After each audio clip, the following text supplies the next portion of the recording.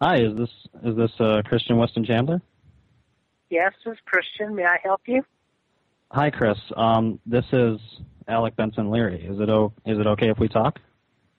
Oh, yes. Sure, yes. Okay, So, good. Well, there's a couple things I wanted to talk to you about tonight. First of all, well, I understand you've got a problem with the ads that are on Wikipedia. Can you tell me a little bit more about? I kind of want to have get a compromise and settle this because I don't want okay. anybody to be angry. Okay, well, yeah, I'll let you have your ads on the Wikipedia, but don't make them too big, and leave them in the sidebar. Okay. I do not want them.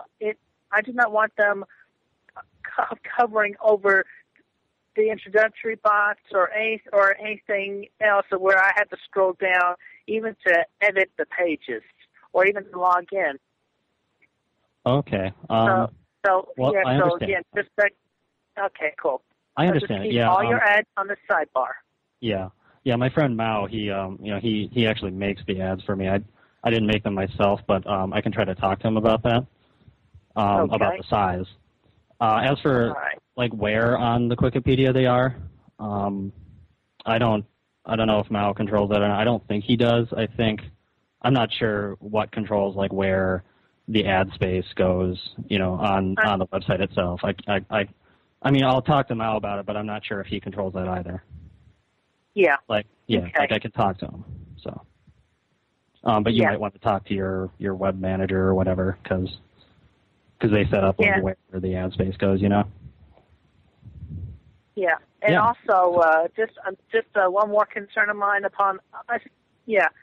I've read your pages on the Asperchu Yeah. comic, but the recent pages. What do you think? Mhm. What do you think you're parodying? Happy Tree Friends? What Happy Tree Friends? What's that? It's supposed to be like a happy TVY show, but it's actually adult and dark humor because they go into cut slashing all the cute characters up and and all the blood and gore and everything. And yet they make them come back to life unharmed the very next episode. Just slice and dice them up again. Oh, I've never actually heard of that series. Is that Yeah? what is Yeah, that on Cartoon Network or? No, but you can look it up on Netflix. For that's a good place. But anyway, yeah, blood and gore. Yeah, that's not a good way to go, especially when you kill even considerable facsimiles of my own characters in that sense and in that detail. Well, I got a lot of actually positive response from my fans when I did that, because some of my fans had written to me. Yeah, and that's another thing. Encourage the fans that were originally my fans to come back to me. I would appreciate that. Well, I mean, I tell my fans about you all the time, Chris, because like I've told you in a lot of the letters I've written to you, you were a big inspiration for me. But I don't really know what to say to my fans as far as that goes. I mean, they love my comic. They love it. I get a lot of fan mail about it. I mean. Yeah. Okay. Okay. How about this? Just to make it equal, put an advertisement for the Wikipedia on the Astropedia about as much as the Astropedia ads for my Wikipedia. Well, yeah, we might be able to work something out. You would probably want to. You'd probably want to contact Mal because he's my manager. He does all the the grunt work on Asperpedia. I'm not even sure like what how selling the ad space works, but I'm sure he'd be willing to sell you some ad space on Asperpedia. We could definitely try to work something like that out. Yeah. So. All right. Well, Mal and I can talk through email. Yeah. Because you can. I mean, like I said, I don't know the details, but I know ad space is up for purchase. So. Yeah. All right. All right. Well, then we got settled on at least on your ads on my Wikipedia, and yeah, ease up on me, and not so much blood and gore, and try to bring my fans, redirect my fans back to me. Well, you know, I'm trying to think of a good way to say this, but you know, we are in kind of a friendly competition, if you will. I mean, we're both artists, kind of. I mean, it doesn't really make sense for an artist to say to his fans, "Hey guys, don't follow me anymore. Go back to this other artist." I mean, would you do that for your fans? Would you say, "Hey fans, go talk to Alec, or go watch Alec's cartoon, or anyone else's cartoon"? Really, I mean, no, you want the fans to follow you, right? Okay. Okay. Yeah, I can understand that. Okay. Yeah, well, since you and I are on agreeing, mutual, talking tones right now. How about I just remove all the bad talk I have against you, and then start saying that you're okay, your comics are okay, that, and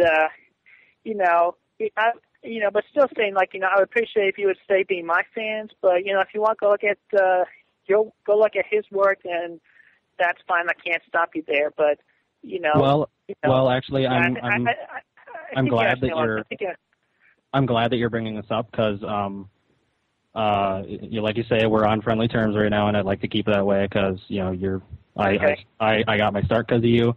But to be honest, I want to be honest and frank with you. You made a couple of videos, and I don't watch all your videos, but I do try to keep up. I mean, I spend a lot of time drawing the comics, so I don't have a lot of time to watch videos anymore. But I saw a couple of videos where you actually threatened me with physical harm. Yeah. Okay. Well. And that didn't make me feel. I was more angry back then because it was an immediate response, but things have settled down, and we're talking. Okay. Well, I can make a new video just saying, like, I apologize for those threats, and things are okay here. Okay, and about you, also the video where you wanted your dog to eat me or something like that. Your dog to eat my soul. I mean that.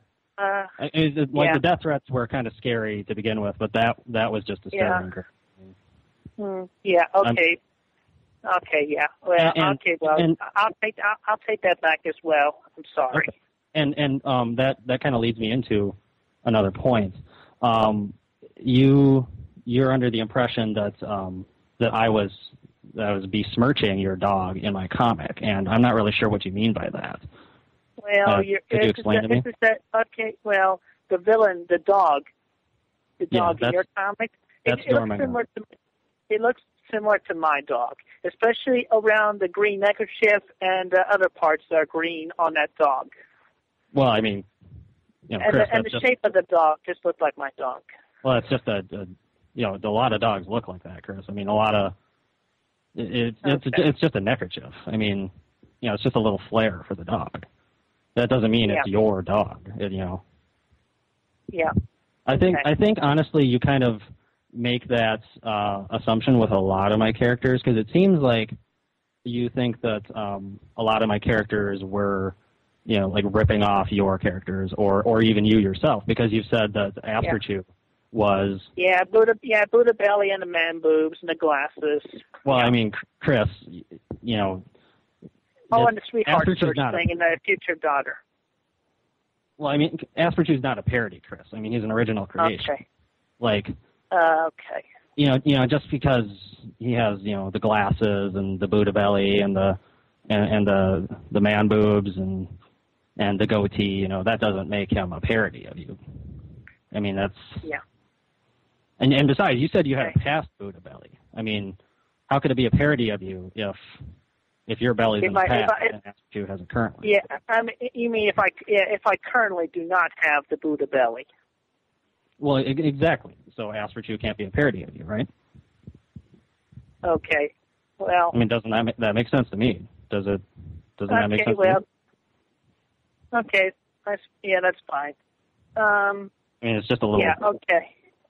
So it seems a little naive to think that Asperchu and everything are parodies of your character. I mean, I do include some of your characters in the comic, and those, yeah. But my original characters are purely original. Asperchu, nothing about Asperchu is a parody. And I kind of like you to when you issue your retraction video to let everyone know that Asperchu is original and is not a parody in any way. Or if and you did mention that I don't have a disclaimer on my comics, but that made me think I should create a disclaimer, and so I did. Yeah. So if there are any elements that look parodic, that's covered. Okay. Yeah, and also, you definitely do reference my Sanchu and my Quickville, and especially the KI combo recently. Well, as you said, those weren't yours, though. You said those were copies. You said those were just, copies of. Your versions are just recreated facsimiles. But let's agree to that. Can I ask you something then about the chaotic combo and Sonichu? If those were just facsimiles, those weren't really yours. No, they were. They were all. No, actually, they were all mine. Okay, so they were originally mine. But the ones that I drew, are those facsimiles or are those not? You're confused. Okay, well. Because you in your comic, you came and you took them away in your recent pages of your comic. I mean, you said that in the comics that those were mine, but so they must be original, right? Yeah, you said in the comic they weren't the chaotic combo, so they must be original. But then you came and took them. I don't get, and you renamed them and restyled. All right. Listen. Okay, the KI combo in my comics that appeared before book number 10, and that originated in Quickville, Virginia, not in Minnesota. Those are originally mine. But the ones that you redrew and then made them different from how they originally were in my comics, then that's definitely totally mine? They're facsimiles. Carbon then why did you copies. take them? I mean, okay. Well, I mean, all right. Well, number one, and not just the combo, but you tried to retake my Asperchu, and Asperchu wasn't a copy of anything. You renamed him Mitch Sonichu. I mean, Asperchu's mine. I don't really appreciate that.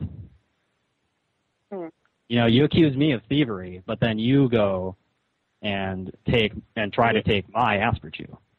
Okay, well, you did. Okay, well, no, you did take my Sonichu and claim him to be the original one. But you did claim you did make it obvious in your comics where he was the original one from the city of Quickville, and even worse, you made him brother to Asperchu, and with the homosexual tendencies and whatnot. Even when you drew the KI combo hedgehogs, you made Wild a homosexual when he is not. Well, but that Wild's not yours. I mean, what does it matter if my Wild is gay? I mean, I felt it was depth to the character. I was just trying to give them a little personality. and the homosexual references. I mean, okay, this is something that's come up before. I mean, I never Asperchu has a girlfriend, Dixie Chew. No, actually, I read further in the book, and Dixie Chew dumped his ass. Well, come on. She doesn't. No, she doesn't mean that. She doesn't mean that. They're destined to be together, Chris. I mean, you see those undertones? I mean, that's where this whole comic is going. And besides, it still means he's straight. I mean, even if a girl does dump him, what does it matter? He went after a girl. He didn't go after a boy. Like you said, Sonichu is his brother. I mean, why would he, even if he was gay, why would he go for his brother? That's just sick. Yeah. I mean, why would you think? Okay. Well, well, listen. How about this? In your comics, when you in the future, or in re-referencing the past pages, the Sonichu that is Asperger's brother, you just refer to him as Michael, and the one you refer to him as Bobby, the Angelica, Trisha, etc., just like I said in my page. And this can be Asperger's nickname. But Chris, those aren't really their characters' names. I mean, Bobby and Mitch and I forget the other names. I think you renamed Bubbles Kitty, something like that. I mean, those aren't their names. They have the same names as your chaotic. Yeah. Okay. Well, you see, when I gave the chaotic combo characters those names originally in my books, those would be their nicknames. They're all Sonichus and Rosechus individually, but they're just of different types. Like without the nickname, he would be Grass Sonichu. Without the nickname, she would be Water Rosechew, Flying Rosechew, Fighting Sonichu, Sonic Sonichu. Oh, I see. Okay. I understand what you're saying. Well, see, there's one of the differences though, because in my comic, those are really their names. I mean, Angelica, Punchy, Bubble. No. You see, but those are actually their names in my book. In my books, they're nicknames. You said. In my comic, they're their actual names. That's the difference. No, I'm talking in reference to the Pokemon game. If you want to name your Bulbasaur, they call it giving it a nickname, but really it's just giving them their name. So therefore, the Grass Sonichu in my book is wild. The Water Rosechew in my books are Bubbles, etc., etc. So Chris, it would work better if you just take the names I suggested for your variations of those characters and just reference to them as such. Chris, my characters aren't Pokemon though. I don't draw Pokemon. That's not how it works in my comic. You have been drawing Pokemon. Sonichu is an electric hedgehog Pokemon. I thought he was a Sonichu. I mean, Sonichu I thought that was like a hedgehog. If you read back in my book number 0, I make it perfectly clear that Sonichu and Rosechou are electric hedgehog Pokemon. Oh, okay. Well, I think the point of confusion there is where they're like I've never seen any Pokeballs in your comic or trainers or any of those other Pokemon elements. Yeah. Okay. Shouldn't they live in Pokeballs? Okay. Yes, there's a Pokeball that specially catches Sonichus and Rosechou called the S-Chew ball, and there is a reference to that within the books. The crystals were the Sonichu ball crystals originally before I decided to rename them Chaotic Crystals. And we do have we have 2 trainers. Nate Cirque was a Pokemon trainer. He had a Zapdos. He had a Red Gyarados. He had a Mewtwo. Okay, but Chris, those are like Zapdos and Mewtwo and Gyarados. I mean, does anyone? Because Sonichu lives in like a house, doesn't he? I mean, he lives like a person who's training. Okay. Well, you see, he was originally a wild Pokemon, the original Sonichu, but the original Rosechou was originally the Raichu that was caught and trained by the Pokemon trainer Kelly, Kel for short. But they live on their own now. I mean, when they became Sonichu, Rosechou, they're people, right? I mean, they live like people. They have jobs like people. Sonichu has a job. Well, what is it? Yeah, we see.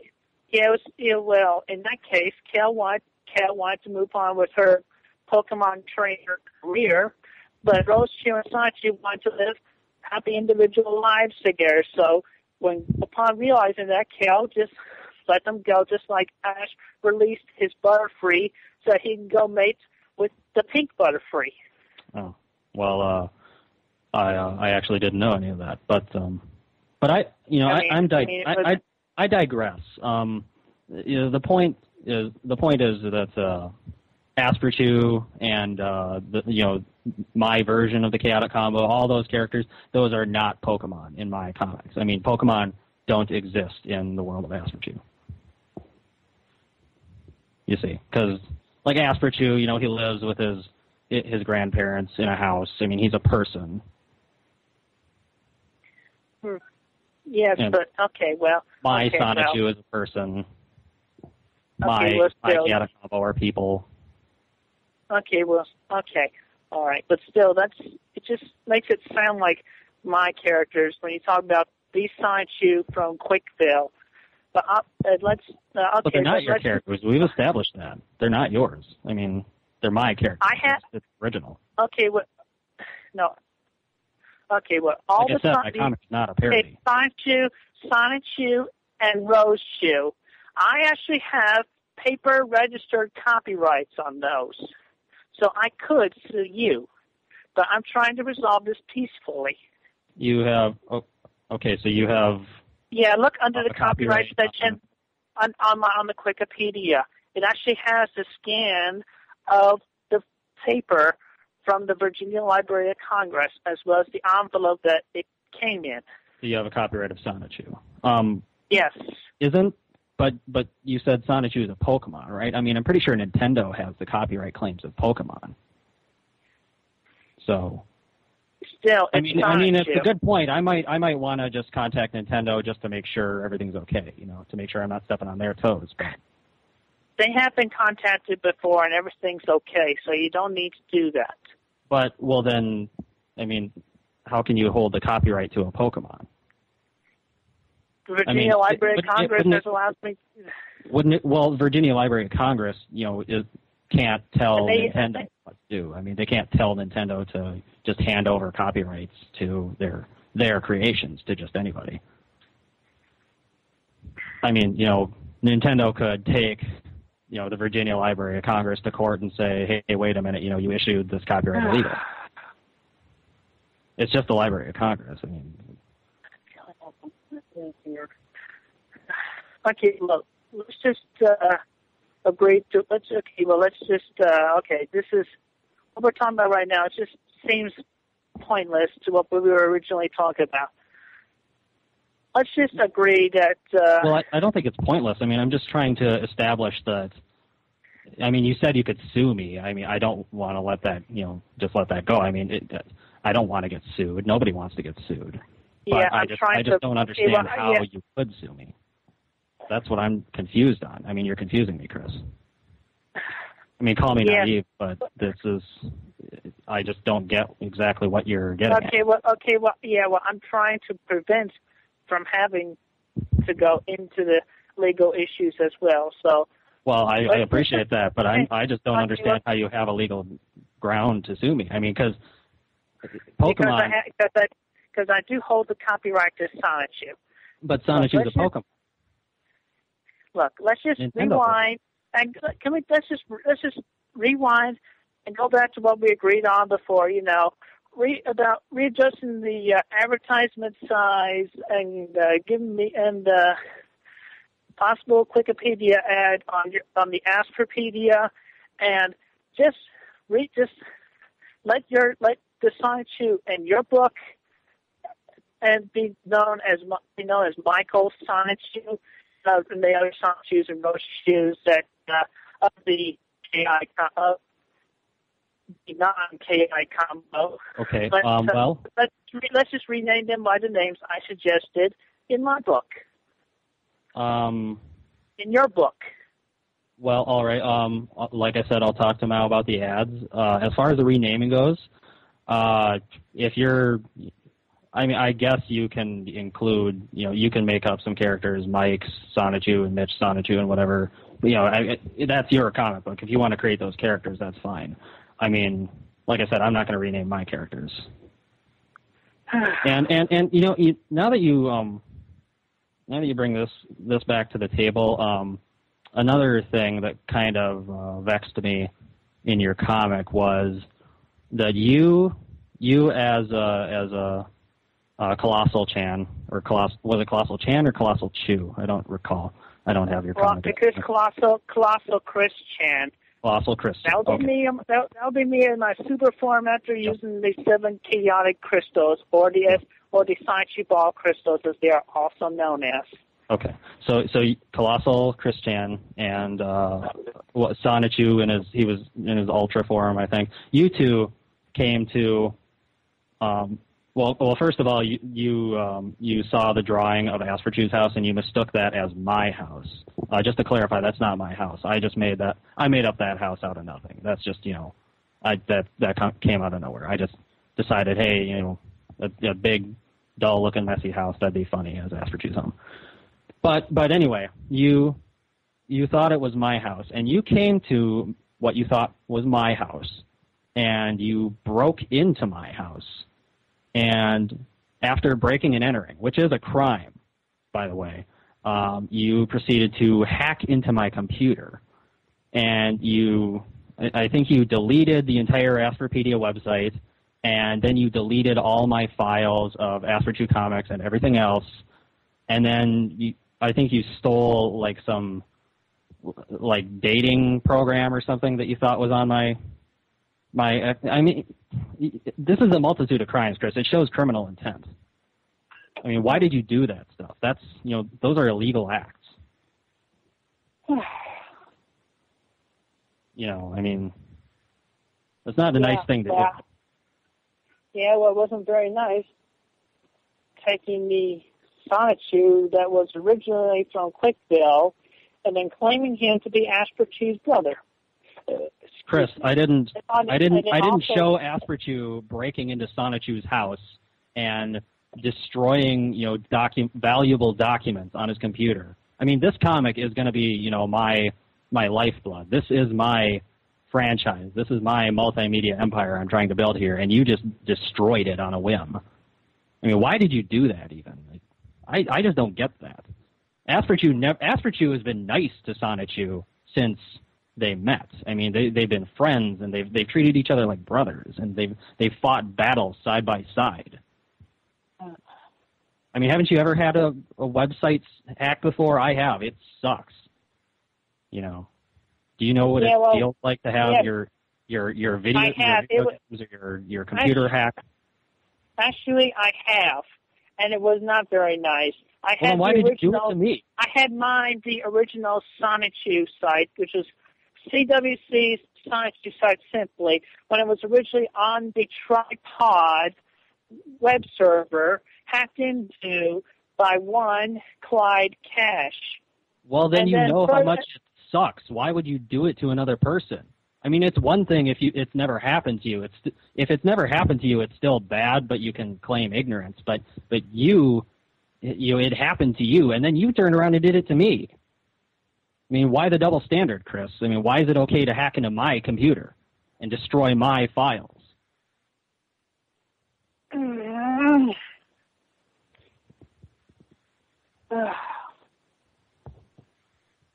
Okay, I'm going to go ahead and you gave me permission to call you, and I'm going to call you. Not Chris, you're cutting out. Because I have tried to explain to you as clearly as possible within my own best words I could come up with, and I'm getting tired of this long, drawn-out conversation out of this. But obviously, you're just too naive to understand. Think about it. Think long and hard. Read all my comic pages from books number 0 to the current page. Well, those comic pages help me 10. Understand why you threatened me in videos and tried to and drew yourself breaking into my house and committing multiple felonies. That's what I'm asking an explanation for. I mean the ads and the naming issue. We've settled that. This is a new issue that I'm trying to talk it out with you. Okay. Yeah. Well, you referenced these Sonichu in your book to be the one from Quickville, and then making him, without my permission, Asper Chew's brother. And then without my permission, you recreated the KI combo and then reformatted their personalities in more ways than one without my permission. And then you go ahead and kill off with blood and gore detail. And then your recreation of the Flyer, the Grass, and the Fighter, or also known as Angelica, Wild and Punchy. How do you think I feel about that? How would you like if I went into blood and gory detail of slicing and dicing Jonas Chew, that green one, Jiven, and Matt? I'm sorry, what? Oh, I just said the green one is Peter Chew. That's his name. Okay. Yeah. Okay, I understand why you're angry, but didn't we already establish that the characters that I drew are not related to your chaotic combo? I mean, in your mailbag, I've seen a lot of people have written to you about, the chaotic combo and other, ask for true similarities and things like that. And your response almost, always is Alec, Benson Leary, and Asper Chew have no relation to you whatsoever. I mean, in reference to the business, as in I actually never originally gave you or Mal permission to put the ads on the Wikipedia in the first place, especially in such large proportions where I had to scroll down to even edit the page or even to log in. Chris. And I never even gave you permission to put the ads within the introductory box, which was a felony that Jack Dadius had violated before. Yeah, that Jack guy, I know that's the name of the guy that Mao bought the ad space from. He told me that name, but as I understand the way ads work is, if a website posts, public ad space that can be purchased, for advertising, anybody can buy the rights to advertise. And I get that. Yeah. So how is it illegal that I purchased the ad space? And you said it was illegal. You've said it was wrongful a number of times. I know you've used that word. Yeah.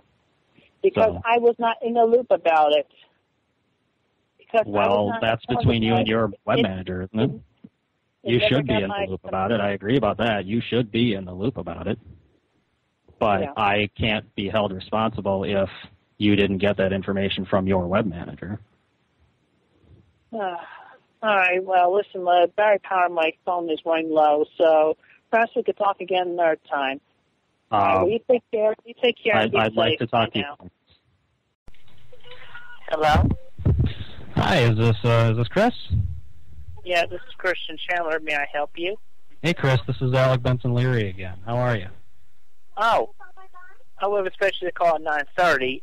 But anyway. Oh, I actually did try to call at 9:30. It didn't get an answer, so I thought I'd try again. You're kind of a difficult man to get a hold of, Chris. Yeah, I can talk for a few minutes. So let's try not to belabor this conversation. Oh, not at all. I don't want to drag anything out. Well, first I'll ask you if you have anything specific you want to bring up, because I know you had to go kind of abruptly last time, and I thought maybe there was a point you didn't get to or anything. Yeah. Okay. You want to go ahead with that? Well, first off, I have gone to Wikipedia recently. The ads are still supersized, but they are more of a mockery towards me now, and I do not appreciate that. Yeah, I'm sorry about that. Mao is kind of he's got a little bit of a temper. He's just kind of mad about this whole the mailbag situation. Emails getting deleted and all that sort of thing. I saw in one of your mailbags that you said that I delete or modify a lot of my emails. I don't know where you got that impression. I don't do that. I try to answer every email I get, thoughtfully and fully. Well, probably easy for you. It's probably easier for you because yours are not as mean and cruel and condescending as the ones I've been getting. Have you been getting a lot of mean ones that don't go into the mailbag? Because the ones I see, a lot of them, I mean, they do get kind of critical at points, but I don't know. It seems like they just kind of want to, have some questions answered. Yeah, but I wish they wouldn't have to go so critical. Like, what do you mean? Like, what are some of the things that you found just kind of across the line? Like they talk about copyright issues and crap. Well, that is kind of an important issue. I mean, that. I know. I noticed I have my own copyright registration. That slip of paper I got from the Virginia Library of Congress. Yeah, I noticed one of the copyright-related emails was someone asked if they could see, just some letter or some evidence that Sega and Nintendo gave you, permission to go with Sonic and Pikachu and that kind of stuff for Sonic 2's origin story. I think if you provided those, that would silence those kind of emails right away. Yeah. I mean, you do have copyright of Sonic 2, but you would still need to show Nintendo's permission to publish it. You know what I mean? Because you do make use of Pikachu in the origin story. Yeah. Yeah.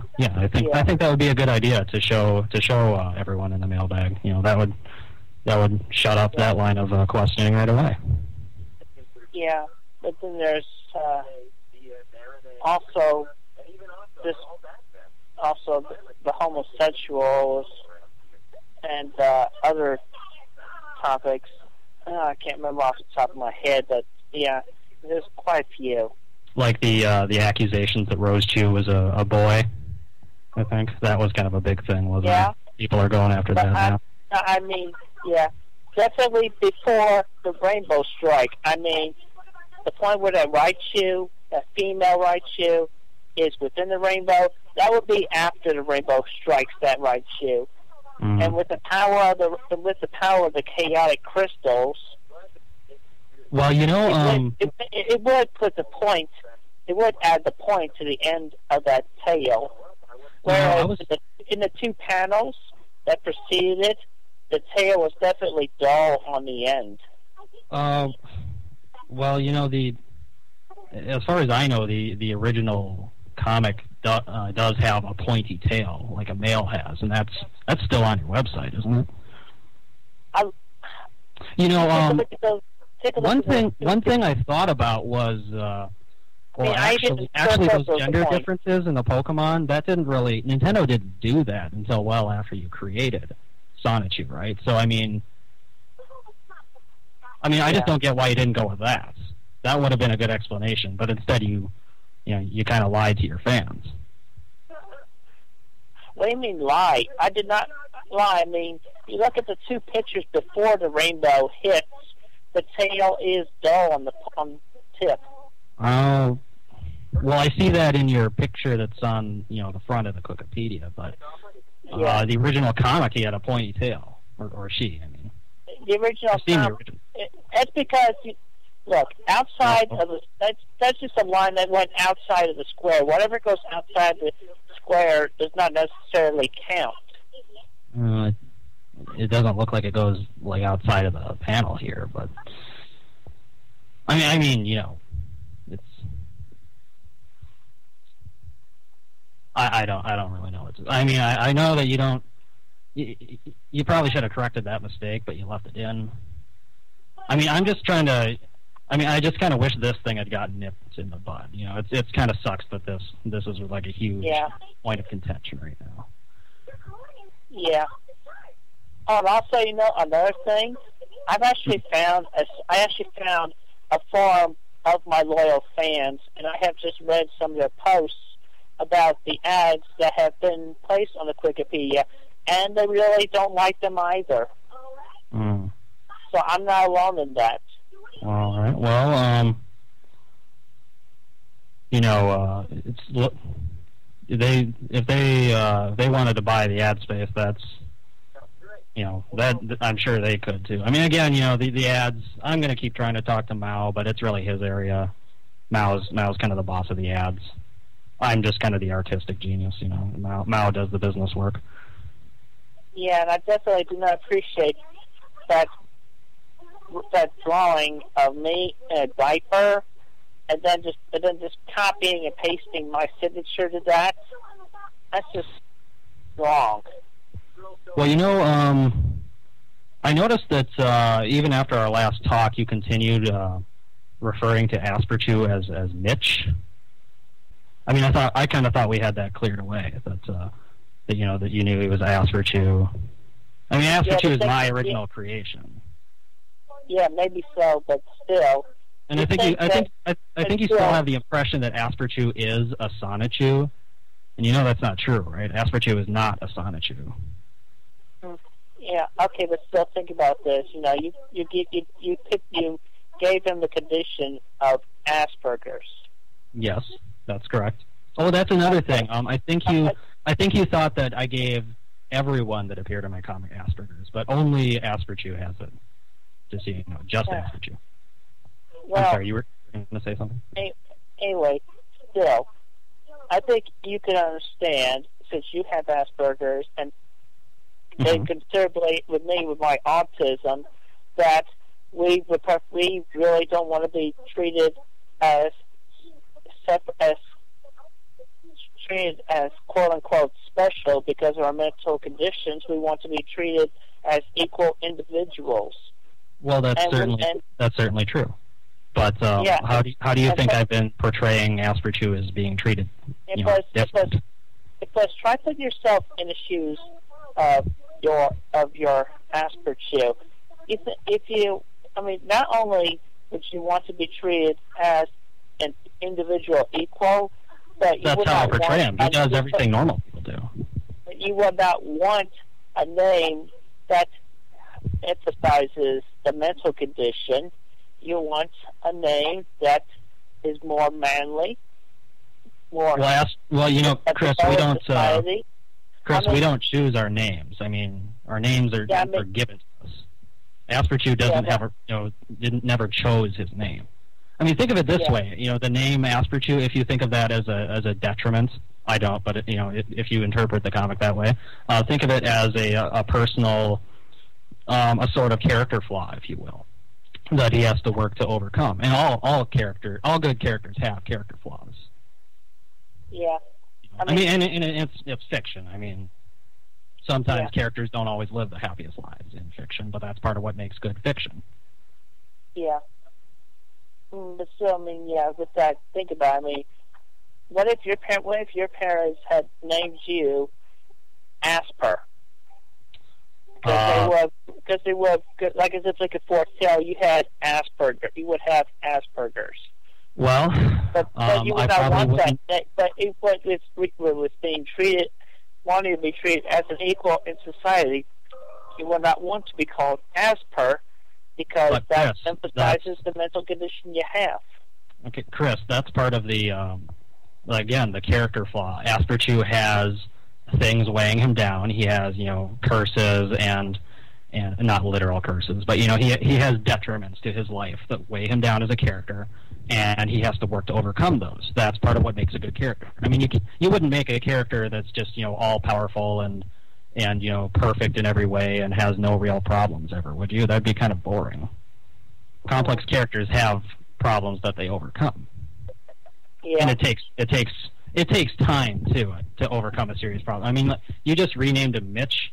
I mean, that wouldn't do it. You can't just go in and snap your fingers and just wave the problem away. And I mean, one, that's not realistic, and two, that doesn't make for good fiction. I mean, all the suspense and drama you're building up, your readers wouldn't really like that if you just kind of hand waved it away.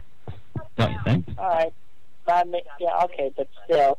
Think about it like this. Superman is named Superman because he's super, right? And Superman is one of the most popular characters. I mean, as an individual within his own world, outside of your control, Asperchu would not want that name. He would be in agreement with me and probably want to change his name to something like Mitch. But the thing there is, Asperchu is not outside my control because it's a comic, and I am the creator and, manager of his comic universe. So okay. as his creator, I decide what Asperchu wants and what he doesn't want and what his personality is like. I mean, don't you think? Fairly. Have you ever watched the movie Who Framed Roger Rabbit? Yes, I have. It was a good movie.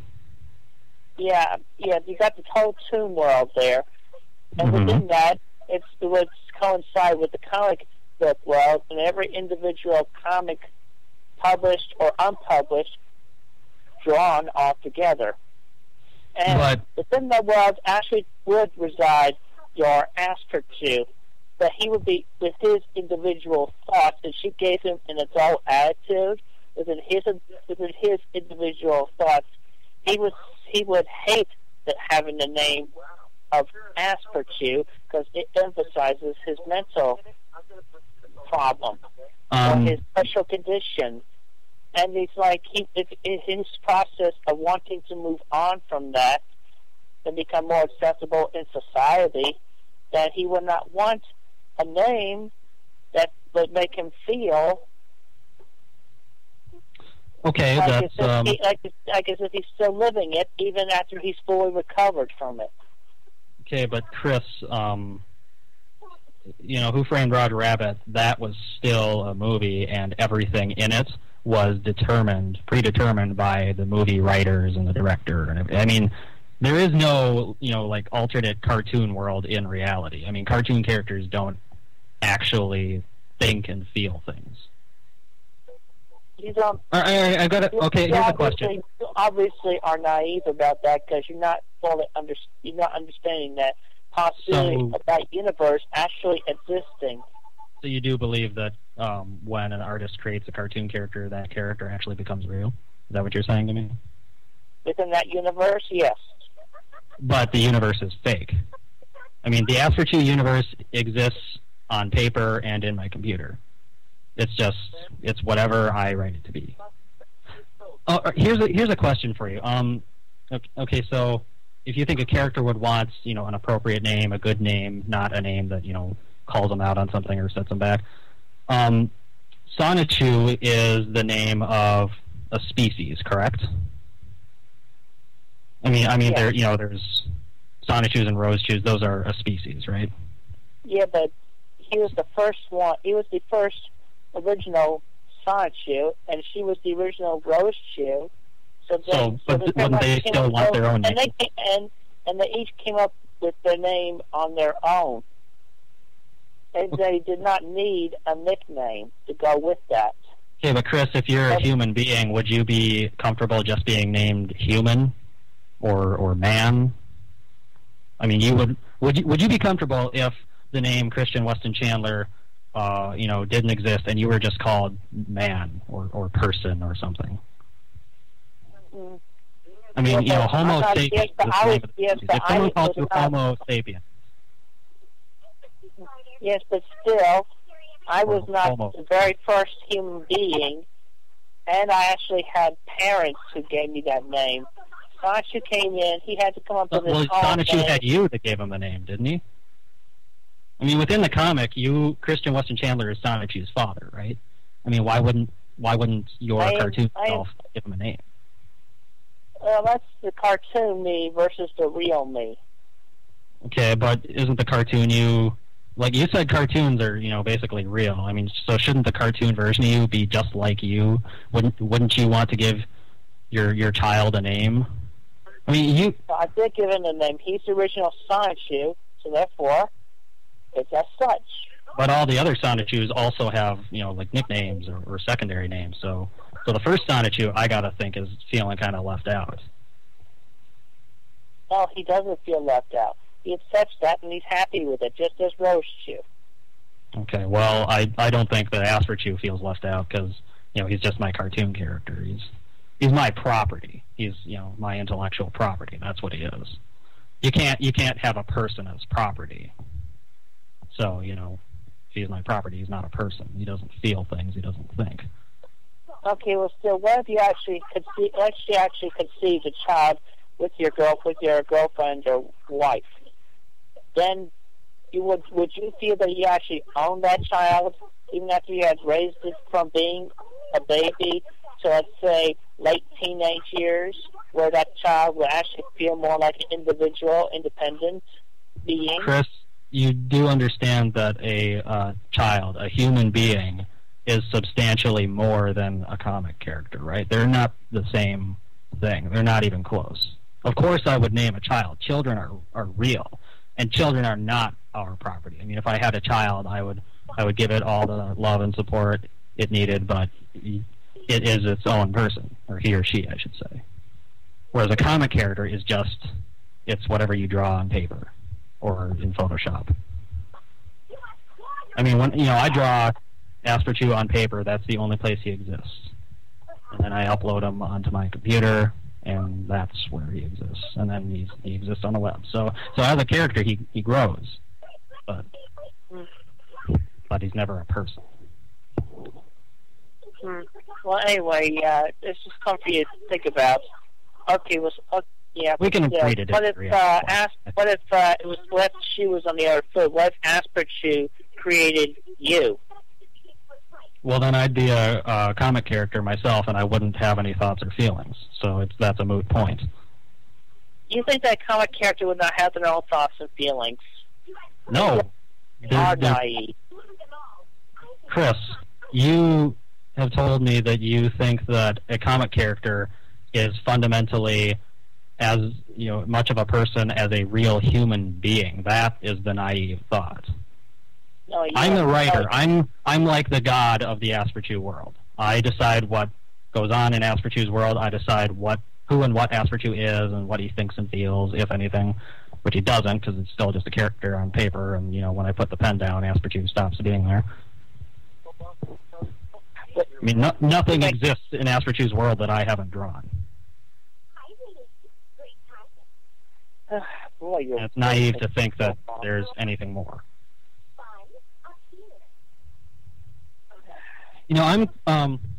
I think we should agree to disagree on this point, because we both have our own thoughts on that. I kind of want to ask you about. I'm actually getting some letters about Sonichu, about why you're not updating daily, and I was kind of curious about that. But for your information, I am updating daily. I draw a color my 2 pages a day. Well, I can't help it if I don't have access to my computer, or if I can't get to it right away. Besides which, my biological clock has been fickle on me. It's been making me fall asleep earlier. Okay, well, I understand. It's been difficult to rearrange my schedule and get back in a synchronized routine like I would be. Maybe we could get an alarm clock. I'm just kind of curious. Like, I know it takes like an hour to do each page. Is that about what you spend? I would kind of guess. I'm just kind of confused why you would spend an hour to draw a page, but not take the extra 60 seconds to upload it. I think consistency is an important thing for fans. Wait a minute, it takes more than 60 seconds to scan it and fit it in Photoshop, then upload it. It probably would take half an hour for all that to work. I didn't know that you did Photoshop work with your pages. What do you use Photoshop for, if I may ask? I'm just kind of curious. I thought to change it from handwritten text to more legible typed text. If I remember right, I think kind of one of the criticisms you had about Asperchu was that it was not completely, hand-drawn original, because I do use Photoshop in part of my creative process, but it sounds like you actually do kind of the same thing.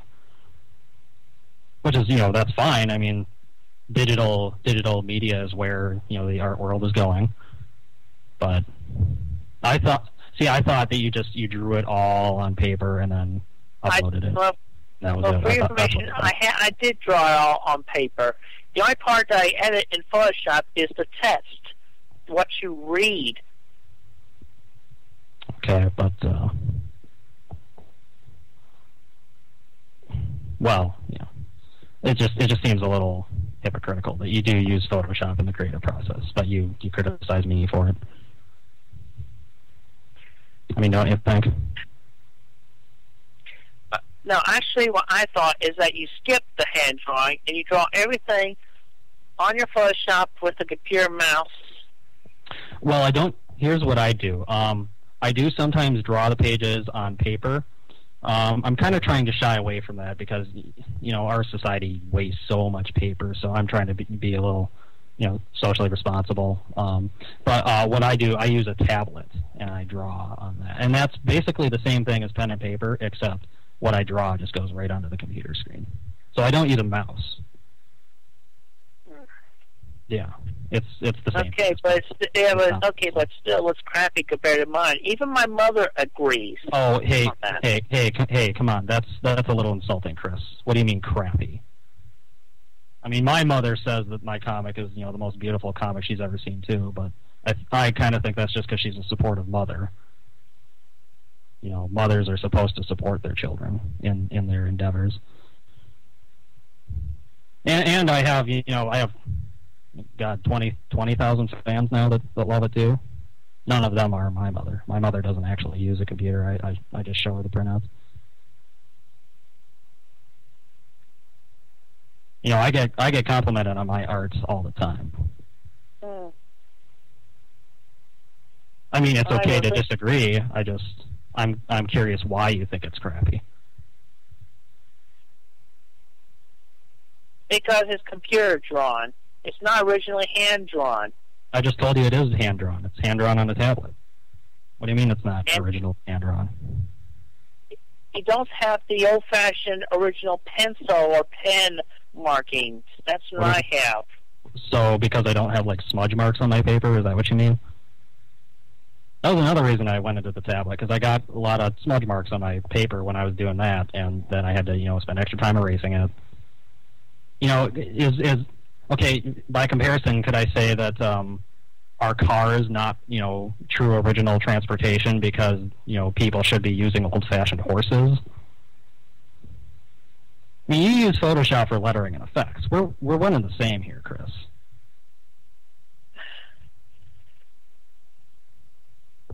And again, even if I just don't see why, the exact method I use to draw determines the skill of my art. I mean, weren't you?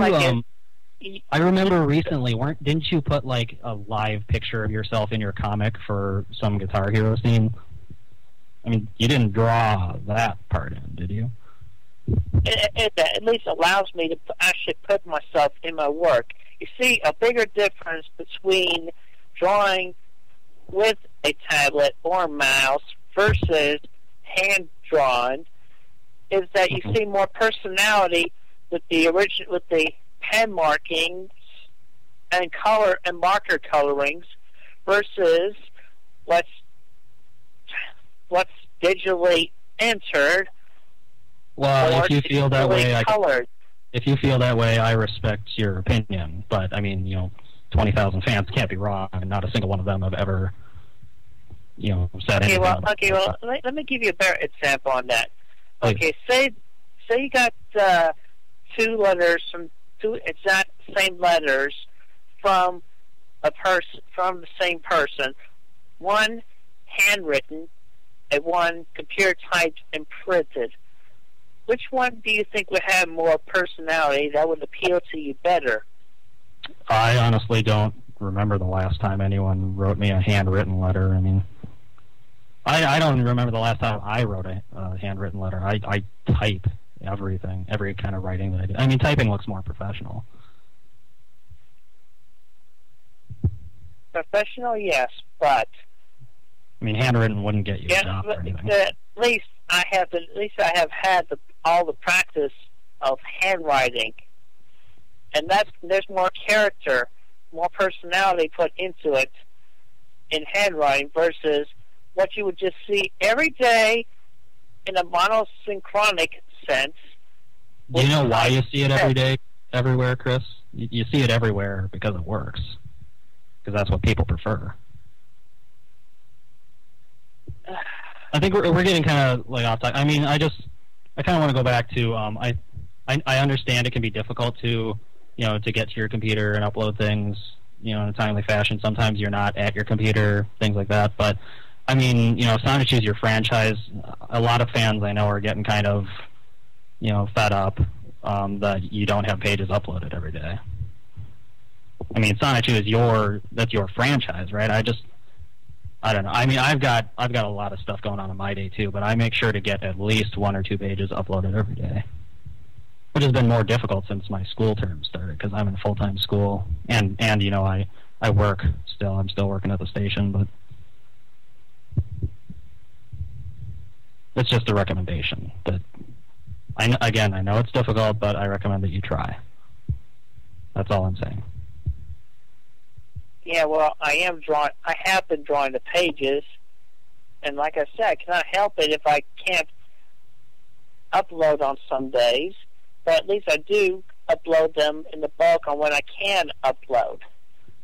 For a while for a couple months, you were uploading most every day, weren't you? I mean, has your schedule gotten busier recently? I've been falling asleep earlier. And with that, it was hard for me to readjust my schedule. Chris, if I fell asleep on my job, I'd probably lose my job. I mean, Sonic 2 is supposed to be your big franchise, right? I mean, if I fell asleep while drawing Asperchu and I started missing days, I would buy myself an alarm clock. Or I would upload them earlier before I knew I was going to get tired or whatever. Yeah. I mean, it's just, anyway, I know that you're losing my fans. schedule around, and I just haven't been able to get it in sync yet. What's, if I may ask, has something been going on that's kind of throwing your schedule for a loop? I mean, you haven't made videos in the past couple of days, but prior to that, you were making videos fairly frequently, mostly attacking me. Originally, when I did the videos, it was not necessarily on a daily basis. That's not like a journal. Video is not like a journal to me. No, but if you spend 5, 10, 15 minutes making a video, that's time that you could be uploading the comic. But instead, you made videos attacking me. And plus the battery power of my digital camera is fickle. What does your digital camera have to do with uploading pages? I'm saying you shouldn't be using the camera. You shouldn't be making videos. Do you know why I haven't made any videos, Chris? It's because I don't have time. I'm uploading pages. That and I don't want to make death threats to people on the internet. That's not a... I mean, it really hurt my feelings when you started doing those, Chris, because, like I said, you started as my inspiration, and a couple months later you became my troll. I know you have trolls. It sucks. Yeah. It really sucks to have people attacking you like that. And then you became my troll. I will. How about if you just tell Mal that if you just, I'll leave y'all alone, let y'all do your thing, y'all take your ads off my website. That's just that's not a sound business move for me, Chris. Those ads are bringing in a lot of viewers. So put them on another website. Well, what if that website tells me that, they don't want them there? Then should I move to another website and then another and then another? Mal's job is to bring in fans for me. That's what he's doing, and he's doing it well. And that's why I keep him. Mal never asked me before he put anything up there or before he paid off Jack Thaddeus. He doesn't have to. That's the way ads work. You buy ad space that's publicly available.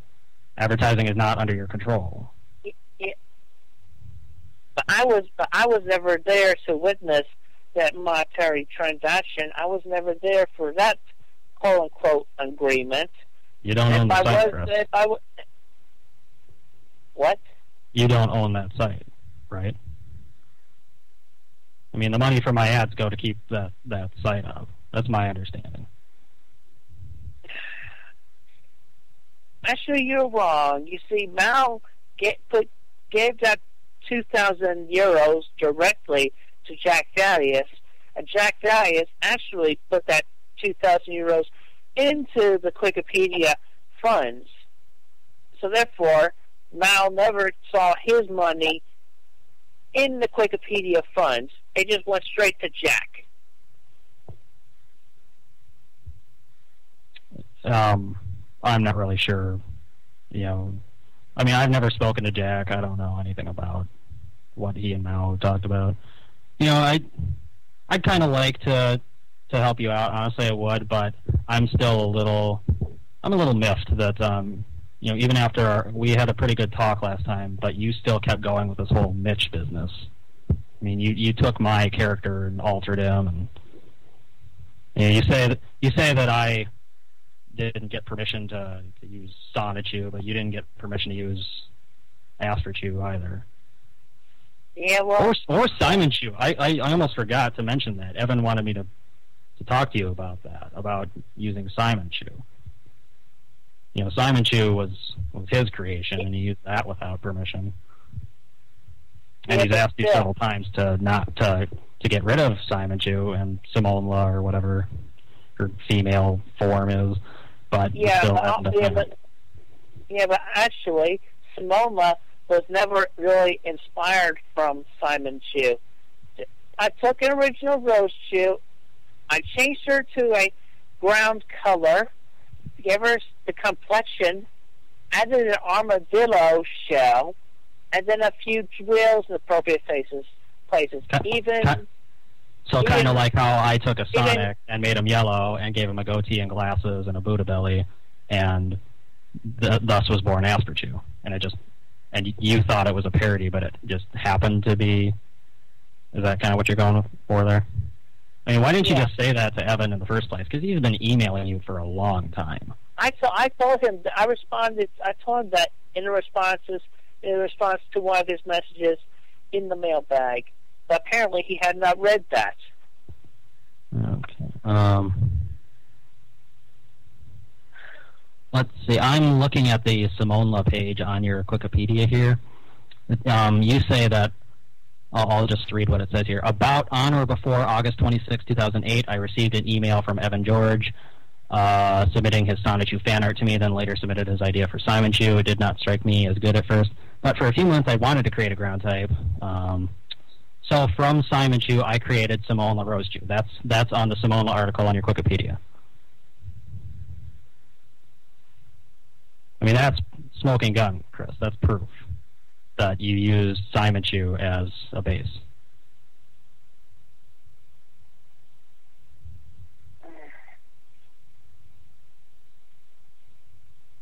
I'm not trying to attack you with this, but I really think this is evidence that you should get rid of Simon Chu and Simone La.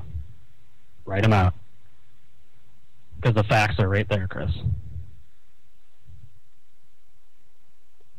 Actually, that was not that. I typed it in like that because Evan was badgering me as such, and it just stuck in my head. It just pretty much stuck when I typed that in originally. Why would that just stick in your head? Why would that happen? Why would it stick in your head unless it's true?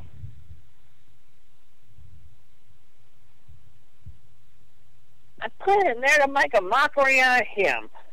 Well, then you kind of lied about it to people, didn't you? I mean, because everyone else thinks that that's the honest truth. Well, I can change that and fix it. Doesn't matter. You already established it. I mean, when it comes to like copyright and that sort of thing, Chris, I mean, the one thing that matters more than anything else is documentation and history. And all of your documentation shows that you use Simon Chu as inspiration. You acknowledge legal liability here. Whether it was a joke or not, you wrote it like it was real.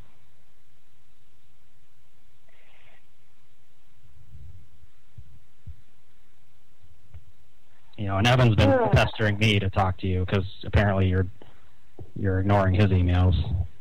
Although you ignore my emails too. I mean, like I said, it was a pain just to get a hold of you. I mean, for a guy who has so much to say to me, you are hard to get a hold of. I mean, I want to let you know that you do need to comply with Evan's demands because he's talking about litigation, and if he wants to go get a lawyer over this. He said that he'd back off if you acknowledge in the comic and write Simon Jew and Simone out and say that they will be done and gone forever. He has the copyright for Simon Jew.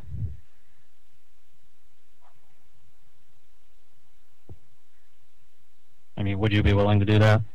Write them out? I'll think about it. Okay, well, don't think too long. I mean, this is a serious issue. I'm just trying to give you advice, Chris. Yeah. I don't want to see litigation come out of this. Anyway, I'm feeling tired right now. Okay, well, maybe I'll let you go. You have a good night, Chris. All right. Good night. Good night. Hey, Chris. It's Alec. How are you doing? Hi, Alec. Yeah, I'm doing okay. Yeah. Yeah, listen, I'm expecting a call in a couple of minutes. So, okay. Well, what else is on your mind? Well, saw you made an apology video. So, thank you for that. I'm a little concerned that maybe you didn't cover all the points that I talked to you about. I think, you did apologize, but I'm not really sure that people are going to understand exactly what you were apologizing for. Because you mentioned you said, I apologize for some of the things I said. You know what I mean? Indeed. Well, I'll make it more specific in the I'd appreciate details that go along with the video. Okay. I'll take that. I'll take that. I'll take that tomorrow. Well, I might appreciate that. I also do think that, like we were talking about Evan yesterday, I think it would be a good idea to mention him specifically in the apology video. But Simone stays. Well, that's between you and Evan, but as far as I know, he's not going to be happy with that. Yeah, you can relay that to him. I can let him know, but like I said, I think you should really hammer that out with him. Because, like I said, it is on the quickie there that you did get Simone as a direct, inspiration from Simon Jew. Right. Yeah. I'll fix that tomorrow as well. Well, like I said, Chris, you can't really go back and change history. What's there is there. You know what I mean? I understand you said that it was that you were making fun of Evan with that, but I mean, you wrote it as if it was true. Actually, I never was making fun of anybody with that. Well, I thought you said yesterday that you meant it as a mockery of Evan. No, I did not. You did not? Yes, I did not. Okay, so why then does the Simone article say that it was inspired by Evan's work? Well, that does need to be corrected, and I will correct it tomorrow. Okay, I'm asking why it was there in the first place, though.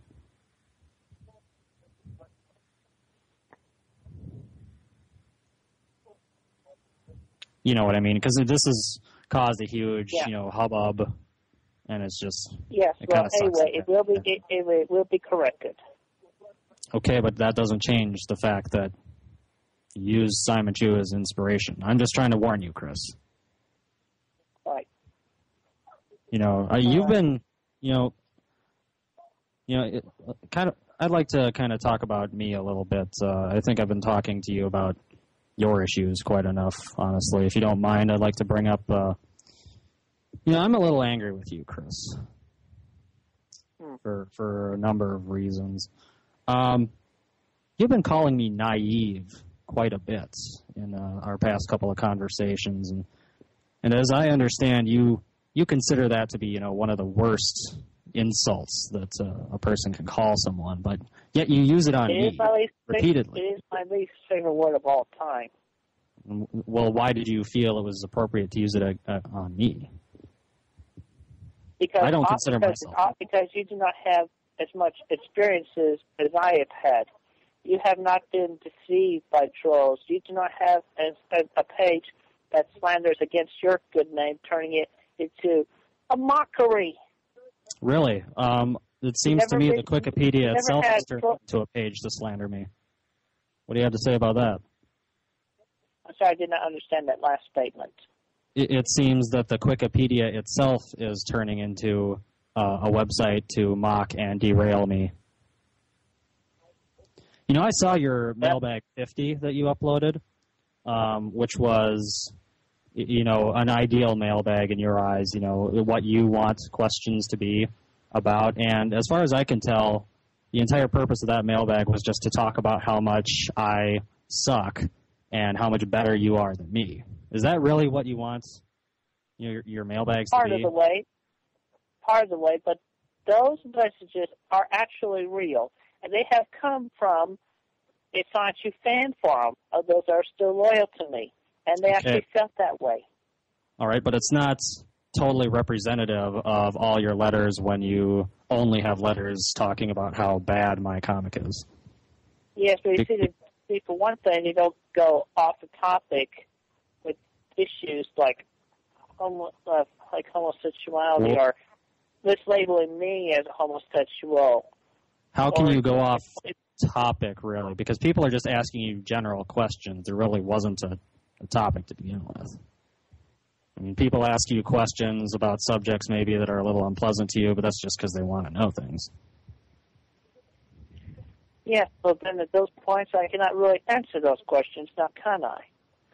Well, I don't know. I mean, why can't you answer those kind of questions? Because they were complicated to me, and I could not really comprehend them fully to come up with a sound answer.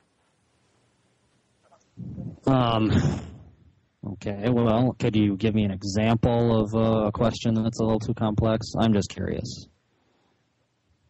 Take any one of the letters that I had deleted or moved to the reject section. Just read that. I can't really look at the letters you've deleted, but I can look at the rejected ones, I suppose. Actually, you can. You just have to go into the history tab for that mailbag. Well, that's a little inconvenient. For one mailbag, I have all those mailbags. It becomes obvious, any time before I answered and edited it. Like, well, I can just come up with a general topic, I guess, as an example. People have been asking you, I don't know, about Rose Chew, for example, with that whole gender nonsense about the Raichu being a male and things like that. Yes, and I know you said that the Raichu was actually female. Well, I take your word for it. I don't want to get into that because we did draw that out last time. So, okay. I think that you seem to get stressed out when people tell you how much they like my comic. Now, if I were in your shoes, I would take that as a compliment because my comic was inspired by your work. But you seem to think it's a bad thing that people like me at all. You seem to want people to hate me. Yeah, that's another thing.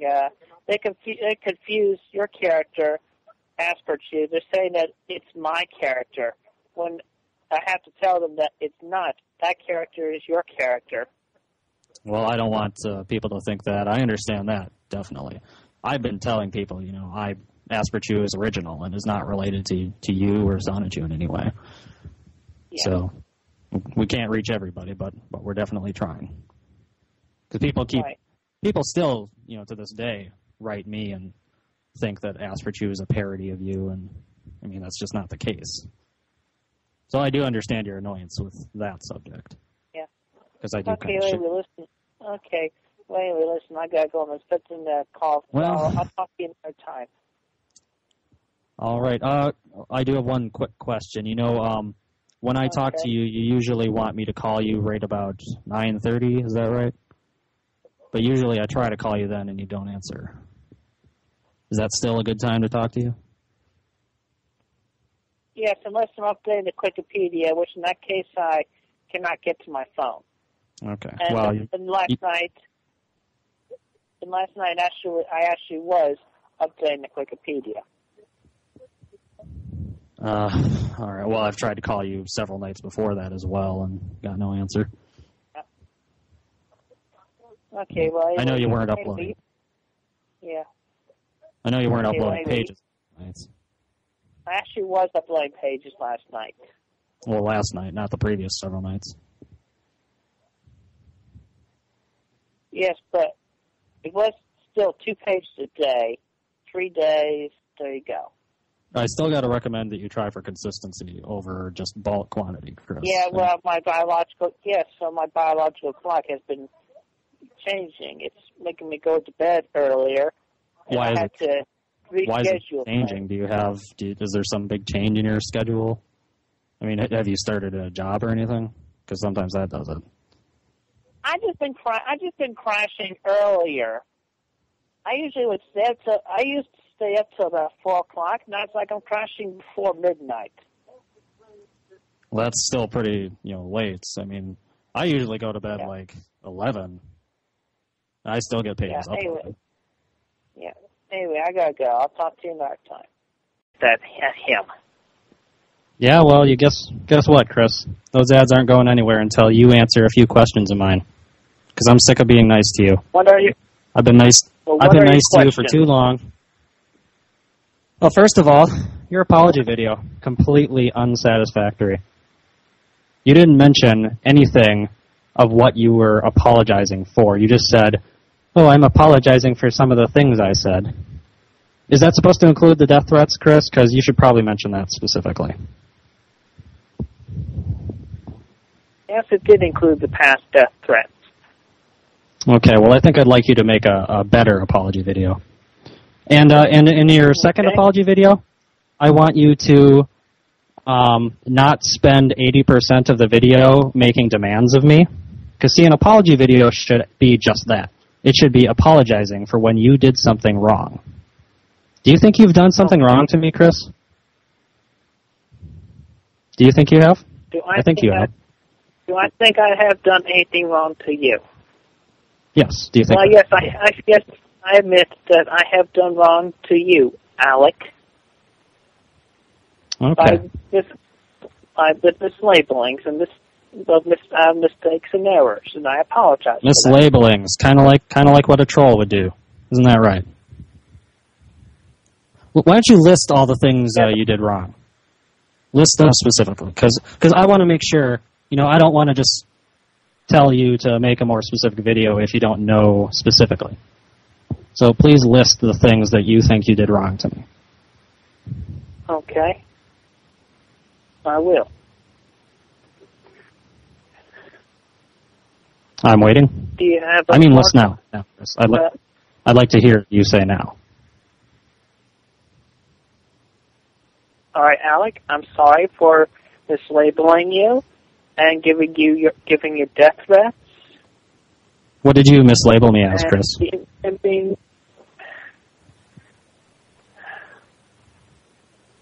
Mislabeling you as a villain type of person. Yeah, that was pretty bad of you, wasn't it? Yeah. Okay, continue. All right. Anything else? I'm asking you. I'm asking you to continue with the list. Oh.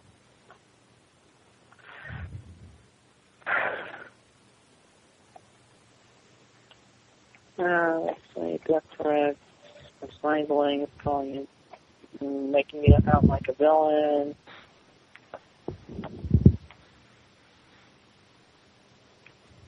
How about, here's a hint. Is there anyone close to me, a friend perhaps, that maybe you've mislabeled as well, that you've done wrong against? Can you think of any? Let me guess, Devin? You got it right. You got it right. You have wronged Evan. Do you know how you've wronged Evan?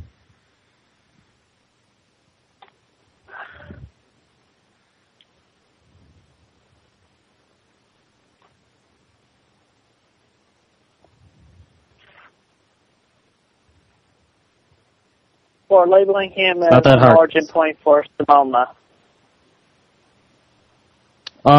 No, actually, that was the correct thing. That was the one correct thing you did, was labeling him as the origin point of Simona, because that's what he was. Okay. What's the wrong thing you did to him?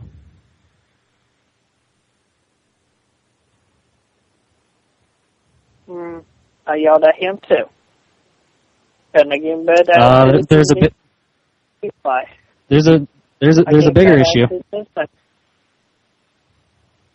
You stole Simon Shoe from him. There, I gave that one to you. And you won't give his character back. What do you think of that? He can have it. Do you think he can have his Simon Shoe? Simonla is Simon Shoe. You took his Simon Shoe and twisted it around. That's what your Simon Shoe article on your Wikipedia says. It says Simonla's based off Simon Shoe. You know, Chris, I find Chris, I told you last time, it doesn't matter if you go change the article now. That doesn't change what was in the past. You cannot write a new article in the present and change what happened in the past.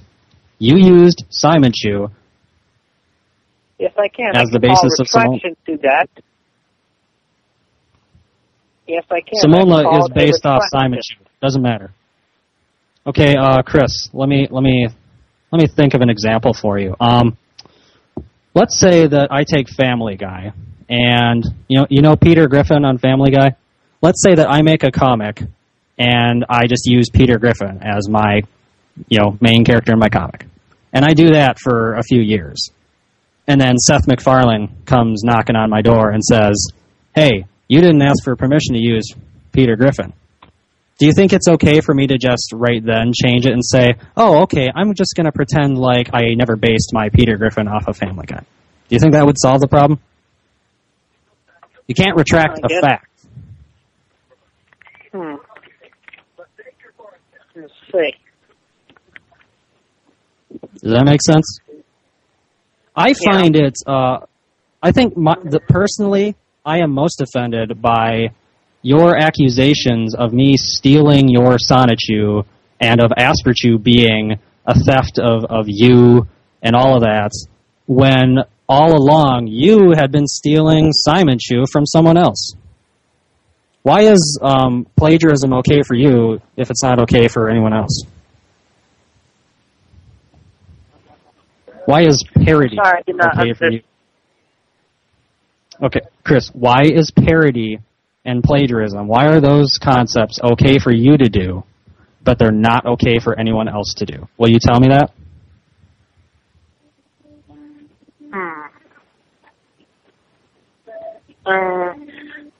Okay, I guess I cannot think of a good answer for that. Yeah, that's because there really isn't one. You understand that, right? The same rules have to apply to everyone. You don't get different rules than other artists. You need to atone for your mistakes.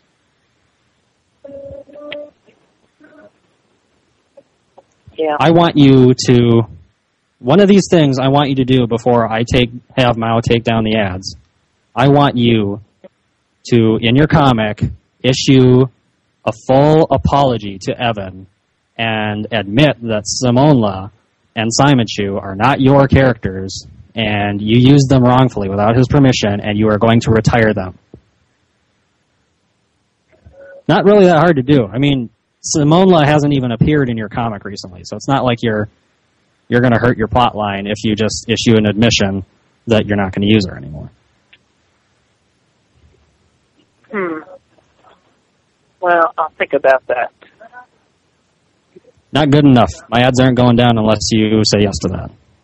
That's one of my conditions. I have several, because I've got several problems with you.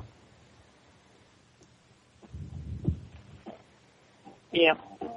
Anyway, yeah, I will think about that. Okay. Another problem. I want you to apologize to me for calling me naive. Okay. You remember when I tried to talk to you about that? You remember when I tried to talk to you about that when you hung up with me? Because you think naive is such a horrible insult. Do you believe I am naive? Yes, and I'm sorry for calling you naive. No, I do not believe you are naive. Well, good. You know, I don't think naive is that bad of a word, but what means the most is that you think it's a bad thing and you still used it. You meant it to be a horrible insult. That's the problem here. I want you to put that in your new apology video for me. Okay. You might want to get a pen and paper and just write these things down, because there's a few points here. I don't want you to forget any of them. Yeah. You can't just apologize to me over the phone. You have to make it. Yeah, I'm writing it down. Okay. Are you writing it down now? What are the main things that I want you to do? List them off to me, just so I know that you're with me so far. Okay, I'm apologizing for for cursing you, giving you death threats, calling you naive. What else are you going to do for me? Labeling your comics as plagiarization of my Science Shoe character and myself. And apologizing you're going to admit that Asper is original. Yep, good. And what else about Evan? Character. And what else about Evan? You're going to apologize to him. What else are you going to do for him? Yeah. Yeah, I'm going to apologize to him, and he can have his Simon Shoe. Yes, he can have it, but what are you going to do? You're going to admit publicly that Simon Shoe is not yours to use, and you were wrong to do it. Right? Right. Simon Shoe is not mine. You're going to put that in the video, and I also want you to put that in the comic. Yeah. Good. Yeah. You know, all right. I'm glad. We're getting somewhere, Chris. I'm glad about this. Okay. It feels like you're finally starting to listen to me a little bit, because you haven't been listening to me. You know, I thought about what you said. About how Asper Chu wouldn't like to be named Asper Chu. I thought that I might write it into my comic that I might have Asper Chu say that he likes his name. That would probably clear that problem up, don't you think? Because I don't. Does that make sense to you? Because I don't know if I believe this, comic character is a real thing, but in case they are, that's a good way to go. Wouldn't you agree? Fairly. Fairly? Makes sense, doesn't it? I mean, if Asper Chu says out loud he likes his name, then there's no way he could be lying. I mean, you're always filling in Sonichu's speech bubbles. So whatever Sonichu says must be correct, right? Sonichu says he likes something, then he likes something. So if Asper Chu says in my comic that he likes his name, then he likes his name. Okay. Wouldn't you agree?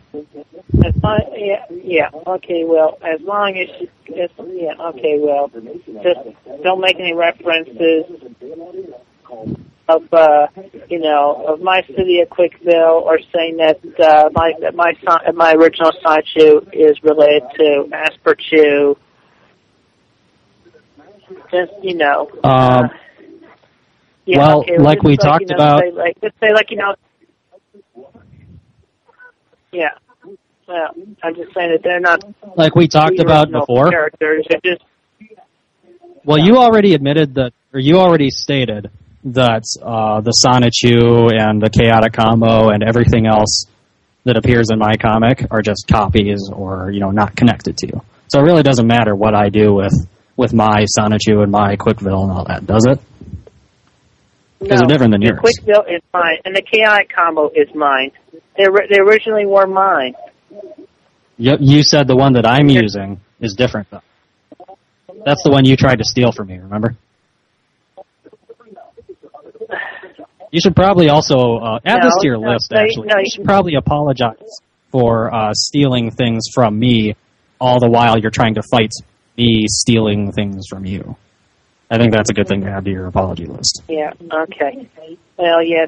Okay, well, just do me a favor for before the creation of Sonic and the Chaotic Combo in your book, just establish that they're not the ones from Quickville. They're just, they're from this. I'm not going to consider doing a damn thing for you until I see this apology video and I'm satisfied with it. You will see the apology video. Because I know you've weaseled out of apologies before. Yeah. If I'm not satisfied with the apology video, I'm going to call you back and tell you that you need to do it again. So you might as well do it correct, exactly correct, the first time around. Yeah. Okay. I guess. Does that sound fair to you? Yeah. Well, I'll get to work on that, and I'll have it uploaded tonight. Tonight, tomorrow, whenever you want. Okay. It's your schedule. All right, I gotta go now. You take care. Bye-bye.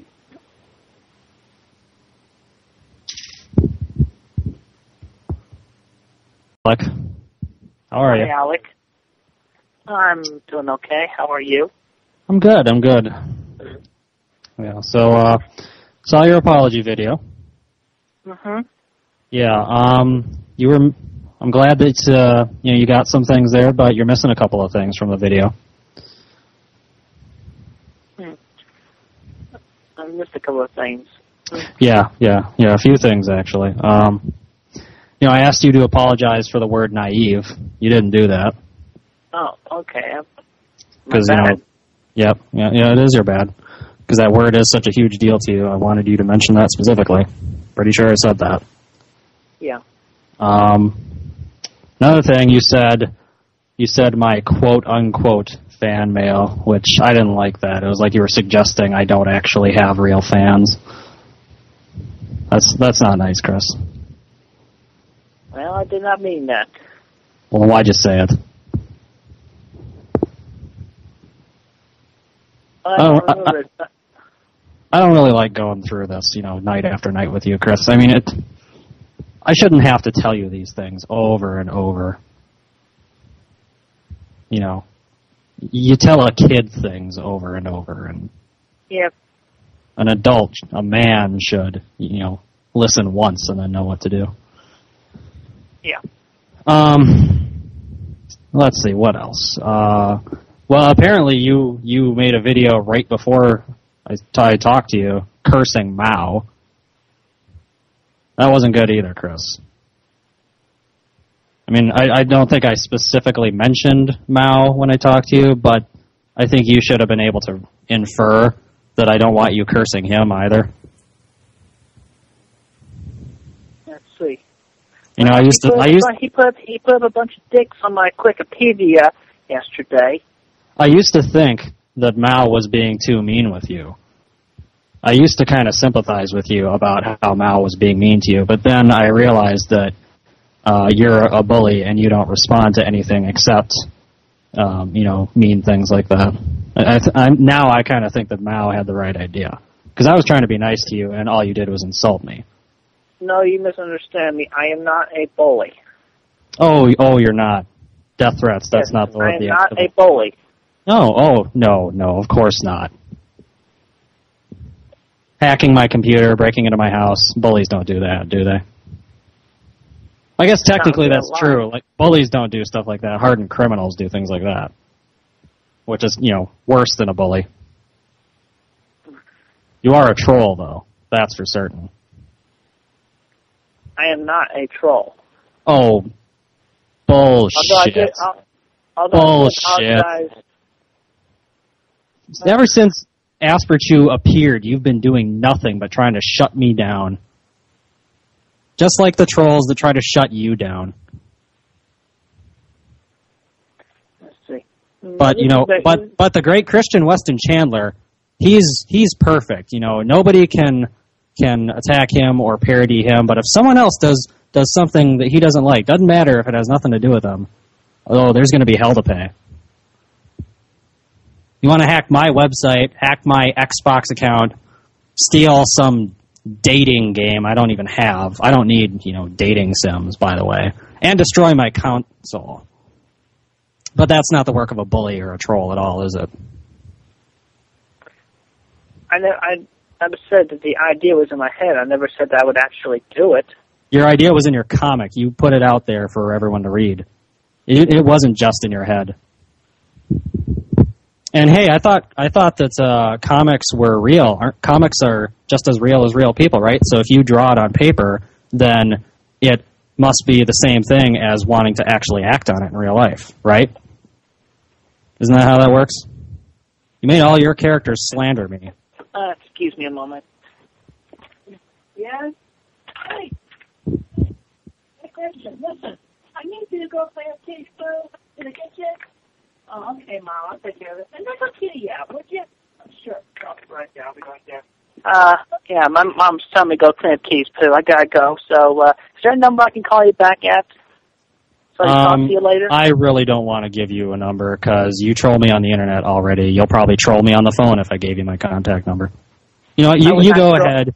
You go ahead. I know letting the cat out is probably going to be hard work and is going to make you want to sleep because I know your biological clock is all whacked out from all your stress because I know it's stressful trolling me. So I'm not trolling you, but anyway. Oh yeah.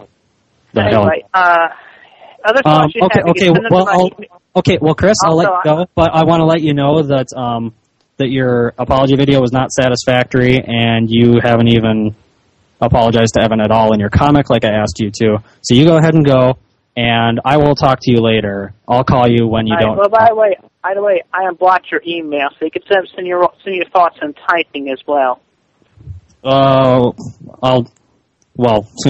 Such a gracious, such a gracious allowance that you made there.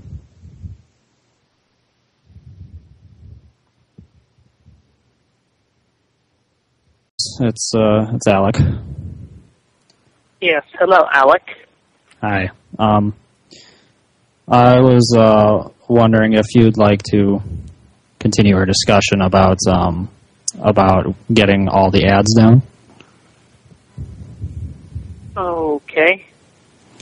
Well, first, I want to let you know that just to make it clear, if you make another video that includes all the requirements that I'm going to list for you, I will remove all of my ads completely from the Wikipedia. If you follow my instructions, does that sound good? Yeah. Okay. Hang on. Let me get something to write on and something to write with. All right. Okay, I'm listening. All right. First of all, like I said in our last call, I'd like you to admit that I do have a very sizable fan base. Because I think you believe that I don't have any real fans. I'd like you to admit that I do. I have quite a lot of fans. A lot of them are former Sonichu fans. Okay, well, yeah, admit that. Okay, what's the next thing? Well, in your apology video, I asked you to address not only Simon Chu, but Simone La.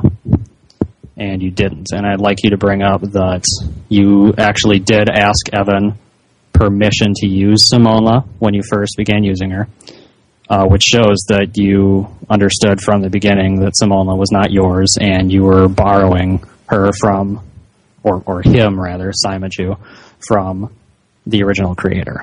And I'd like you to admit that Simola was never yours.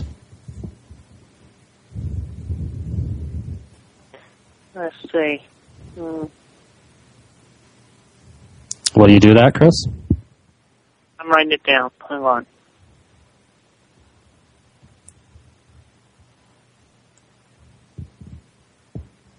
All right, what's the next thing? I'd like you to admit that you attempted to edit the Wikipedia article about Simola to say that she was your original creation. That wasn't a nice thing to do to your fans. Right.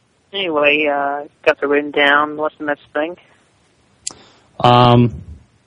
I want you to acknowledge that even though Evan gave you permission to use Simola, he later took it away. And he took it away quite a long time ago. And I'd like you to admit that you have been ignoring and disrespecting his requests to remove his character from your comic.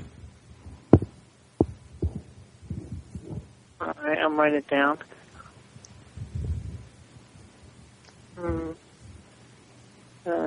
Information by withdrew.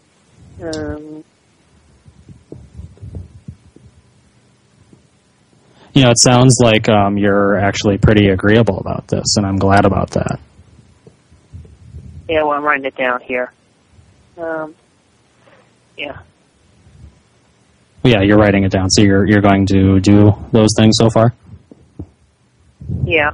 Well, anyway, it's still debatable. Anyway, what's the next thing? No, it's not debatable. Chris, all these conditions I'm listing, you have to do these or my ads go nowhere. Yeah, anyway, okay, what's the next thing? Does that matter to you, Chris? You said it's debatable, and I'm saying it's not. Don't you want to acknowledge that? Acknowledged. Anyway, what's the next thing? All right. I asked you to apologize for the word naive. I want you to do that. Specifically say that you used the word naive because you intended to hurt and insult me, and you know that I am not naive.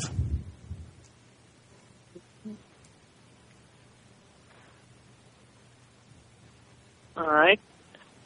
Yeah, okay, what's the next thing? I want you to apologize for cursing Mao. And actually, I'd like you to give him a forgiveness blessing to retract that curse Yehameha.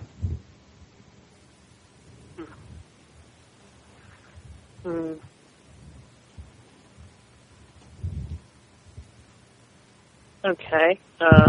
Anything else?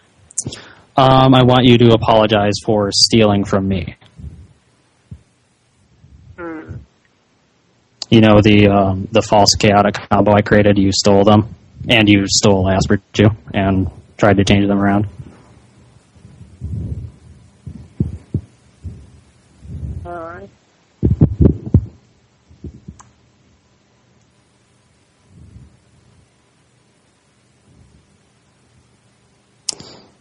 Can we talk about Simona a bit? Because I want to know why you say it's debatable.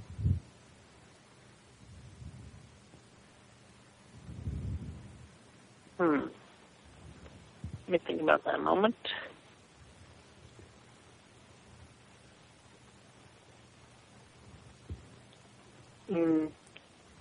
Okay, I guess that's a premature thing to say, so I respectfully withdraw it.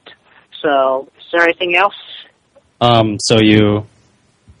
So you are going to say that Simone La is not you're going to say exactly what I asked you to say about Simone La? You're going to... Yeah. Okay. The next thing is, these are the things that I wanted you to make in a video, but I also want you to, in your comic, just take a page or whatever, take a little side break from the main story and use the page to explain everything that I just said as well. And I would like you to, in that comment page, apologize to me and to Mao and to Evan for all the things that I just listed. Uh-huh. Are you going to do that? Yeah. Because I asked you... I just want to make sure you're going to do these, Chris, because I asked you to do these things the last time that we talked about it. I mean, the last time before you hung up on me. And you said you were writing it down, but then you forgot like half the things that I asked you to do. Yeah. All right, so is that it? Is there anything else? I guess you don't have to put it in the video, this next part, but I'd like you to apologize for pretending to be your mother in the last phone call and pretending that she was calling you away from the phone call. And the reason I'd like you to apologize for that is because I really don't benefit a whole lot from calling you about these matters. I was calling you because I wanted to give you a quick and easy way to settle this whole ad business and to settle the fight between us. And rather than take the opportunity to listen to what I said, you pretended to be your mother and pretended that your mother was calling you away to do an errand and you had to leave the phone call. So instead of handling the problem right then and there, and if you had done so, then the ads could have been gone by now. But instead you ran away from me. It shows you don't respect me. Right. Yeah. So, all right. Wrote that down. Anything else? Well, I'd like you to admit that right now, Chris, that you lied about that. Okay. Well, and since you... I admit I pretended to be my mother to end the call early last time. Can I ask you why you did that, Chris? Because I felt it was going on, and I was tired. We were barely on the phone for 5 minutes when you did that. And this is, like I said, this is a serious matter, and it's your problem that I'm trying to help you with. I was being gracious enough to call you to, give you a way to settle it, and you ran away from me. Real men don't run away from their problems, Chris.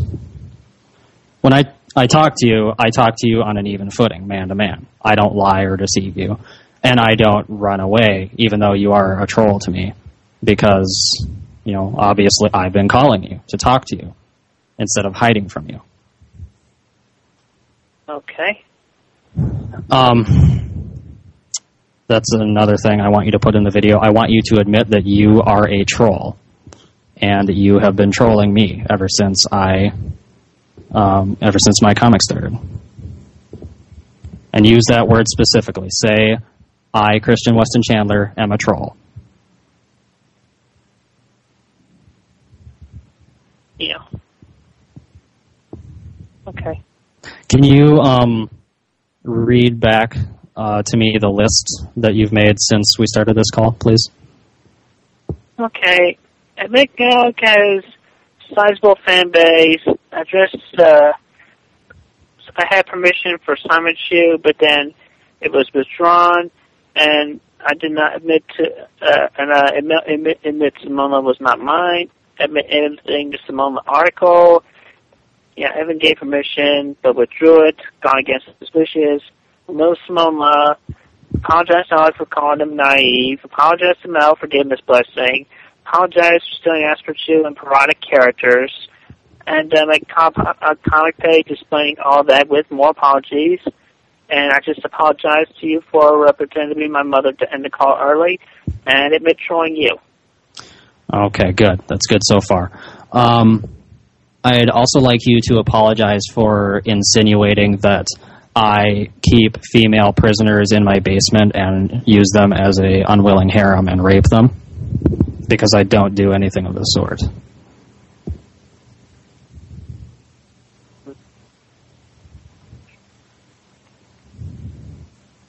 That's just creepy. I don't know where you got that idea.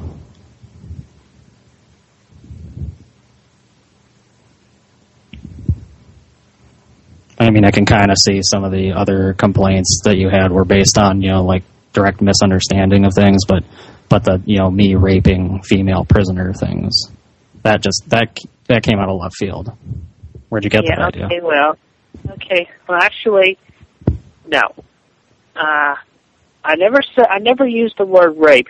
You just had them in prison and you treat them like hamsters. You did not rape them. What do you mean, treat them like hamsters? Just keep them in cages, giant hamster wheels, giant water bottles, and food pellets. Okay, even if you didn't use the word rape, what do you think the impression is people are going to get when you suggest that someone keeps female prisoners in their basement? They're going to think that said prisoners are being raped by their captor. And I mean, that seems like a pretty obvious insinuation, even if you don't use the word directly. Okay. All right. Anything else after that? I am still trying to think. I apologize for seeming like I'm beating a dead horse, but I am a little suspicious that you seem so agreeable because in all our previous correspondences you've been insulting, rude, or manipulative, or a combination thereof. But now it seems like you're just rearing to go with this. Are you sure you're just not trying to finish the phone call with me quickly? Because I'm not trying to finish anything. Okay. I mean, I'm not trying to finish this phone call. I want to put this to rest. Okay, well, good. Because like I said, if you do all these things perfectly, as I say, then my ads will go away. But if you make a video and you're missing anything, or if you deliberately contradict something, or if I feel like you are trying to pull a fast one on me and weasel out of something, then the ads are going to get worse. Because at this point, I do have to assume that anything that goes wrong is a deliberate evil intent on your part. Let's see. That's a fair assumption for me to make, don't you think? Considering how much you bullied and lied to me. You have the right to make that assumption. Okay, well, good. Excuse me just a second.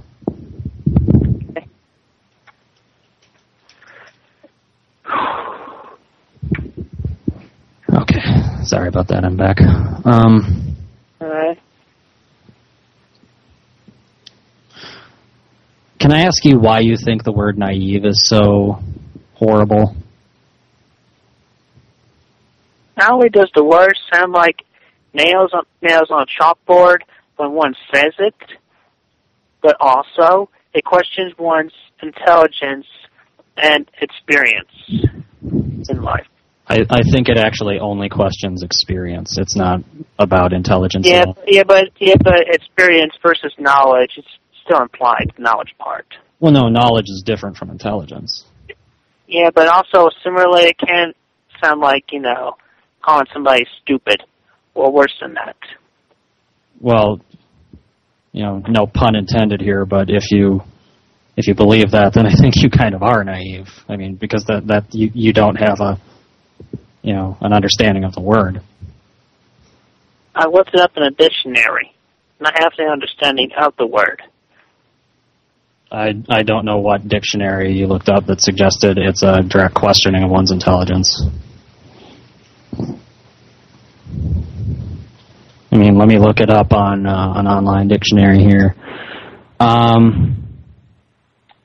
Let's see. Lacking experience or judgment. That's really not about intelligence.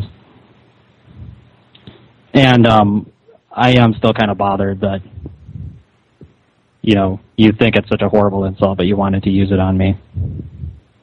Okay, and well, you happily... Okay, well, still, in my defense, though, you did say, well, call me naive during that particular conversation. that's just a turn of phrase, right? I wasn't actually asking you to call me naive. Okay. Well, you gave me the opportunity, so that's my defense right there. You should agree to disagree on that. You should exercise some personal responsibility, though, because you think naive is such a horrible thing. Like, have you ever heard the phrase "just shoot me"? Like, if someone's frustrated, they'll say, "Just shoot me." I mean, if someone said that in your presence, would you feel, okay with, well, I'll just pull out a gun and shoot him? No, no, I would not necessarily shoot them. Not necessarily. Does that mean you'd consider it? No, I would not shoot them at all. Well, I should hope not. I mean, you've shot people in your comic before. I hope you wouldn't shoot them in real life.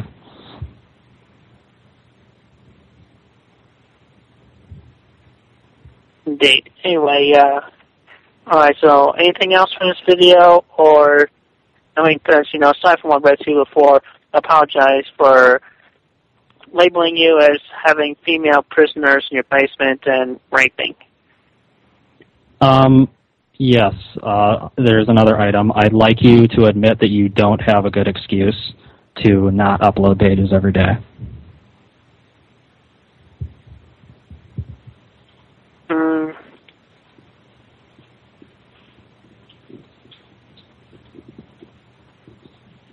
I mean, I think that's correct, right? You don't have a job. You don't go to school. I have both, school and a job, and I upload every day. Yeah. In my defense, though, actually, yesterday I actually went on a nice date with a nice girl, and it was a great date. It could have not gone better. Oh, what was the date, like all day? I mean, it wasn't like in the morning, was it? You could have uploaded in the morning. Yeah, well, I was not up in the morning. You didn't have, any time. What time did you wake up? How long do you sleep? I got about 11. Well, and I had to go out. I actually had to go out, run a couple of errands. I had to go to the grocery store, and also had to get my family some antifreeze for their car. Okay. Well, I have chores. And then with that, I also had to take a shower, make myself fully ready for the date. When I shower and clean myself up, that takes like 20 minutes. I like I said, I have a job in school, and I have errands to do, and I go out with people, and I go on dates, and I still make sure I upload every day. I mean, Sonichu is your... Think of it this way. Sonichu is going to be your big franchise. That's what's going to make you money, right? So you should treat it like it is your day-to-day job. Yeah. And when was the last day that you uploaded a page? It's been about a week, hasn't it? I mean, even if you had, yesterday. Yeah, okay, well, I did update the Wikipedia day before yesterday. With the new comic page? Upload, but I made an update. What kind of update did you make? I believe it was a captain's log or a quote update. Well, like a quote, really? I mean, what does that take? I would have gone for to answer letters to answer mailbag letters, but I just you got some mail. You got some mailbag. I just could not stand the image that was plaguing my Wikipedia that Mal put up. I just could not stand that. Chris, if we confront our demons head on and defeat them, we come out stronger on the other side. You won't accomplish anything by running from the ads just because they're unpleasant to look at. I mean, right. This is the internet. You've seen tons of unpleasant crap. I'm sure I have. Doesn't stop me from going on the internet. And like I said, Sonichu is serious business. It's your job. You should, and jobs are difficult. Jobs are hard. Yeah. I mean, I've had plenty of hard jobs. Like you I don't think you have any real work experience, right? But trust me, jobs are difficult. Yeah. Anyway, is there anything else?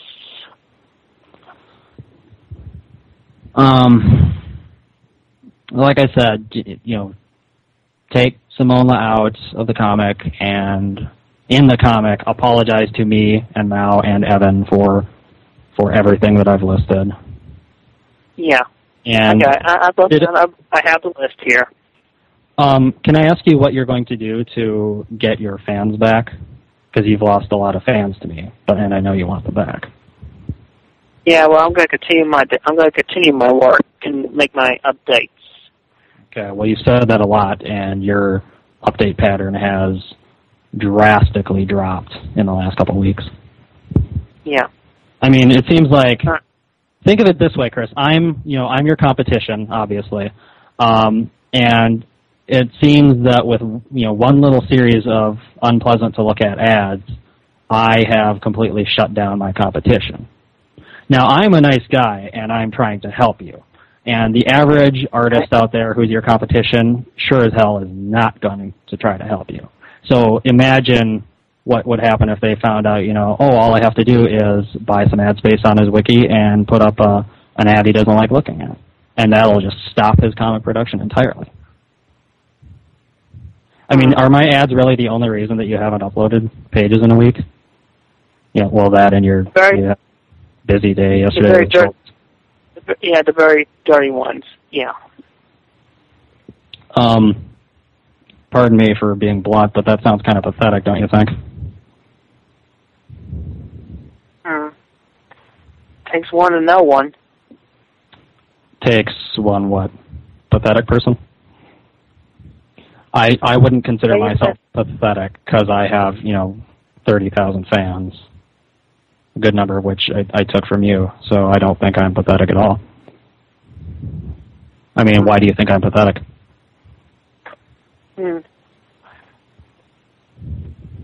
I do not have any reason at the moment.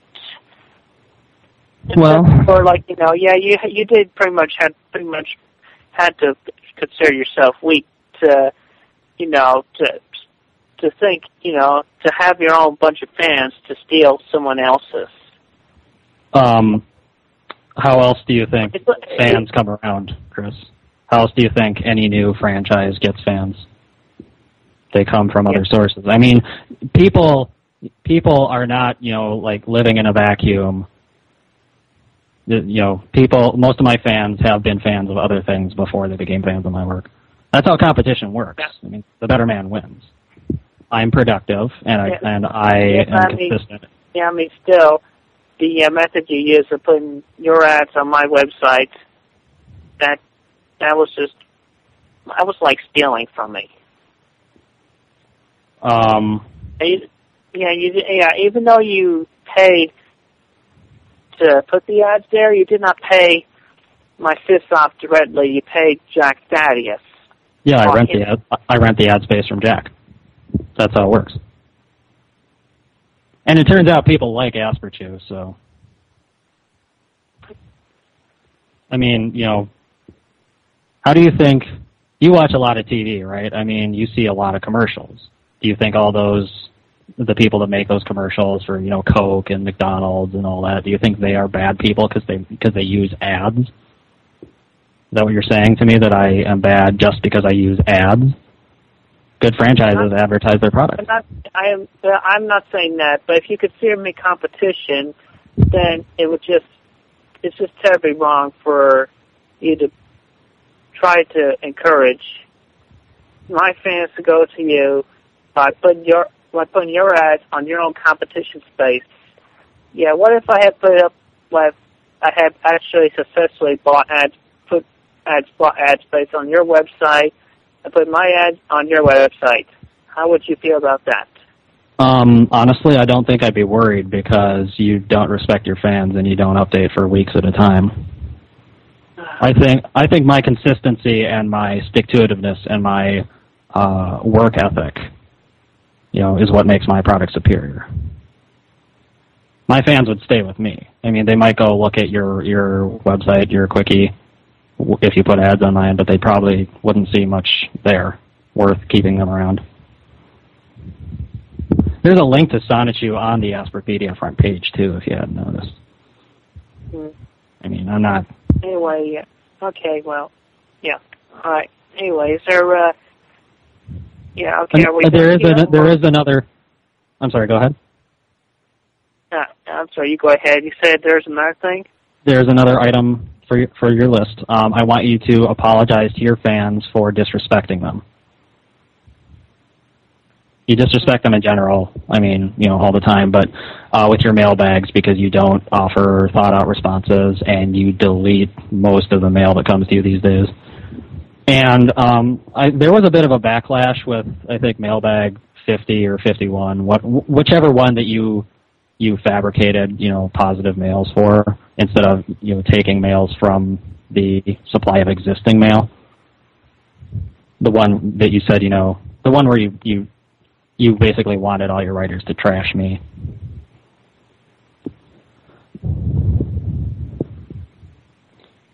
Which is another thing I would add to the list, but I think I already covered, wanting you to apologize for devoting all your time to trolling me lately. Yeah. I mean, every video that you've made, like, your videos might be 2 or 5 or 10 minutes long, and then it probably takes quite a bit of time to upload the videos. That's all time you could have spent making your comic, which would have kept fans around. But instead, the average fan sees 2 artists. They see me, who makes a good comic, and they see you, who attempts to terrorize other artists. Let's see. Okay. Did I? Oh, go ahead. What do you think about that? Go ahead. No. I had another subject to bring up, but I'd like to have your response to this first. No, that's all right. You said you got another topic? Got another thing for my list? No, I'd like to have your response to that first. What do you really think it was a good idea for you to devote what little energy you did put into this whole comic thing in the first place to attacking me? I mean, why would you think that was a good idea? Well, because you attacked me first by putting your ads on my website. That wasn't an attack. That was just a good business move. Well, to me, it was an attack. Well, it seems like to you everything is an attack. It seems like to you everything is theft when it's not. Chris, do you think it's okay for you to use Pikachu and Sonic the Hedgehog as characters in your story, and Transformers and Meg Griffin? I mean, wouldn't their original creators get mad that you're taking their characters? Well, first off, we're talking about my own Autobots, Decepticons with recoloring and different names. So Hasbro's not going to complain about that.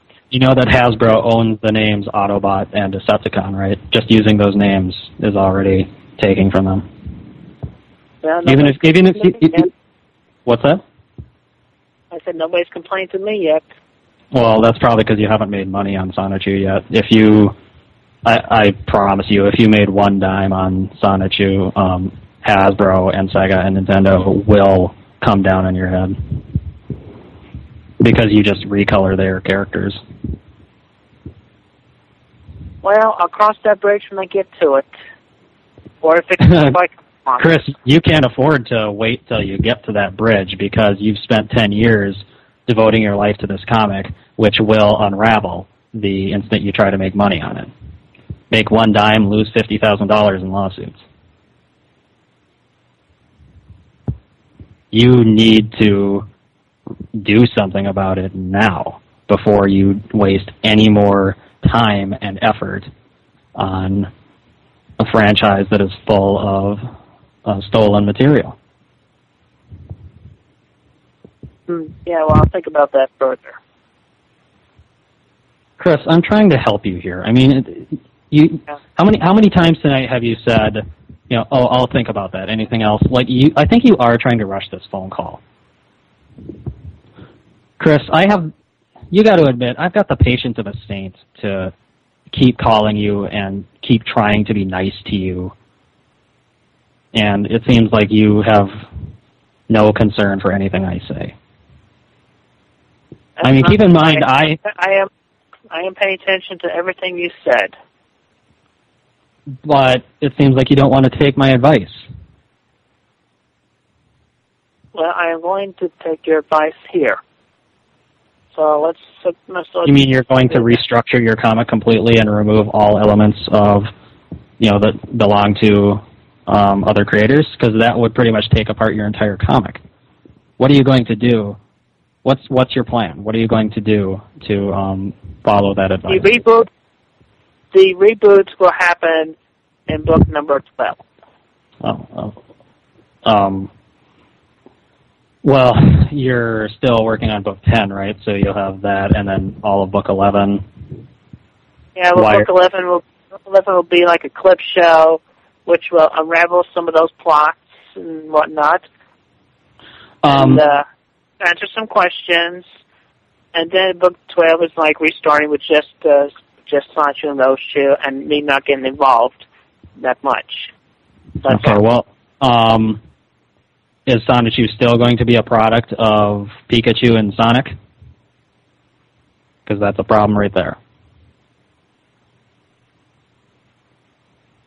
I do not have an answer to that question at the moment. Chris, I suggest that you, instead of going through the rest of issue 10 and 11, I suggest that you stop it all right now and come up with a completely different comic, because that's the only way you're going to get away from lawsuits. You got to answer this problem, because Nintendo and Sega and Hasbro and Family Guy, they're not going to wait. They're not, and you know that when I say that you need to do a reboot, I mean that all of the Sonichu comics that currently exist, you can never attempt to get published. I mean,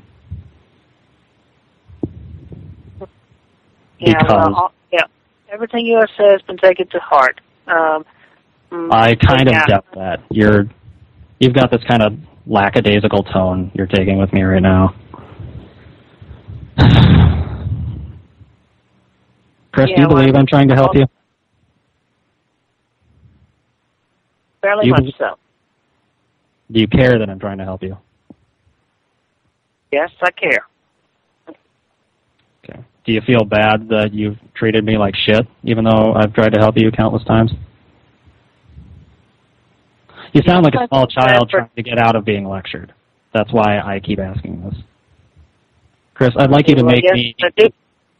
I'd like you to make me believe that you actually are listening and believe to everything I say. And when I say listen, I don't mean, you wrote down the list I asked you to and can repeat my words back to me. That's not what listening means. Listen means you are actually considering what I say. I am actually considering what you are saying. Prove it to me, Chris. Okay, how do I prove it to you? Show some concern. I mean, you say something other than "I will take it into consideration." That's the same thing you say to your fans every time they suggest ideas to you in the mailbag.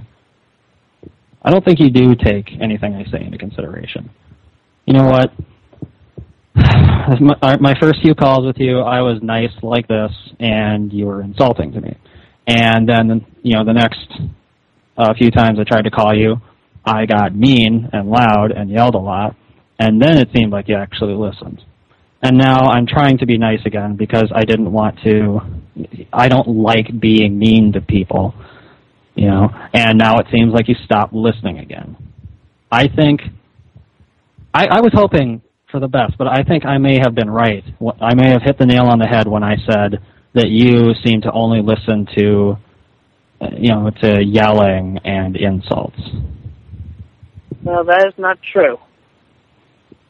I listen to only yelling and insults. I think you do, because, people, I think a big problem a lot of people have is that they believe the way they behave is the way that everybody behaves, and the rules that they follow is the way everybody follows. And I think that because you rely on bullying and trolling and insulting and trying to make other people feel bad just to make yourself feel good, because you practice all of those, I think you believe that that's the only set of rules that applies in the world. Well, that is not the case. You sound so convincing there. You really do. Yeah. Yeah. Oh. You seem to really care about what Mao says, and all Mao does is insult you. Did I tell you that to get rid of Simona? I don't remember if I brought this up, but yes, you did. Evan wants you to violently kill her in the comic, and display it. Don't show it off screen or off panel, but you have to show it in the comic, like show her head getting chopped off or show her getting shot full of bullets, something like that. I will not kill her, but she will leave Quickville peacefully. You have to kill her. You have to kill her violently. I am not going to kill her. Chris, I will let her leave. No, that's one of my terms. It's not like Poochie from The Simpsons where you can just, take his frame out. Chris, you violently kill her or Evan might come down on you and the Wikipedia. And I know you already got the Wikipedia shut down once when you tried to manipulate the ads. If you don't respect this now, it's going to get shut down again because Evan is going to come down on you. And he would have come down on you a long time ago, except I was trying to be the voice of peace and was holding his anger in check. And I'm not going to do that now. Now I've learned my lesson. Now I'm just telling you these are the terms. You either follow them or you face Evan's anger. All right. So you're going to violently kill Simona, right? And show it. Will happen, yes. Okay. I suggest fire. I think that's always a good way to go to deal with characters that you want to get rid of. It's very visually draws people in. Everybody loves fire. Yeah. Sometimes I light people on fire in my comic, and every time I do, I get all this fan mail, just praising that one panel or that one page. Yeah. Well, I will think of something. I will think about it. All right. Can I have you one more time read off your list to me? Okay. Admit Alec has sizable fan base. Let's actually change that to admit Alec has a greater fan base than you. Let's just, because we should be specific. Greater fan base. Yep, bigger fan base. Address, greater. I said that. All right. Anyway, that. And address permission of sign which you used, but then it was withdrawn. And admit Simona was not mine. Admit adding Simona article. Remove Simona by death. Apologize to you for calling you naive. Apologize to Mao with forgiveness blessing to undo the curse. Apologize for stealing Asperger and parodic characters. Make a comment page explaining all that. I just apologize to you for pretending to be my mother to get out of the last phone call. Apologize for insinuating female imprisonment and rape on you. Admit to having no excuse for not updating on as often as I should. And apologize to my fans for disrespecting them in mailbags and delayed updates. And when you make this video, make sure that you are wearing your Sonichu medallion and your high school ring so everyone knows it's true.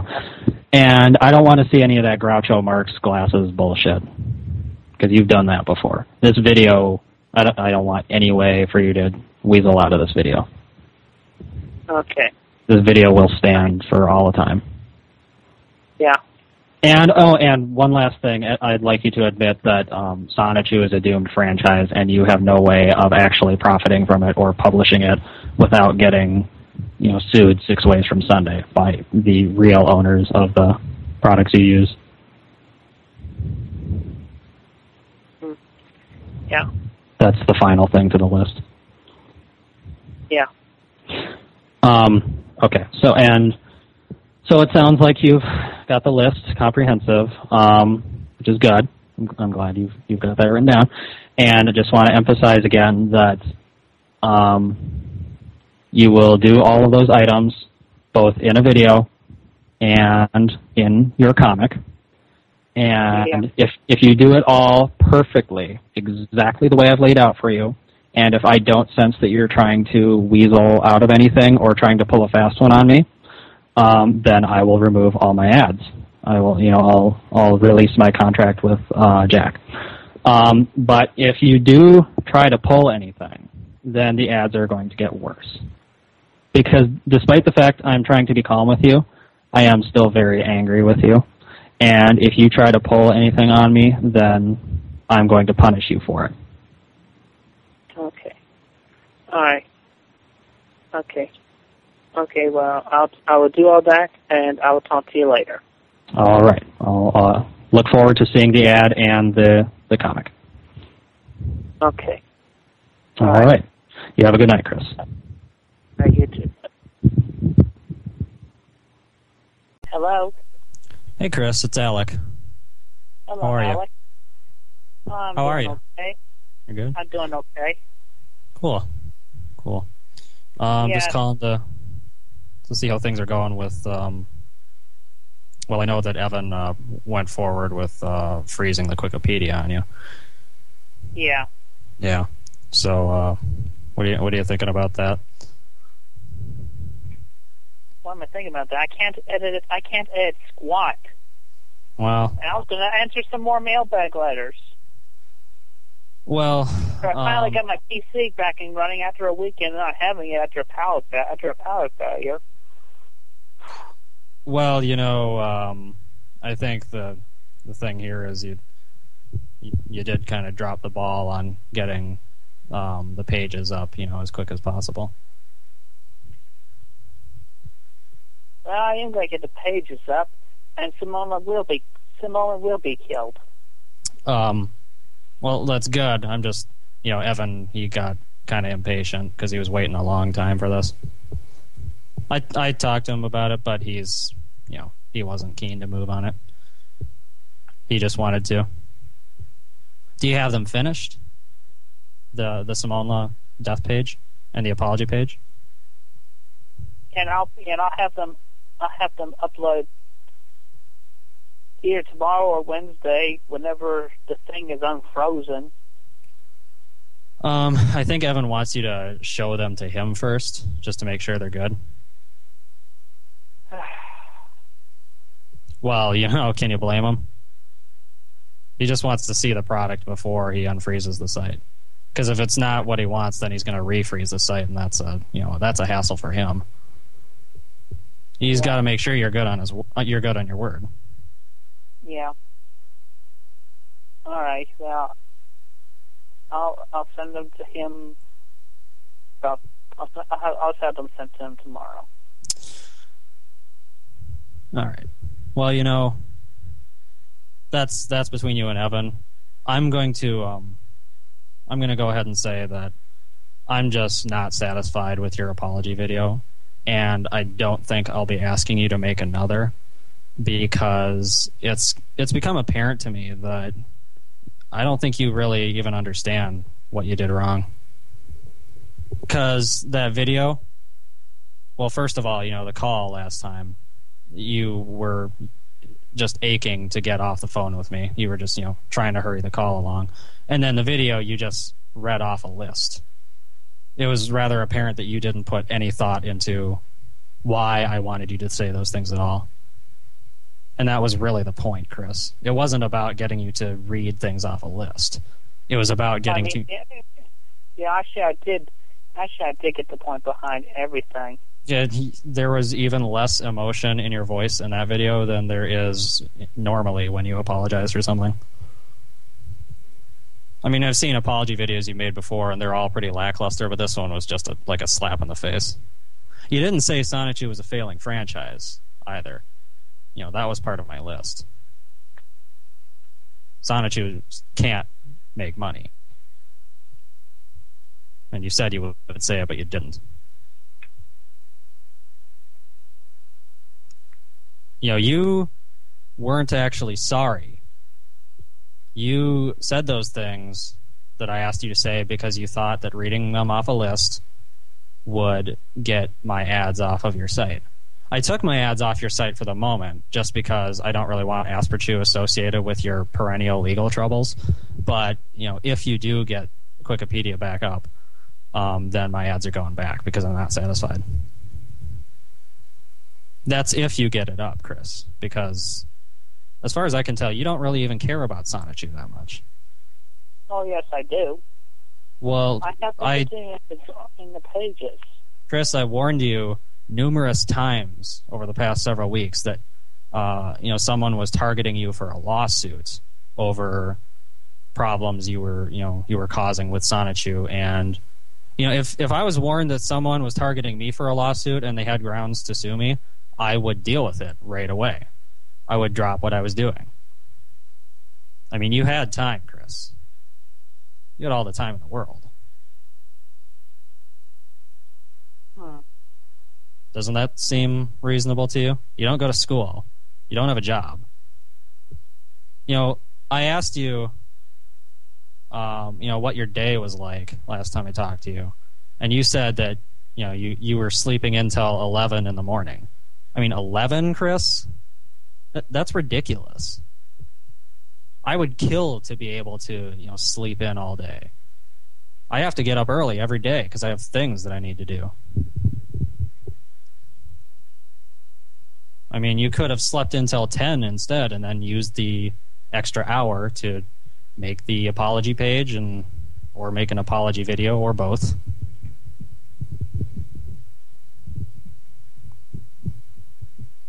Indeed. I mean, I don't understand what this whole biological clock thing is that you keep falling back on. Are you even listening to me right now? You weren't listening last time. I think you said in... You know what? Look it up on Wikipedia.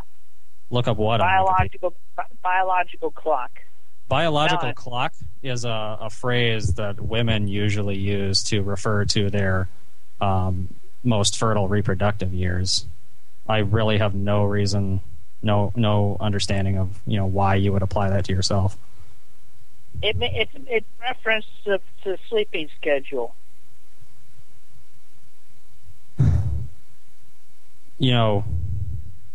I don't have problems with sleeping, any sleeping schedule. I think what happens with a lot of people when they have absolutely nothing to do with their days, that's when their sleep schedule gets messed up. See, I have a routine. I have to go to work and I have to go to school and I work on my comic because I care about my comic. You don't have a job or school and you don't care about your comic, therefore your body... I actually do care about my stuff. Your actions say otherwise. You don't upload any pages. How many times have I told you you have to start uploading pages? Not just when I wanted you to make the apology page. I just mean in general. But you didn't listen. Well, I have been working on the pages, and I will be uploading them as soon as the thing gets unfrozen. And I had to go through without a PC the past weekend because I was in a power failure.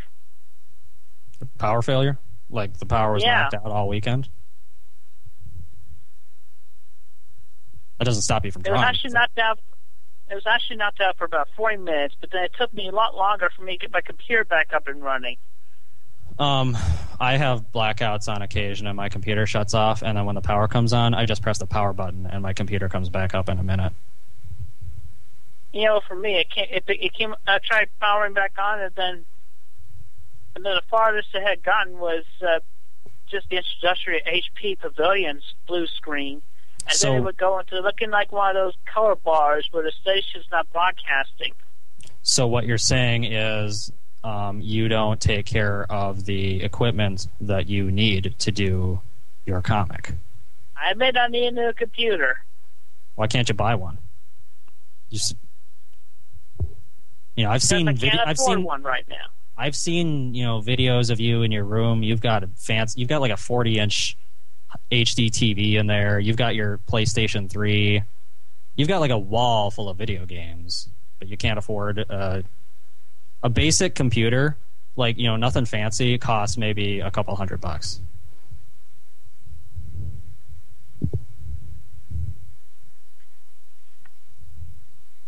I could go buy myself 10 new computers right now if I wanted good computers because, I wouldn't do it because, I save my money. But the fact that I'm capable, is proof of that. How many video games do you own that you don't play, Chris?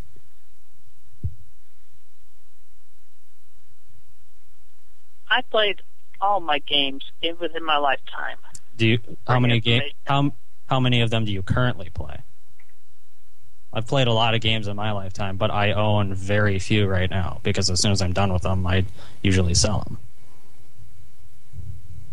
You sure have a lot of time on your hands, Chris, to play all those games, for that matter. Because I've never come close to owning as many games as you have.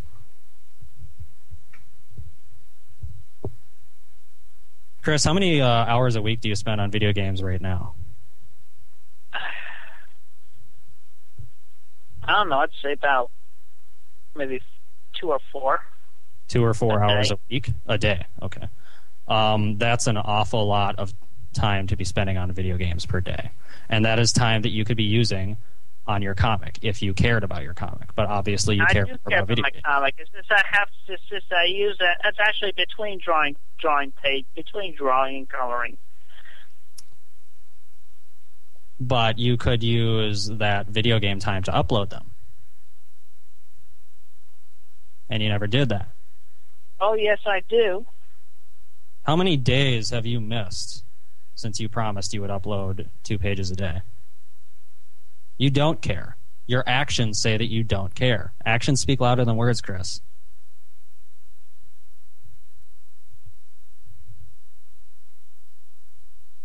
I don't even consider you competition anymore. Do you know that? Because you obviously... my competition are artists that actually care about their work, and you play video games all day.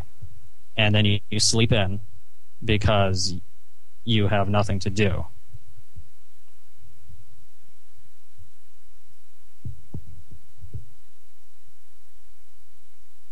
And then when you do actually take time to do something, you don't actually work on your comic, you just attack me. And then when I'm nice to you, you continue to attack me. And then when I get mad and yell at you, you back down right away because you can't stand up in a fight. And then when I'm nice again, because I think to myself, I don't want to keep yelling because I'm not that kind of person, then you become disrespectful again.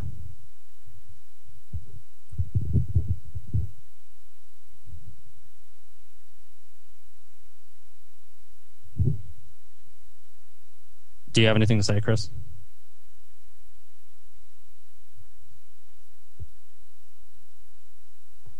He hung up. Hello? Hey, Chris. It's Alec. How are Hi, you? Alec. So, Yeah, I got your email. Looks like you wanted to talk. What's up? Okay, well, just let you know, I'm in the middle of dinner right now, so I'll have to make this short. But, yeah, I am a bit concerned about the fact that you could see with the oversized ads on the Wikipedia. I mean, the smaller banner ad, that was okay.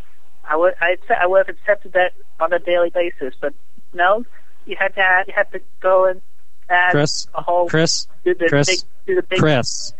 Chris. Yeah.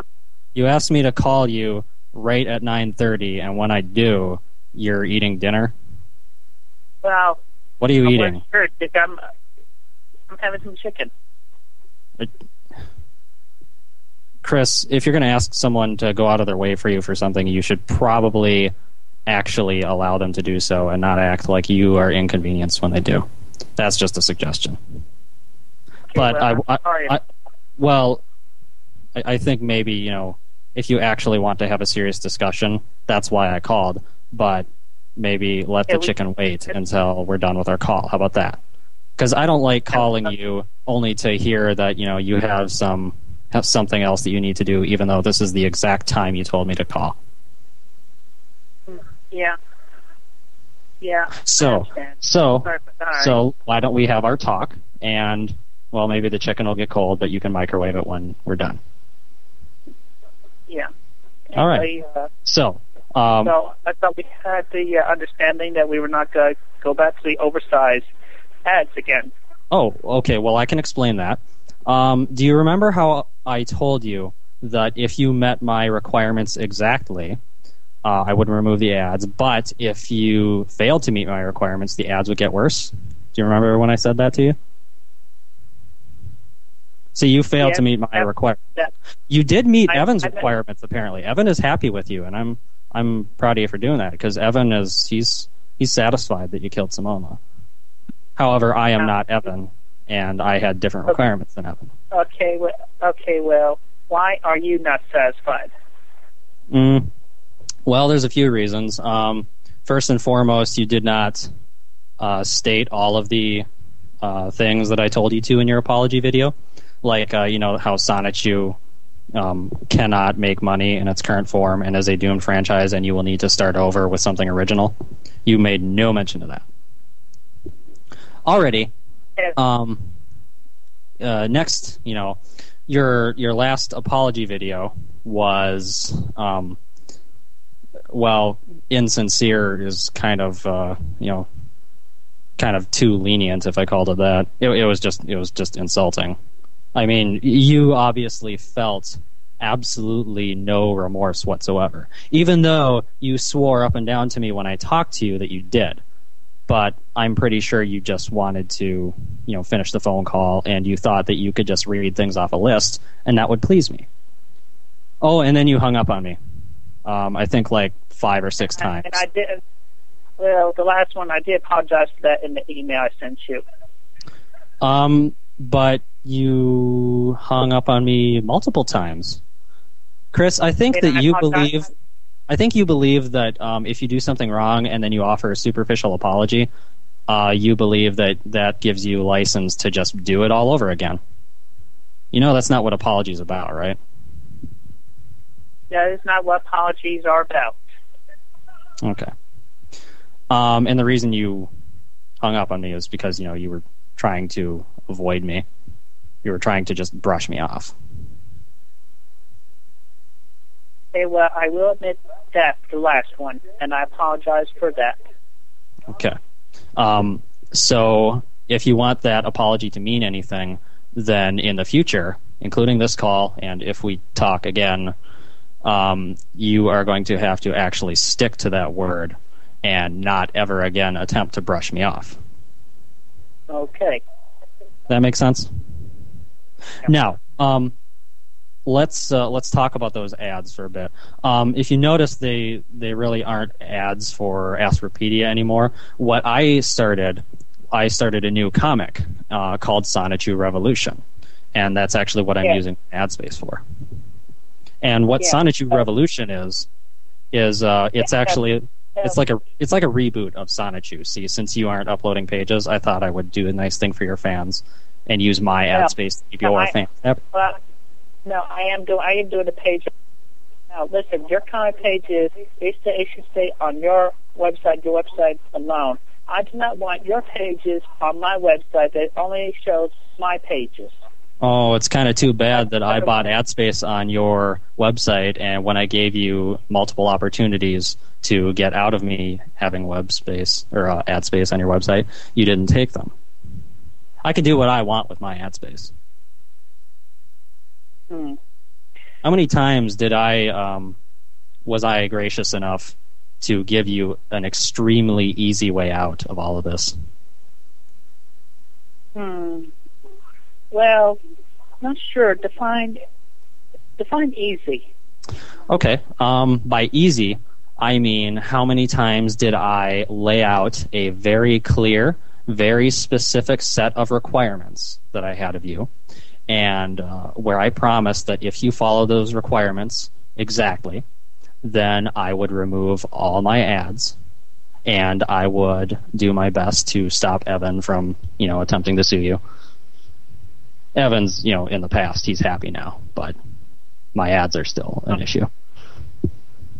And I asked you also about the apology, which you never were. Yeah.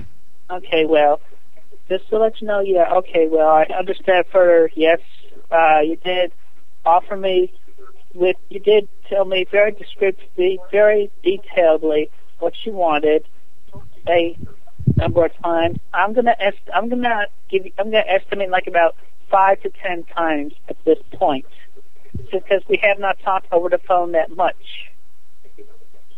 Yeah, we've talked. Or 20 max. I'm gonna say that. I'm gonna go with that. Well, it's not quite that high. It's actually, I think 3 or 4 times is the number of times I specifically laid everything out for you. Okay.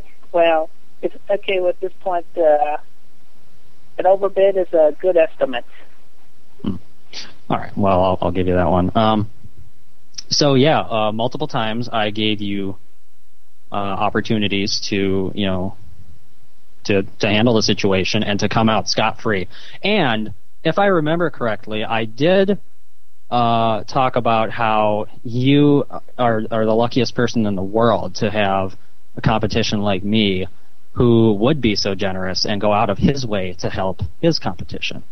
I mean, a lot of other companies would have just blown you out of the water and not thought twice about it.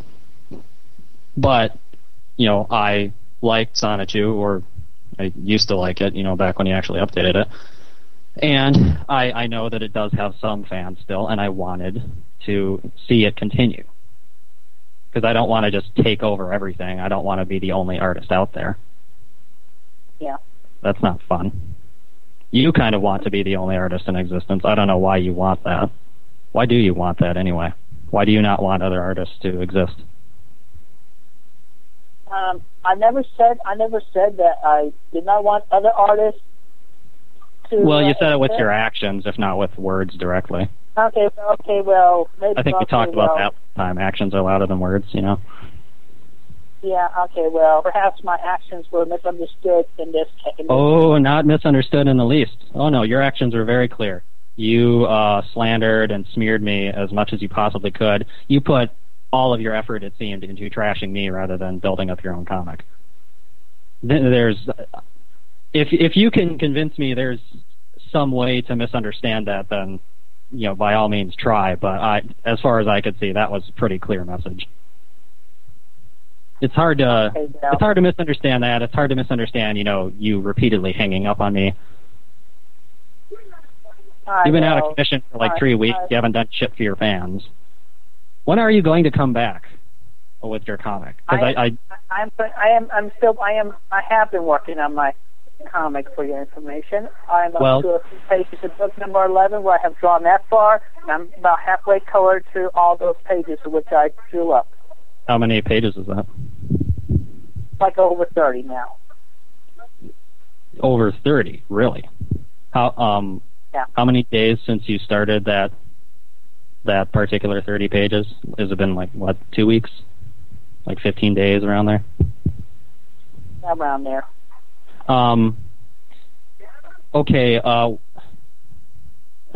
not really sure, if asking this is going to be useful, but why would you partially complete 30 pages instead of, say, completing and uploading 20 pages or 25? That will happen to make up for lost time on my birthday, which is the next Wednesday. I'm sorry, what about your birthday? What are you going to do with it? I'm going to upload all those pages, all the main pages in a bunch on my birthday, which is next Wednesday. Okay, well, until then, I think I'll just keep uploading Sonichu Revolution because, I want to please your fans even if you don't. Chris, why would you? I gave him a new. I put up a new page yesterday as well. One page I had.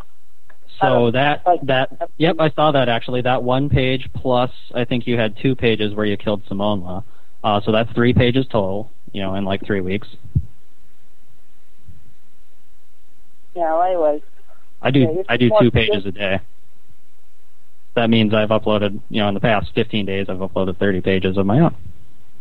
And when's your birthday? Like 8 days from now. So I'll have another 16 pages up.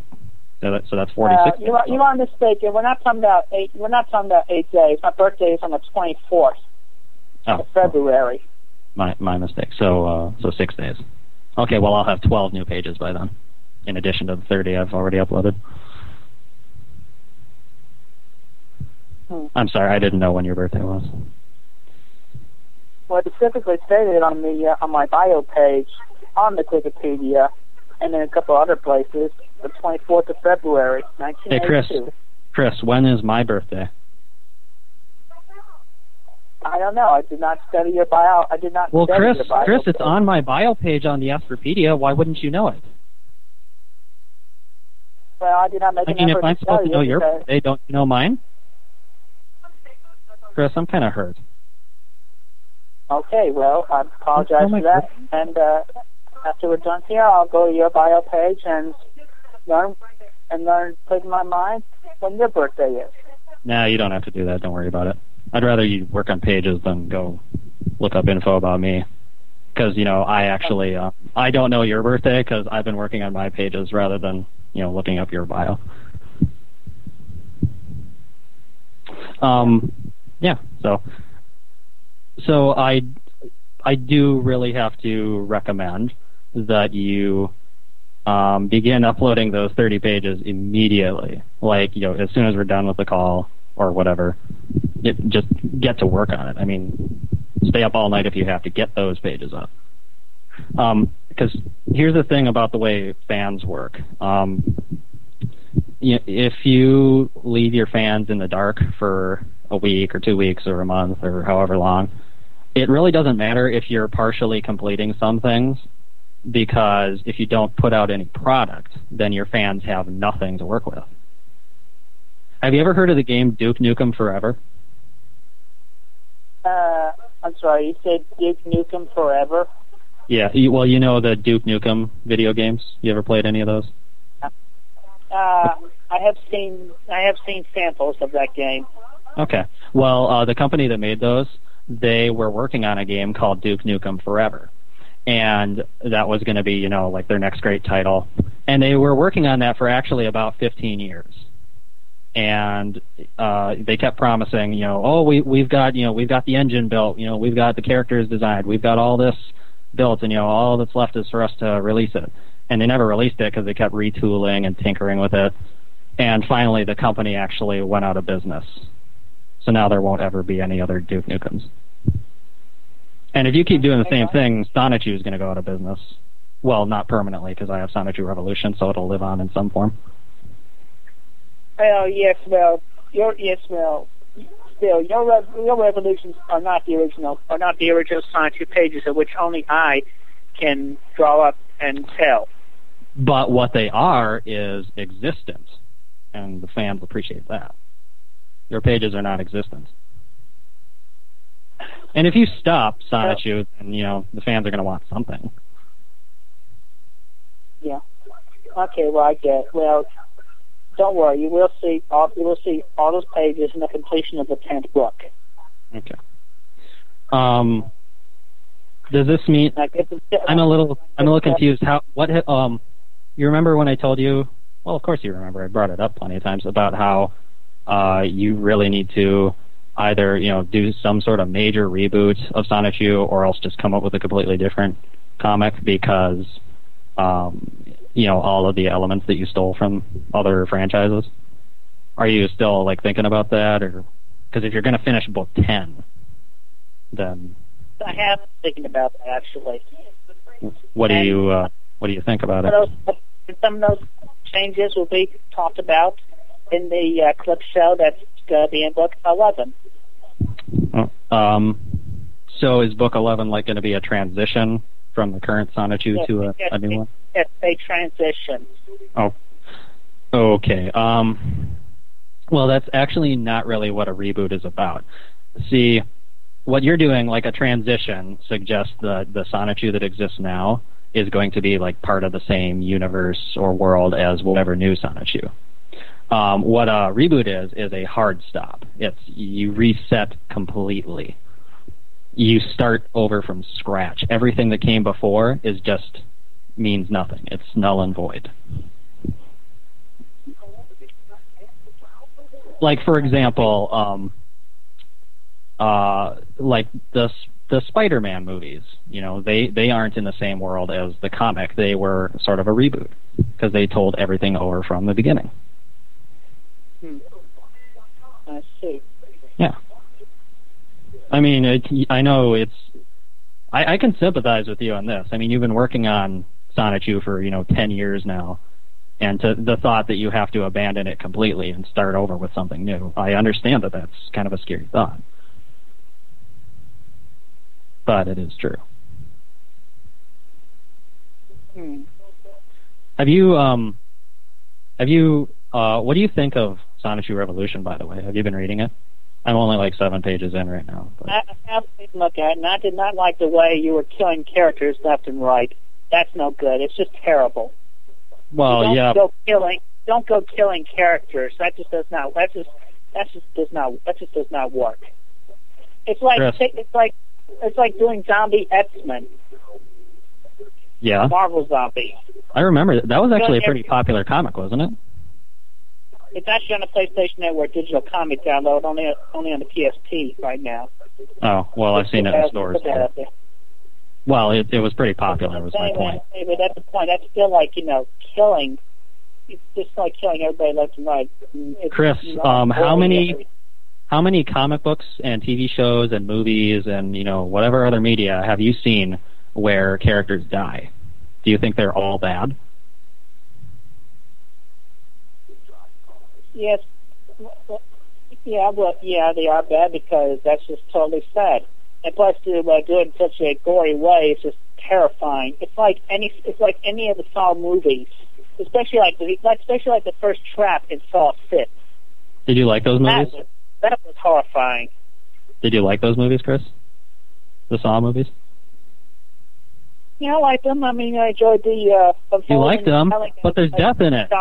How could you like a movie that has death in it, Chris? Death is bad. You said death is bad. I'm not talking about. Death I'm not is saying. I mean, yeah. I'm not talking about the death parts. I did not say I like the death parts. I like the building of the character of John Kramer in the movies. But the point is, you still like the movies overall, right? I mean, you went and see them. You'd probably see them again. Yeah, I mean, yeah, they were I mean, I would admit they are horrifying, and they do frighten me. Well, hence the genre of horror. If it's horrifying, it's doing its job, I guess.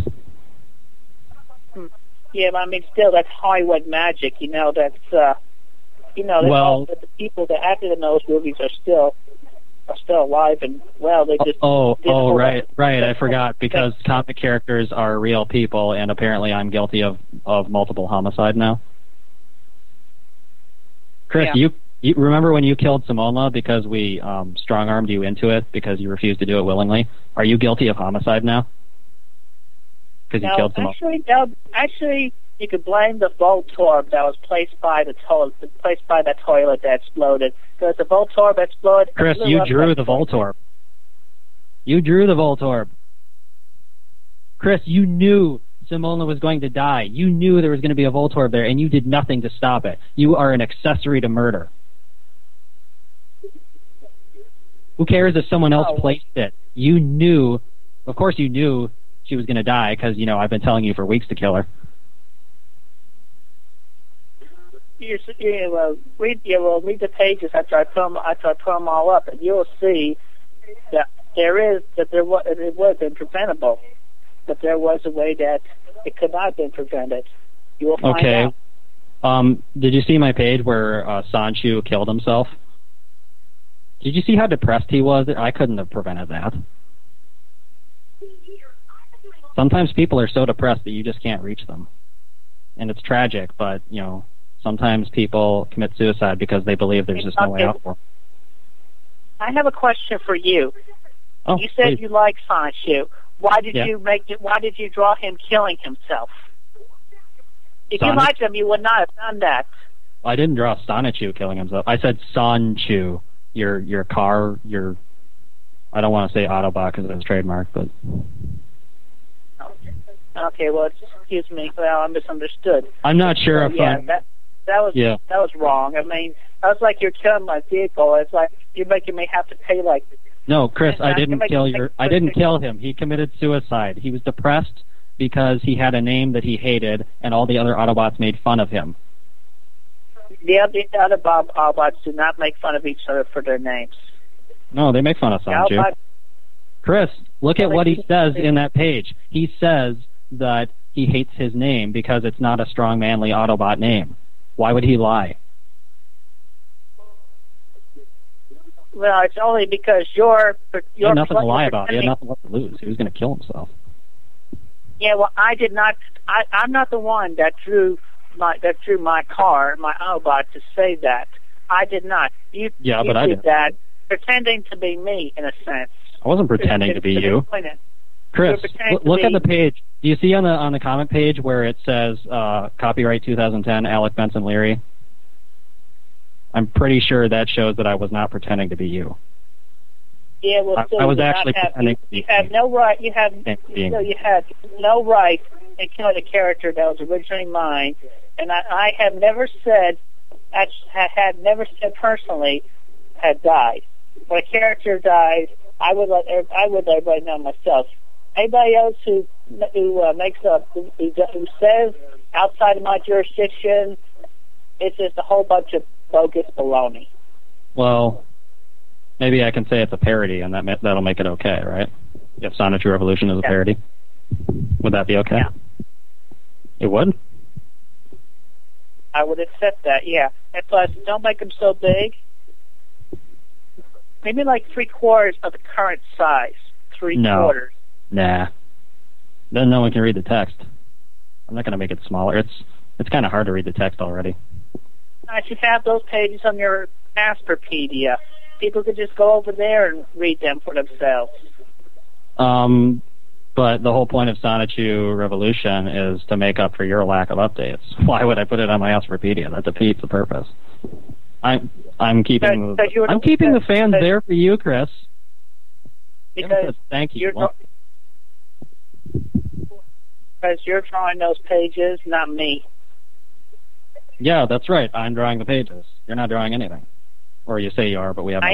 You're wrong. I have been drawing the pages, and I have been coloring them. But you're not uploading them.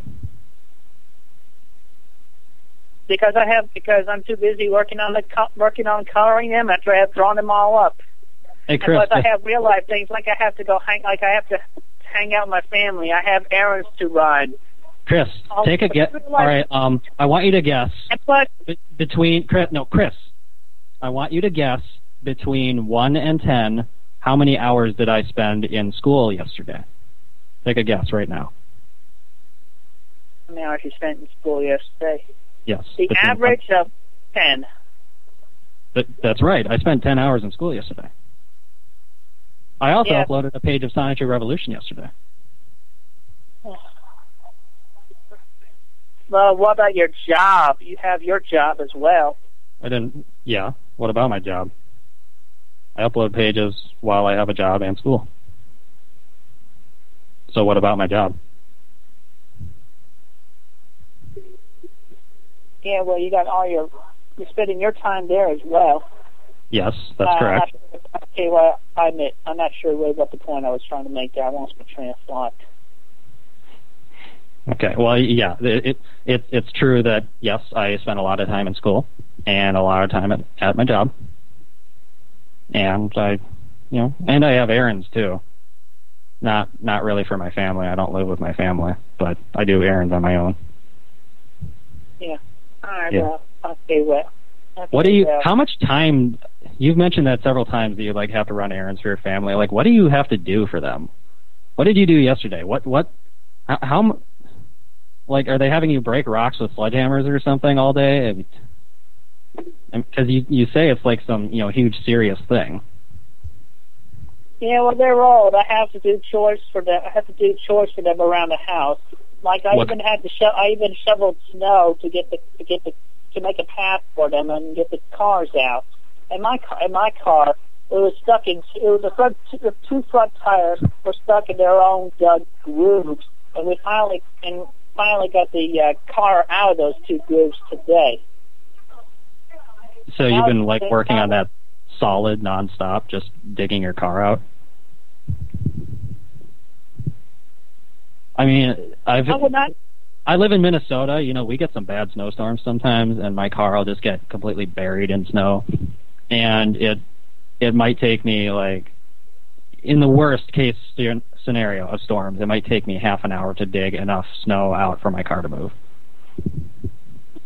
We usually don't get that much snow, though. Well, you said some chores around your house too, like besides shoveling. What else do you have to do? I clean the kitchen. I vacuum. I move stuff around. I clean the bathroom as well. I do a lot of things around the house. You kind of sound like you're talking to someone who has not seen that video tour of your house right now, and I want to let you know that I actually have seen it. So I'm pretty sure that house is not.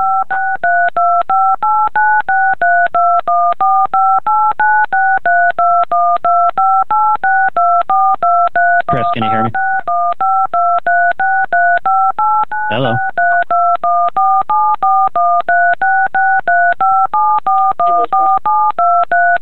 Chris, are you pressing buttons?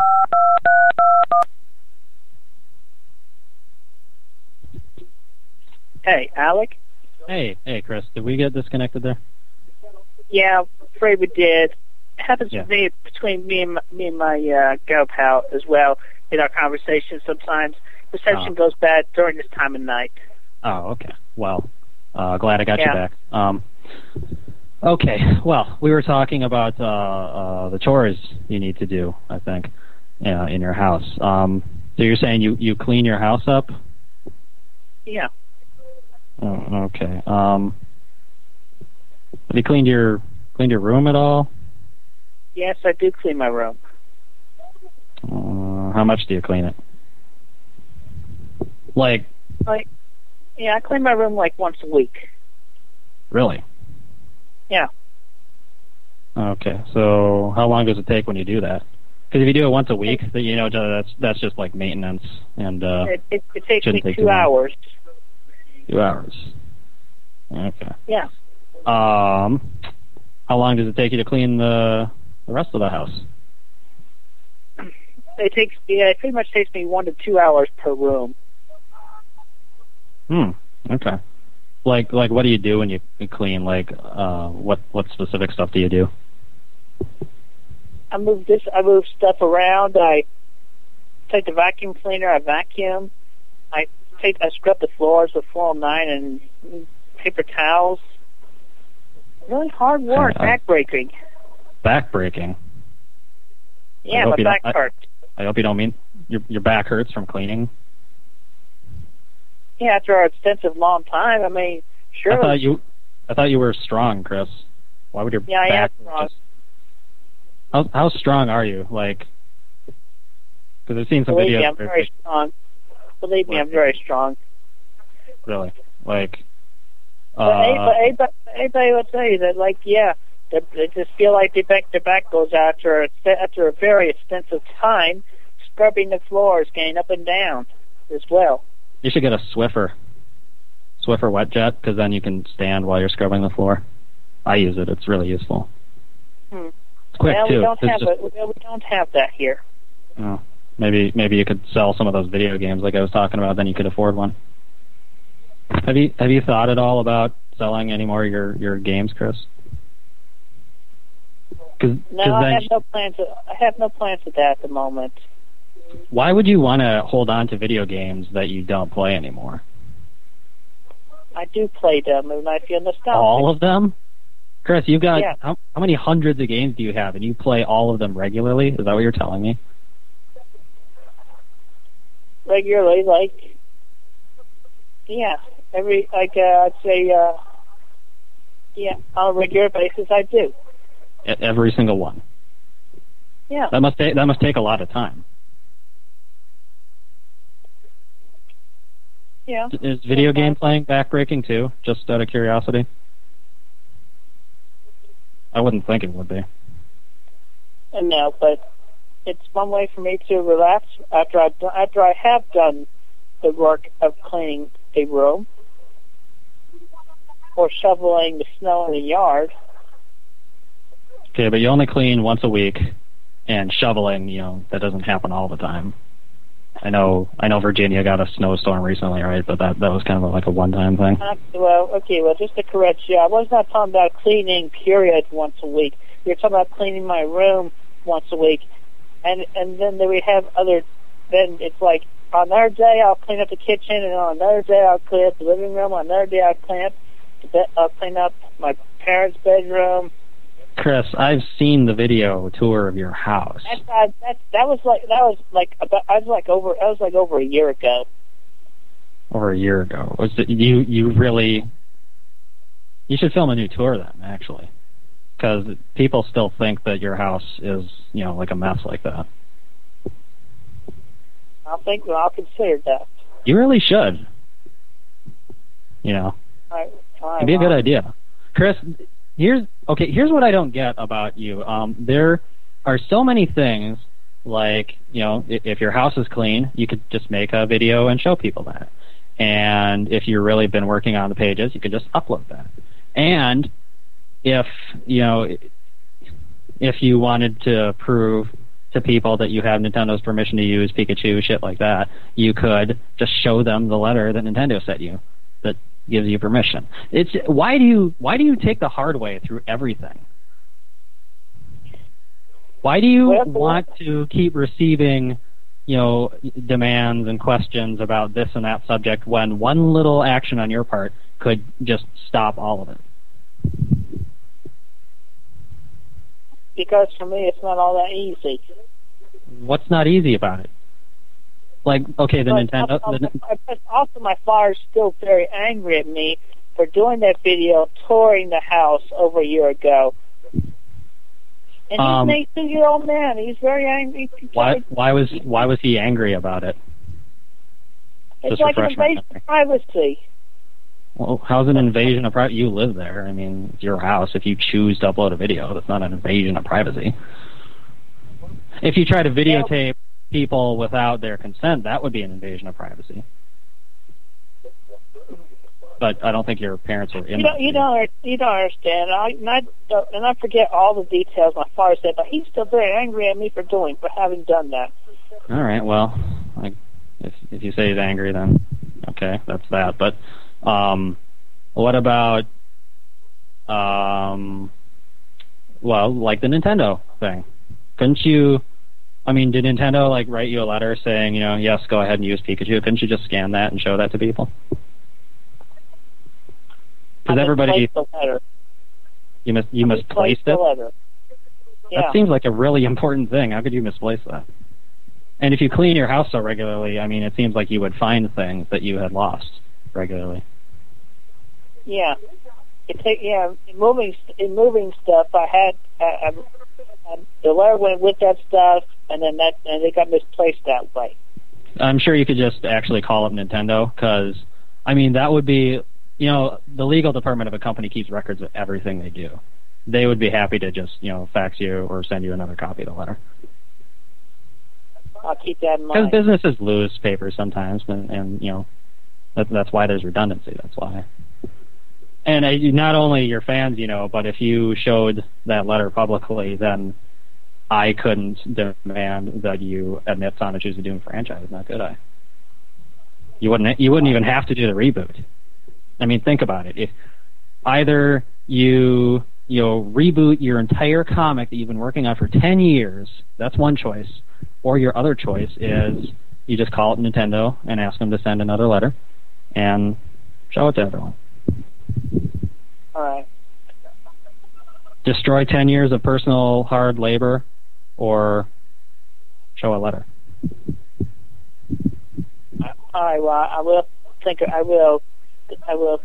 look into that later. Okay. This is reminding me of, in your recent, you started updating the mailbags again. Let me take a look at a mailbag because I don't remember the exact phrase, but you responded with kind of a stock phrase to a lot of letters. Let's see here. Where is it? Oh, your letter has been read fully and your thoughts have been inputted, and accepted for better improvement. Thank you for your time and efforts. Chris, you spend even less time responding to these emails than you do normally. What's up with that? The information, I actually read and reread each letter before I make a final response. But your final response is not thought out at all. See, again, this is kind of an interesting parallel to your comic work because you say that Chris, let me talk. You don't interrupt people, all right? Now, I will let you speak after I finish this sentence. This is how it goes. One person speaks, the other person responds, and the first person responds. Okay. You say that you spend a lot of time reading and rereading and really considering the letters, but when it comes time for the final step, which is, the response, you don't really put any effort into that. And that's an interesting parallel to your comics because you say you spend a lot of time drawing and coloring and, preparing your pages, but that final step, uploading them, you don't put any effort into that. So it kind of sounds like you go 90% of the way, but you don't actually finish that crucial last 10%. And just to let you know, people are mad about this stock response that you made. Well, when it comes to the mailbag, it's just that, even after rereading it, I still could not come up with an appropriate response. So I had to go with a neutral response. Why? What do you mean you can't come up with a... There's a lot of different subjects of these letters, and you give the same neutral response to everyone. Are you telling me that all of these subjects you really can think of absolutely nothing? There are a few subjects of which I come up blank. Yes, I'll admit that. Okay.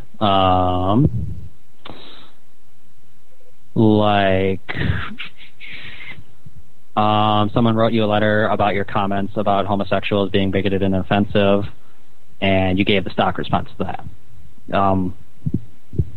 That seems like a huge kind of Achilles heel with you, is if people mention the word homosexual, your mind goes blank. Well, yeah, plus I could not think of an appropriate response to that letter. Your comments, I'm reading the letter right now, your comments on homosexuals are bigoted and offensive. You want them to die in explosions. You want a vaccine for them just because they tick you off. Those last two parts, those are actually very clear questions as far as I can see. Like, if someone asked me those questions, if someone asked me, do you want homosexuals to die in explosions, I would tell them no. If someone asked me, do you want a vaccine for them just because they tick me off, I would explain, well, homosexuals don't actually tick me off, and I would never want to vaccinate them. I just came up with that right now. That would be my response if such a question was asked of me. And that's not even long of a response. You don't need like a page worth of response. Yeah, plus I perceived that because I perceived those statements as insults. And, so we're back to everything is an attack on you. Remember when you thought that my ads were an attack on you?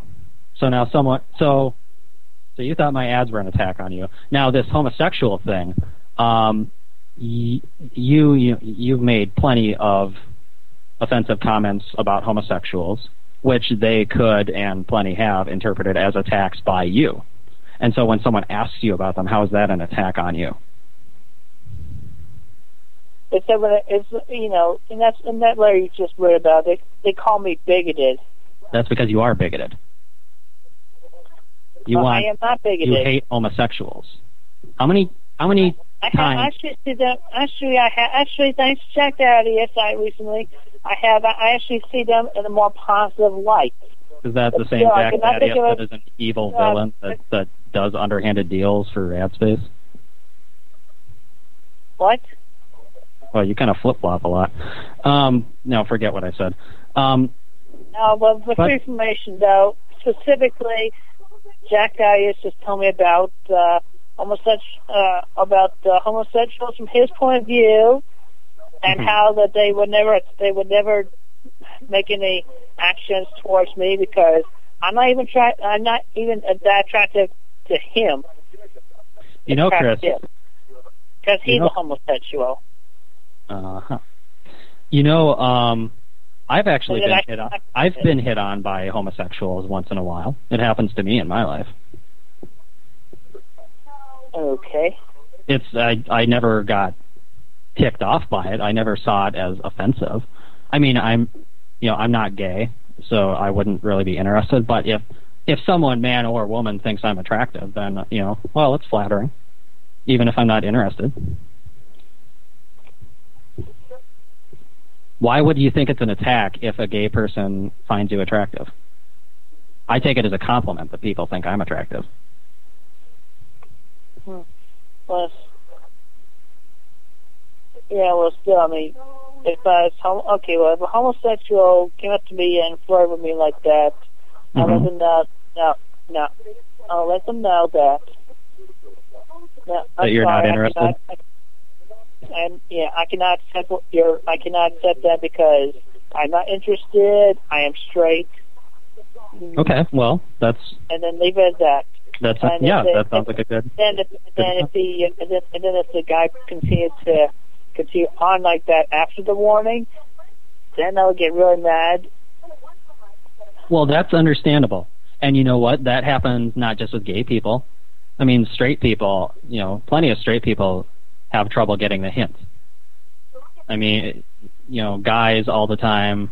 There are guys who hit on a girl and she says, no thank you, I'm not interested, and they just keep pressing the point, overstepping their boundaries,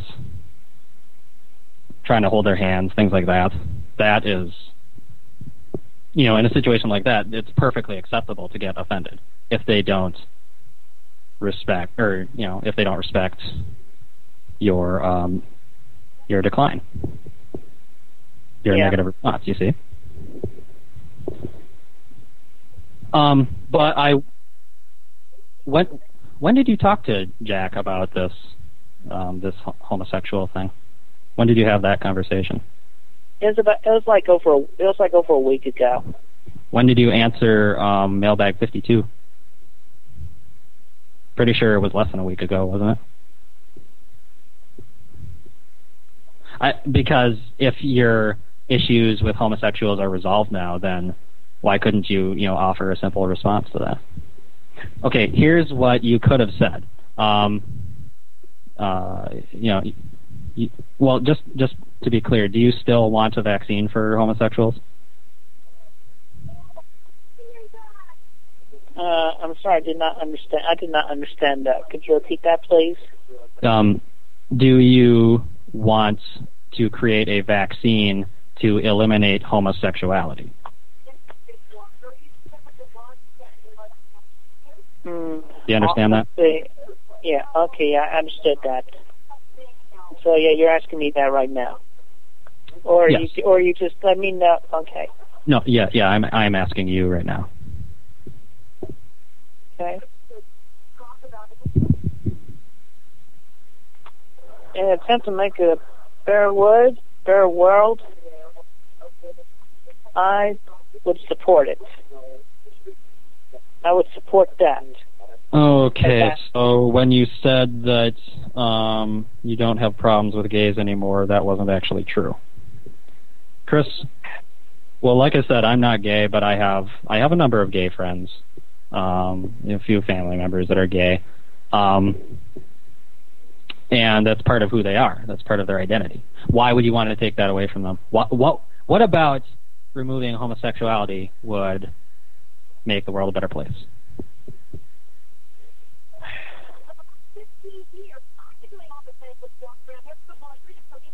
Shouldn't be that hard, Chris, because you already established a predicate that no gays equals world is a better place. So, having said that, that must mean that you do have an idea of how the two things are connected.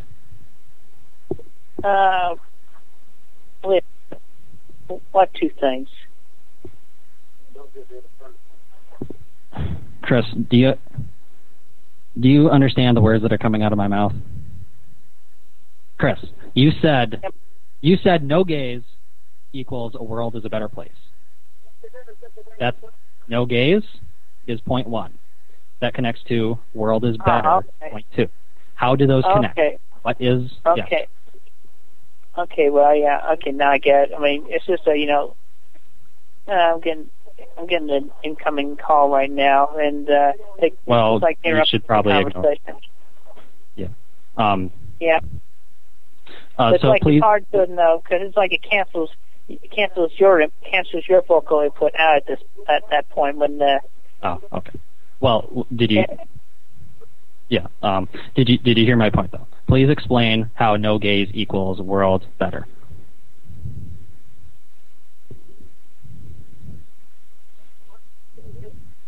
Okay. Well, I'm not necessarily saying.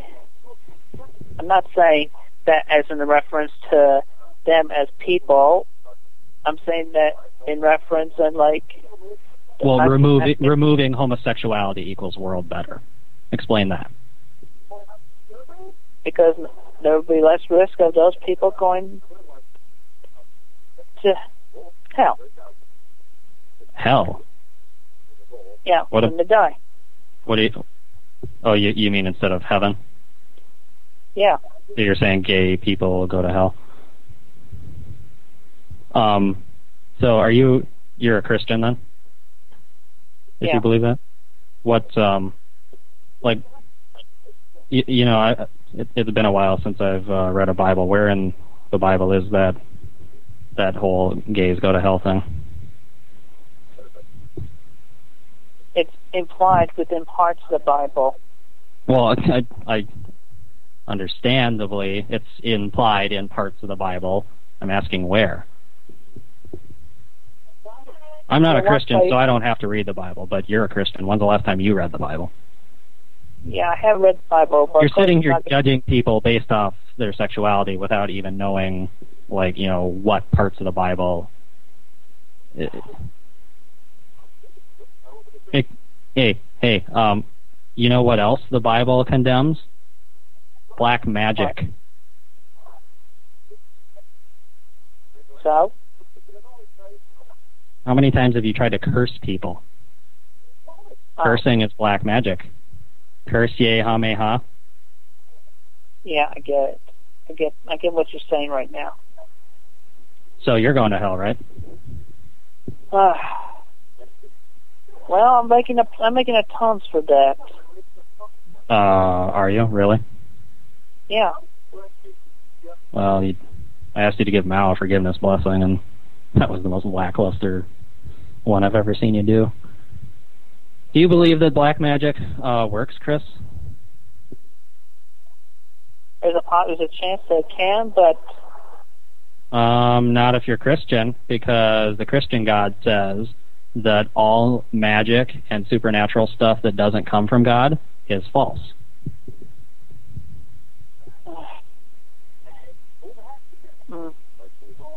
I have no comment to that. Okay, well, let's go back to the gay thing, because we've established that you don't really know a whole lot about the religion you claim to believe in. So I would when you're in the absence of important information like that, I would think just go with what you know, go with what you see.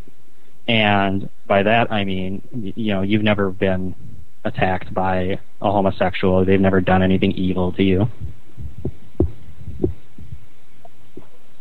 Actually, yes, I was abused by one. A homosexual principal at my elementary school tapped me on his lap, said some offensive things to me, and I felt uncomfortable, so I jumped off his lap and hid under his desk. What did he say to you? I don't remember what he said to me, but they were offensive. Okay, well, there are bad gay people, just like there are bad straight people. So one gay person did something bad to you that you don't really remember, therefore all gay people are going to hell? Is that the logic you're doing there? More or less. How many... Okay, so I should condemn all straight people because you've been horrible to me. You've said a lot of bad things to me. You've threatened me.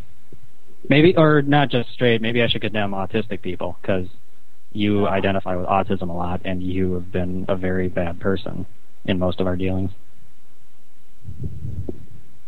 Are all autistic people really selfish and demanding and arrogant? No. Not all of them are. But all homosexuals are bad? Because you had one bad experience? Okay, that's a double standard. Yeah, okay, well, they're all not. Oh. Well, I'll wait to see if you really stick to that belief or not, I guess. I mean, I guess it's good that you're saying it now, but why do you sigh so much? Well, I'm a little tired right now. I had to actually clean more. I cleaned the kitchen again today. Don't you usually stay up till like 4 a.m. or something, you said? I mean, this is kind of like the middle of the day for you, isn't it? No, this is not the middle of the day for me. This is the middle of the night for me. But, you said you sleep till like noon, right? And then you stay up till like 3 or 4 at night. That's a really weird schedule, by the way. Yeah, but actually, I'm mostly going to bed before midnight, and I get up at like 9 a.m. Oh. Well, I actually go to bed like around 11, and, so I'm closer to my bedtime than you are to yours, but I feel fine. Yeah. We all get tired, but... Yeah. Yeah. Anyway. Yeah. What do you think of... let's see here.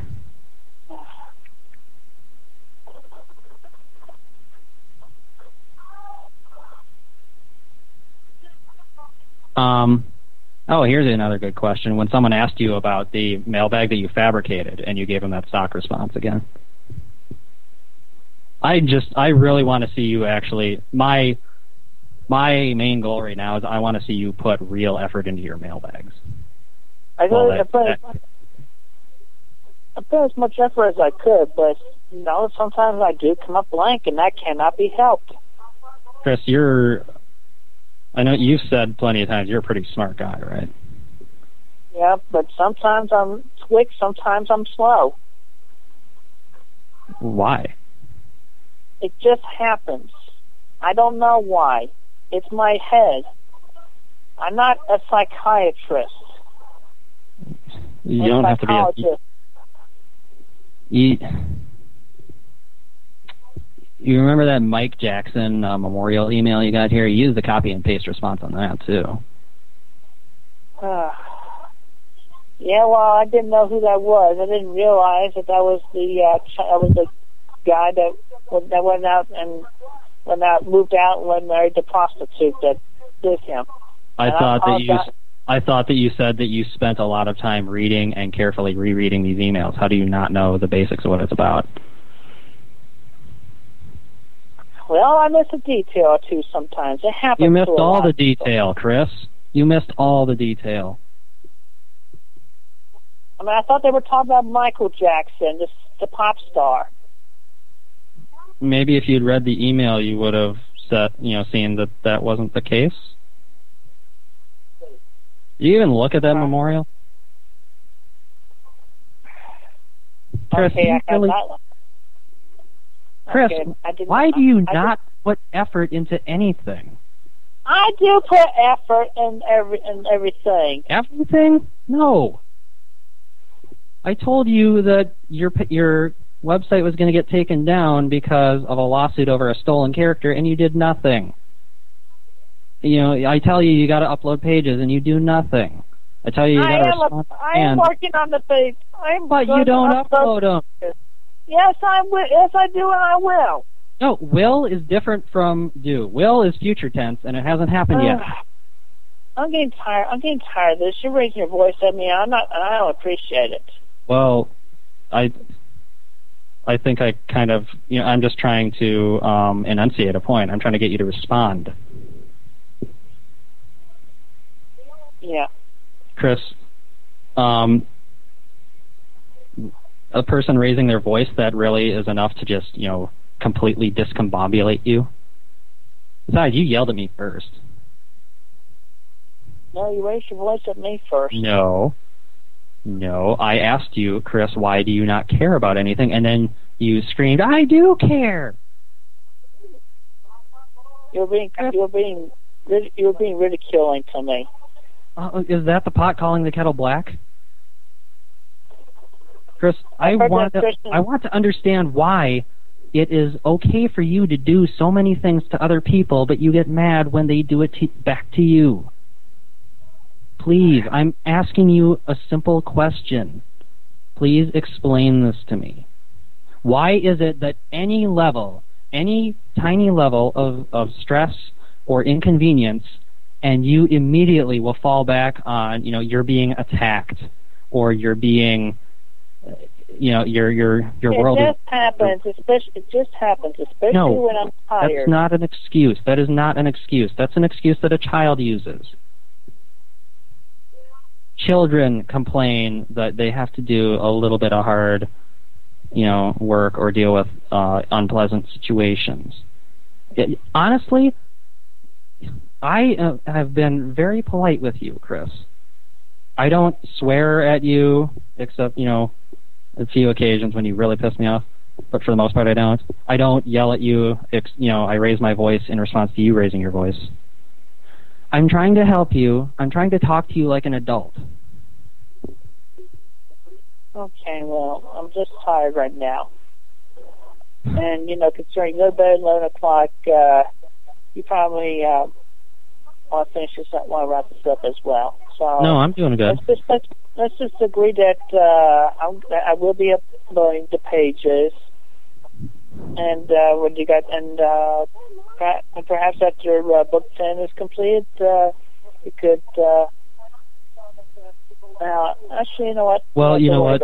If you want to, don't worry about the ad. Don't worry about the ad space at this point. I'll just leave you to that. But please stop but running away from me, Chris.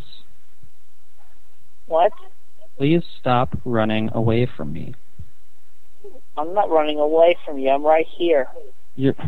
I know you're not literally running away, but you're trying to end the conversation because I'm making you feel bad. And it's not even because I'm attacking or insulting you. I'm just presenting, a few things that are very minorly unpleasant.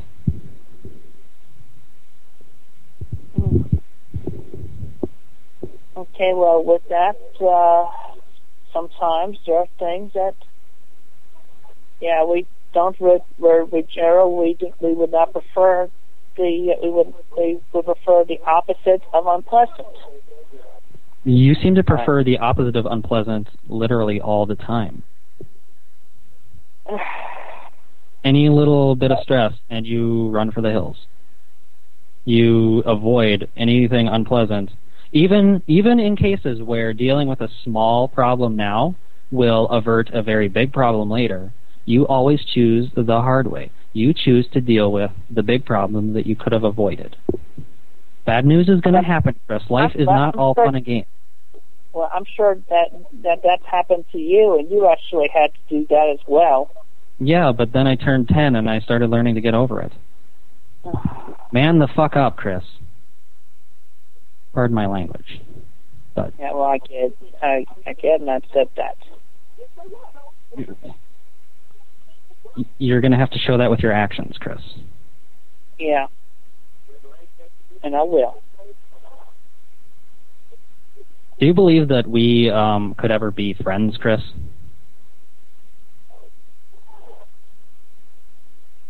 Maybe. Maybe? Yeah. Okay, well, you got to start listening to people that are trying to help you. I am open to opinions and thoughts when they are presented in a non-condescending, acceptable tone, or whatever. That's what you always say, but you never act on them. I'm showing you things you haven't done, and you still don't do them, because I've done this with you several times.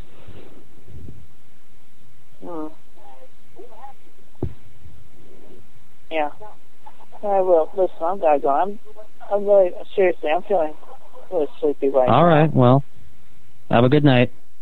Maybe I'll talk to you later. All right. Take care. Good night. Bye-bye. Hey, Chris, it's Alec. Oh. Hi, Alec.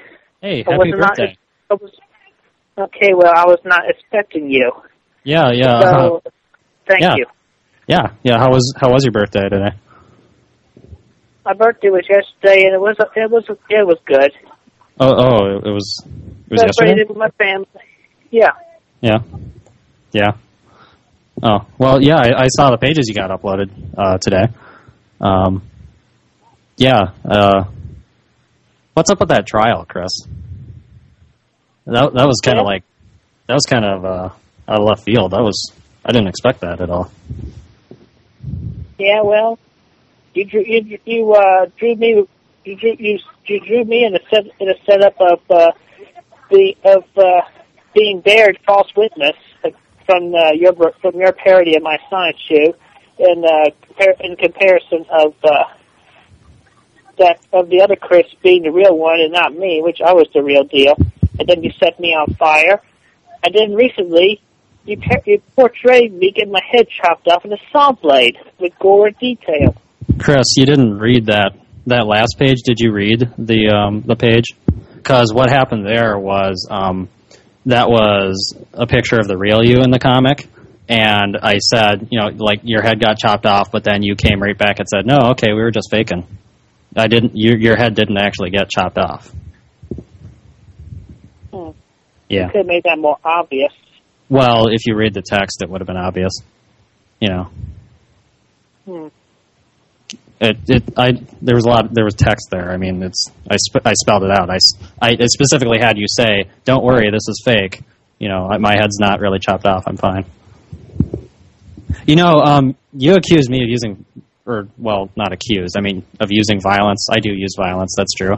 But I was just kind of. It seemed kind of weird that your comic has suddenly taken a very gory turn. I mean, it's just one time.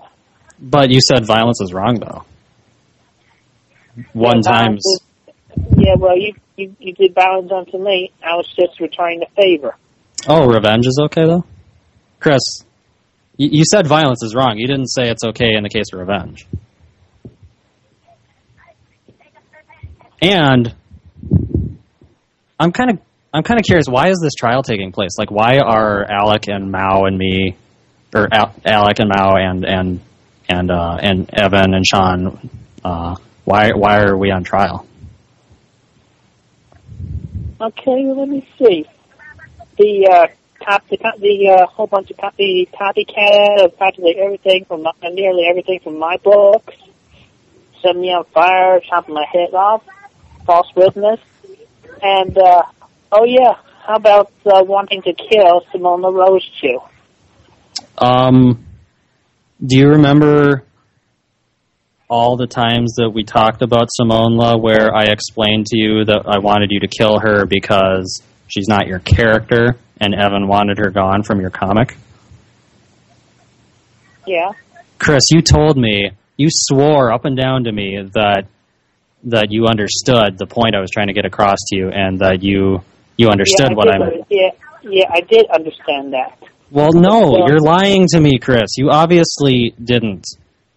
No, God, Chris, I cannot believe you did this, Chris. I thought that you were just, kind of going, just mouthing along and pretending to understand and saying what I want to hear to get me off the phone. And, I said that to you. I asked you, are you doing that? And you said no. You said no. You you promised, you understood, you would comply, you believed what I was saying, but then this trial comes along, and what you're telling me right now is apparently my words went in one ear and out the other with you, and you think that me and Evan did something wrong to you.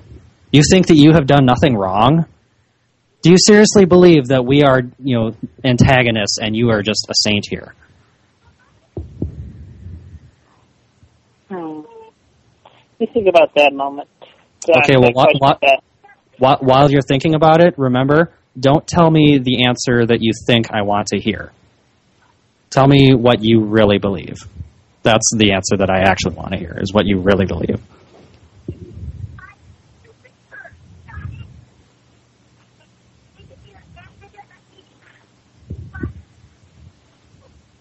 I'm looking at the page here where you had like 10 people simultaneously electrocute me.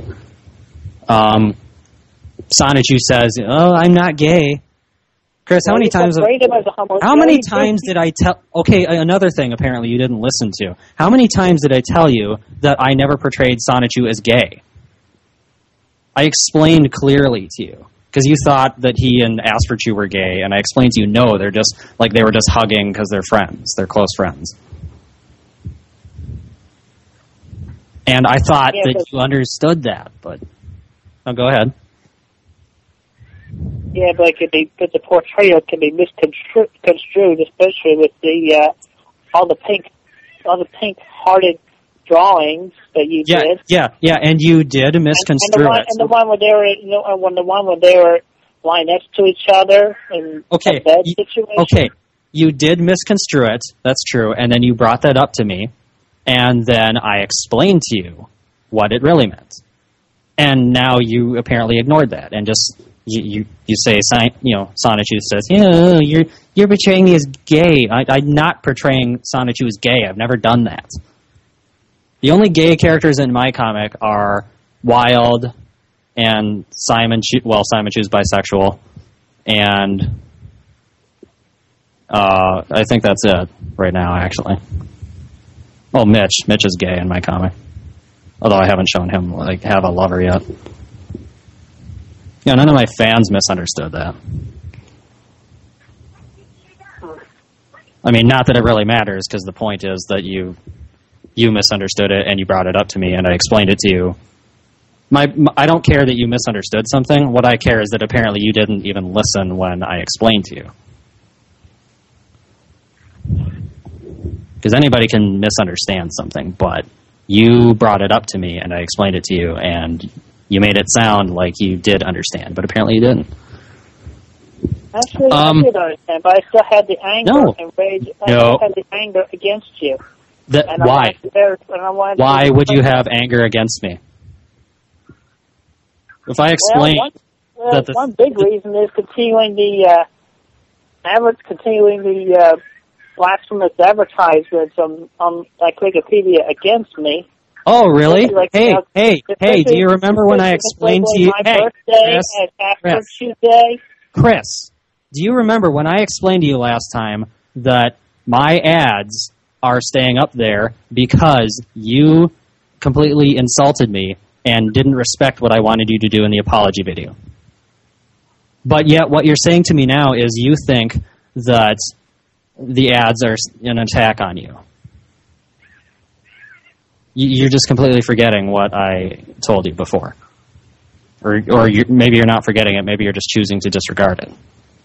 They were a direct consequence of your actions. You had the power to get rid of the ads, and you did nothing. So how can you be mad at me for having the ads up? When I gave you several ways out, and you didn't take them. Well, at least I would, by your request, and hand wrote all the apologies and everything, and killed Simona. Oh no! You said that me and Mao and Sean and Evan killed Simona. That's what your comic says. Apparently, you didn't fulfill that part of the requirement either. Because I wanted you to kill her, but you accused me of killing her, and then you killed us in your comic. What kind of apology is that? An apology is when you do something wrong and you acknowledge it and you make reparations to whoever was wrong. An apology is not where you attack the person that you owe an apology to. It's like you said, you handed me a bowl of ice cream, said, hey, here's some ice cream for you, but then just as I reached out for it, you threw it on the ground. That's kind of what it feels like. Chris, do you remember last time I told you that you were the one who drew the Voltorb? You were the one who killed Simona. The request of a death of one of my characters comes at a price. I'm sorry, what was that? I said request of the killing of one of my characters. Not your character. No, Simona was not your character. She was Evan's. Yeah, but anyway, with all the yeah, but anyway. So you said yeah, but anyway. So are you acknowledging that Simona was not yours? I acknowledge that Simona was not mine, but you just but 2 minutes ago I did not care very much for all the anger and torment and that such abuse that I continued to get from Evan. What abuse did you get from him? Verbal abuse and like how? In the mailbag. He sent you emails requesting you to stop using the character that was his. And then threatening to stick his lawyers on me. Yeah, because you were committing illegal acts against him.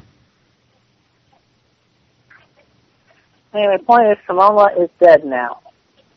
Yeah, well, no. The point is that you apparently don't listen when I talk to you. That's my point.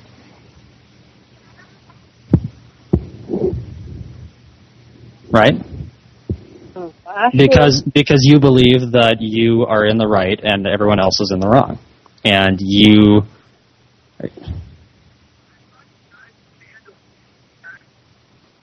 Is that your TV going in the background? Do you ever turn your TV off when you talk to people on the phone? That might be kind of nice. Well, actually, I do turn the TV off sometimes. All right, I'll turn it off now. Well, thank you. I appreciate that. Okay. Okay. All right. Thank you for that. Who is Sandy, by the way? Sandy, like Simona's daughter? Wild and Simona's daughter, yes. How can Simona have a daughter when she's not supposed to exist in your comic? Evan might get pissed about Sandy existing. Well, still, Sandy did not originate from Simon's shoe. She kind of looks exactly like Simona, but with Lisa Simpson hair. She did originate from Simona. I mean, she's like a clone of Simona. She is not a clone of Simona. She is a ground-type rose chew. Yeah, isn't that what Simona was? Did you even realize the point of getting rid of Simona in the first place? It was because... Okay. Evan was mad about Simona because Simona was just a ripoff of Simon Chew. And it looks like Sandy is a ripoff of Simona, which by corollary makes her a ripoff of Simon Chew as well.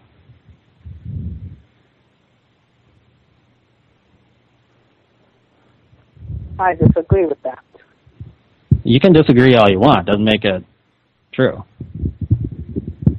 You can tell me the sky is orange as much as you want. Doesn't change the fact the sky is blue. I mean, judges will agree with that. Okay, well, actually, still, Sandy does have an origin. That's definitely not one that Simona was from. Just plainly based off of some other character. She origins from Simona. She actually was born as a Rosie, and some soft from things. Simona.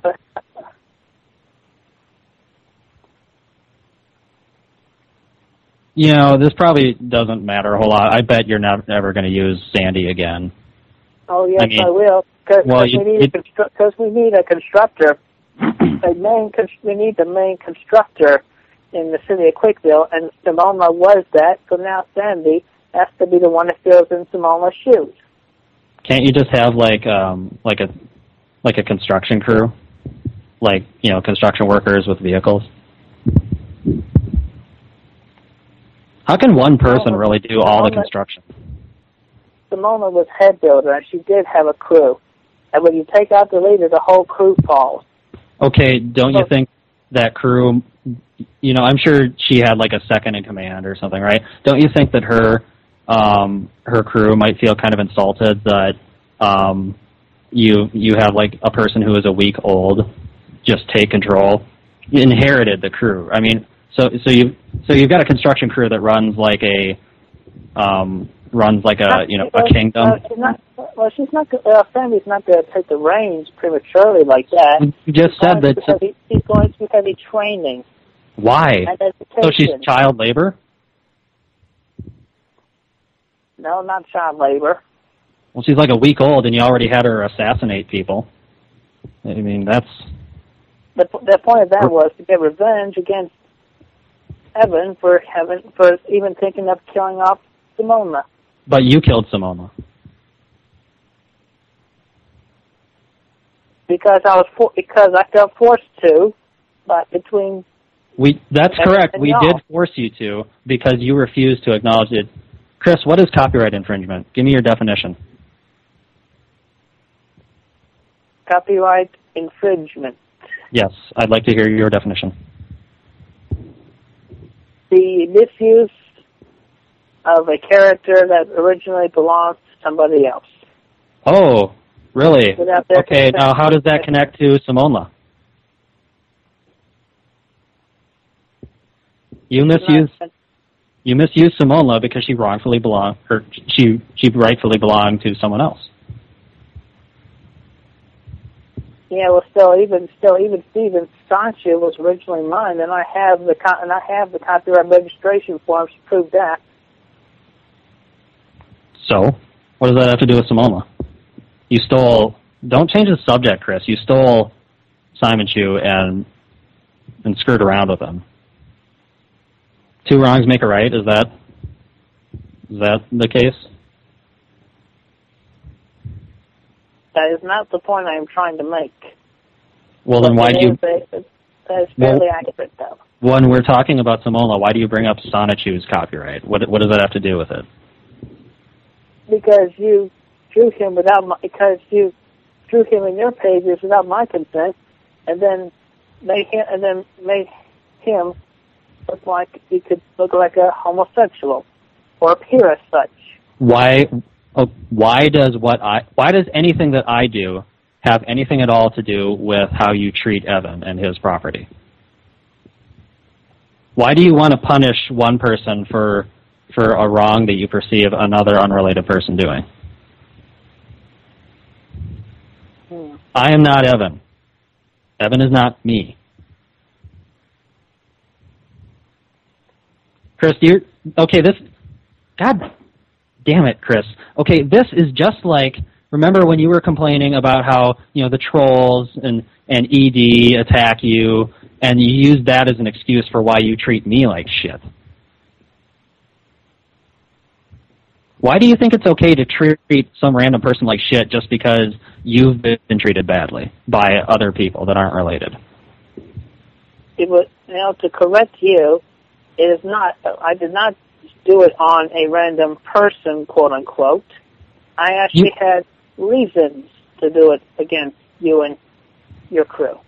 I asked you why you stole something from Evan, which happened a long time ago, as I understand, actually, well before I created Asperchu.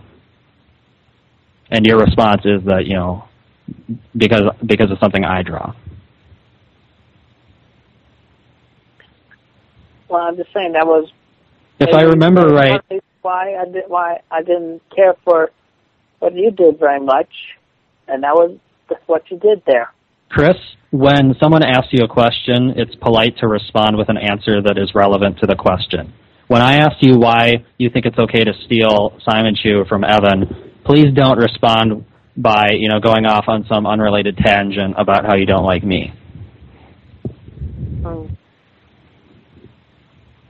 Okay? Now, if I remember right on that Simon Chu article before you doctored it to make it look differently. It said that it was like in August of 2008 that you quote unquote created Simona.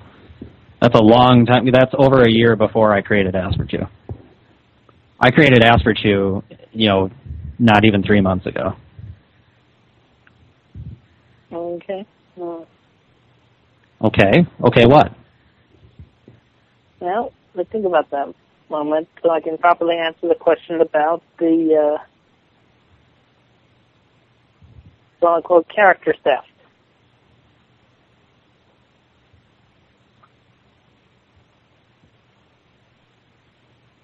You know what? I don't really want to go over whether you think stealing Simon Chew is right or wrong or not, because we've done that before, and I was fooled. I thought that I had gotten some kind of response out of you, which turned out to be a complete lie, because you to this day still believe that Simona is yours and everyone else is evil.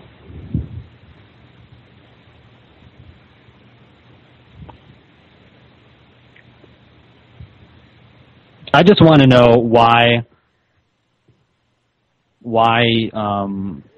you think that you're perfect and that everyone else who has a disagreement with you is automatically wrong. Well, to correct you, I never thought that I was perfect. I am imperfect for You still think you're better than few reasons. You still think you're better than everyone else. High-functioning autism. Well, what the hell does autism have to do with you being a bad person? No, I was just saying that that's one reason why I'm not perfect. So if not for autism, you think you would be perfect? Do you really think autism is your only flaw? I don't think I have a lot of other flaws. I know that. Yeah, I don't think autism of all your flaws, Chris, I don't think autism is even on the radar. I'm just saying that is one of my flaws that makes me not perfect. I am not perfect. I never said that. I mean, I have never said that I was perfect.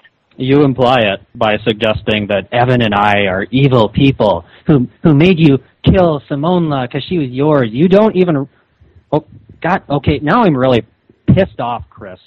I'm mad at you. Because why... How many years have you been pissing and moaning at people about your copyrights, your precious Sonichu copyright? But you don't give a shit about Evan's copyright or my copyright or anyone else.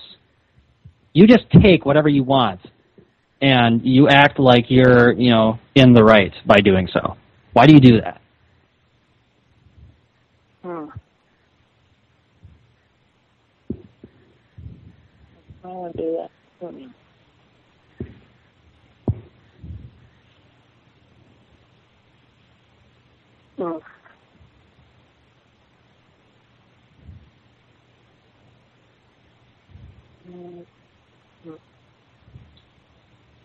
You have no response, do you? I'm thinking. Can I think? Sometimes my mind's a little slow. You've had, how many years of, worrying about copyright?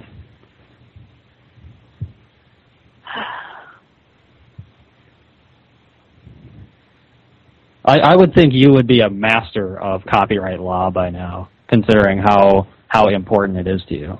I mean, I think you would know copyright laws backward and forward. I am not as knowledgeable as a copyright lawyer. Chris, let's change the subject a little bit. What's up with that your Christian Love Day video? Because it was my birthday, and I was just making a stand against the trolls and the internet bullies. What stand? I'm not going to be pressed down by the likes of which, and I'm going to continue on. You kind of just... I recognize that speech you used. You just took that from Independence Day. What? You took that speech from... Chris, that speech that we will not go down without a fight speech, that was lifted directly from Independence Day. You remember that movie? Well, I remember that movie. I saw it only once, and I did not know that those lines came from that. That speech was actually written by a friend of mine. So you can't even write your own speech? I can write my own speech, but I let my friend do it for me. Well, why do you think that your birthday should be a holiday in the first place? Well, one point it is a holiday in Mexico. So it should be an equally important holiday in America. It's Mexican Flag Day in Mexico. Mexico has, I don't know what, like 40 million citizens, something like that. So are you really saying that, Mexican Flag Day is no more important than your birthday? Should 40 million Americans or more be celebrating your birthday? I am not saying that. You said that your birthday should be of equal importance to Mexican Flag Day. Oh, I was wrong. I just looked it up. Actually, Mexico is like 110 million people. I was way off. Okay, so your birthday is more important than 110 million Mexicans. I never said that. And I never said that everybody should celebrate my birthday on that day. Chris, your first response when I asked you, like 90 seconds ago, I asked you, why should your birthday be a holiday? And you said, well, it's a holiday in Mexico, therefore it should be of equal importance in America. That is exactly what you said. Yeah. And that's what you're thinking. You think that Mexican Flag Day is just not even good enough, right? Well, it can be better. It can be better. It's a day for 110 million Mexicans to celebrate the freedom of their country. And that celebration could be accepted in America.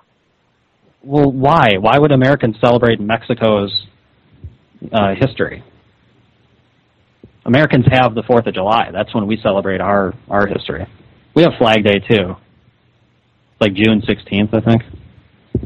I think that's about right. Yeah, so we already have a Flag Day. But still, I mean, we have the Mexicans in America. And I'm sure they can celebrate Flag Day. Yeah. So we should accept that and maybe celebrate as well in like a congratulatory way for them. Well, then why wasn't your video about Mexican Flag Day instead of this made-up Christian Love Day? One idea behind Christian Love Day is like the possibility of a second Valentine's Day. It's like 10 days after the real Valentine's Day. Why would we need another Valentine so soon?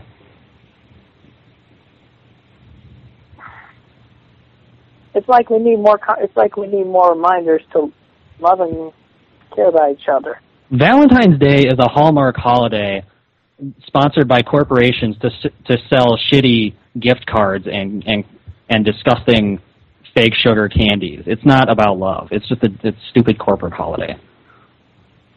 If you really want to celebrate love, you can do it at any time. You don't need a holiday. It's to help remind us to do so on a more constant basis. Okay, so why your birthday? Why your birthday? Of all the days in the year, why would you choose your birthday for this particular holiday? Unless it was about celebrating yourself. Because it feels right. What do you mean it feels right? It feels like a good day to celebrate something. Yeah, like Mexican Flag Day. Yeah. Chris, just admit that you just you really think you're so important, that you're so saintly and perfect that you think your birthday should be a holiday. Just admit that to me. Well, I am not saintly or perfect. But you think that you're such an important person that your birthday should be a holiday.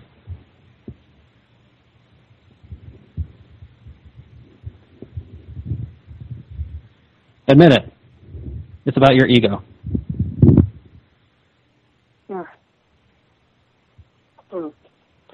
I partially agree with you on that, but it's actually a lot more than just quote-unquote ego. What more could it be?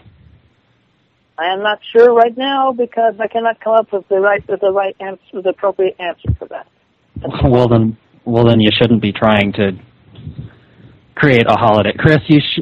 You shouldn't really be trying to do anything until after you've come up with a logical reason to do it.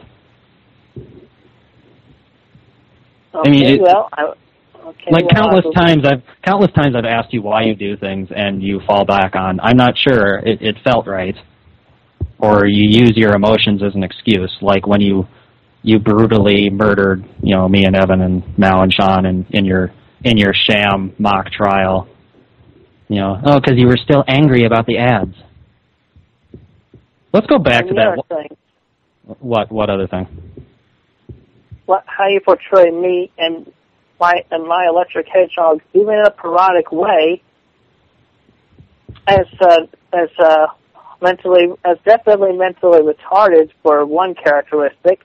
Chris, how many times have you? And then brutally killing us off like you did. You brutally killed me. And essentially expliciting us like that. Sexually. You did all that first. Oh, so it makes it okay for you to do anything. Chris, how many times? Okay. You accuse me of making a parody, and I can't even begin to count the number of times I told you Asperchu's not a parody. But you accuse me of making a parody, like it's such an evil thing. How many times have you fallen back on describing Sonichu as a parody of Sonic and Pikachu when people ask you? And when you do it, it's a good thing, and you use it as a defense against attacks by Nintendo and Sega and other companies. But why is it when you think someone else is parodying you, shit hits the fan? Why is that, Chris? Well, for one thing, you definitely have portrayed a sense of retardedness and stupidity, and even worse in that sense.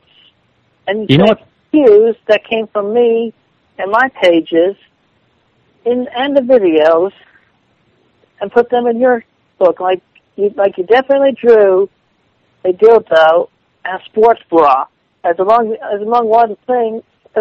two things that Asperchu was digging out of his chest in the first book. Have you ever seen Team America? Do you remember that movie? Yeah, I've seen that movie. Did you like it? It was okay. Do you remember how they made Matt Damon retarded in that movie? Well, they did. Some of the jokes do not hit me right away because they're not that obvious to me. Okay. Or I don't know much about the context of it. Okay. I do not know.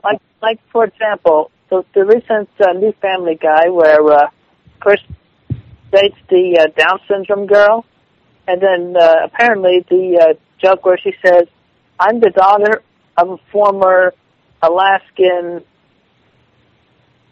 Something. Governor. It was Sarah Palin, Chris. It was about former Alaskan senator. Now how was it? But it was the governor. But then I learned in an article in today's Washington Post that apparently it was meant as an attack on Sarah Palin, and I did not know that when I first heard that. Sarah Palin. I just thought it was a general statement. Okay, we're getting off on a wild tangent here. My question is, why is parody such a bad thing to you? When other people do it? I did not understand half that question. Why is parody blank to me? Why do you think parody is bad when other people do it? Oh. I mean, it kind of sounds like if I had drawn you as a perfect, super strong, master of the universe like you draw yourself in your comic, then you would have been fine with it, because I would have been kissing your ass in that case. That would be considerably agreeable right there between us. Yeah. So you prefer that people just kiss your ass all the time? It helps. It makes you feel better. It makes you feel encouraged. Makes you feel better.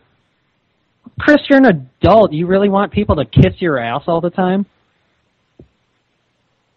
Well, yeah, not all the time. Why don't you learn to deal with it? But I don't like constant abuse. What constant and torment and slanders and cursings. Chris, what torment and slander and cursing? Hey, Chris. Okay, you don't like slander? Oh, what about all the lies you've told about me? What about, remember a while ago you made a video trying to hypnotize people into hating Asperchu? Like you spoke in backwards Spanish or something? Remember when you cursed me with the death threats? And I apologized for that. No. You're not getting away with that bullshit excuse this time, Chris. Okay? You can't just do horrible things, and then offer a fake apology afterwards. That's not okay. That's not what apology is. You know, you claim to be a Christian. Do you really think this is what God wants his children to do? Do you think God... Right. It is not something that God would like. Yeah, well, you're not a Christian. I am a Christian. No, you're not. You don't practice. No, baptism doesn't mean shit. You don't even try to practice what Christianity teaches. Well, for one thing, I don't have a total understanding of all the rules, and well, you can't be a very good Christian if you don't understand rules. And plus, there's a whole lot to memorize, and yeah, religion is hard. One of the things God wants us to do is not to worry about every single detail. But you worry about every single... No. Okay, no. That's not how it works. All right? God wants you to follow the rules that he lays down. God wants you to try to be a good person. You don't even try to be a good person. You are completely selfish, and you do whatever you want, and you demand that other people go out of their way for you to do things, as you want them to. And then when someone starts pestering you, you offer a superficial apology and hope that smooths it all over. And then you draw a comic, negating even that simple apology, where you threaten people and murder them in your comic, thereby proving that you were just lying to the person who, thought that you actually understood the point he was trying to get across. God condemns lying,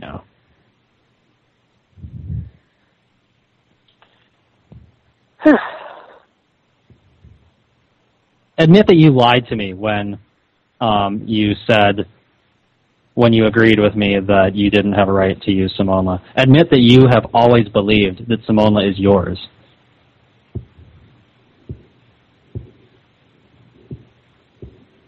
I'll admit that. Oh, okay. Okay, good. So all of our previous calls were just lies then? No, they actually happened. Yes, they happened, Chris, but your responses were lies. I know the phone calls happened in reality. Anyway, let me get back. Anyway, I don't mean to go off topic, but I want to get back to the earlier topic about what's wrong with you making a parody of a parody. Okay, well, take a cue from what they did in one episode of Robot Chicken. I don't watch Robot Chicken, so this reference means nothing to me. Well, anyway, one. Try explaining it to me without use of TV references. Consider a remake of an original movie. That was a blockbuster. Okay. What about it? What about a remake of a remake? It's not very good. Sometimes they are. Sometimes remakes are better. Did you see the new Dawn of the Dead? That was way better than that George Romero shit. I have not seen either Dawn of the Dead. You probably shouldn't, because there's gore in it, and I know how much you hate that. I don't mind gore up to a certain point. Well, obviously, given how gory your murders of me was. But okay, I'm having a little trouble understanding why parody is okay when you do it, but it's not okay when someone else does it.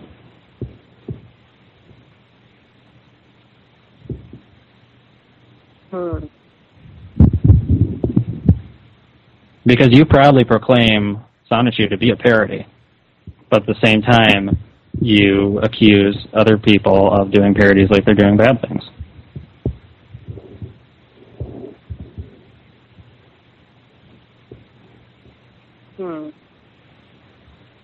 Okay, well, think about this. How about if somebody did a parody to Asperchu and made him look even more stupid, more retarded, and actually brutally killed him in all the blood and gory detail, or had him sexually raped in a prison cell of all dudes? How would you feel if you saw that? I don't think I'd give a shit, honestly. I mean, if it was well done, then I might kind of laugh at it. If it was meant to be a funny parody of me. See, I don't take myself completely seriously like you do, so I can laugh at my own foibles, and I can laugh at the foibles of my comic. Imitation is the sincerest form of flattery.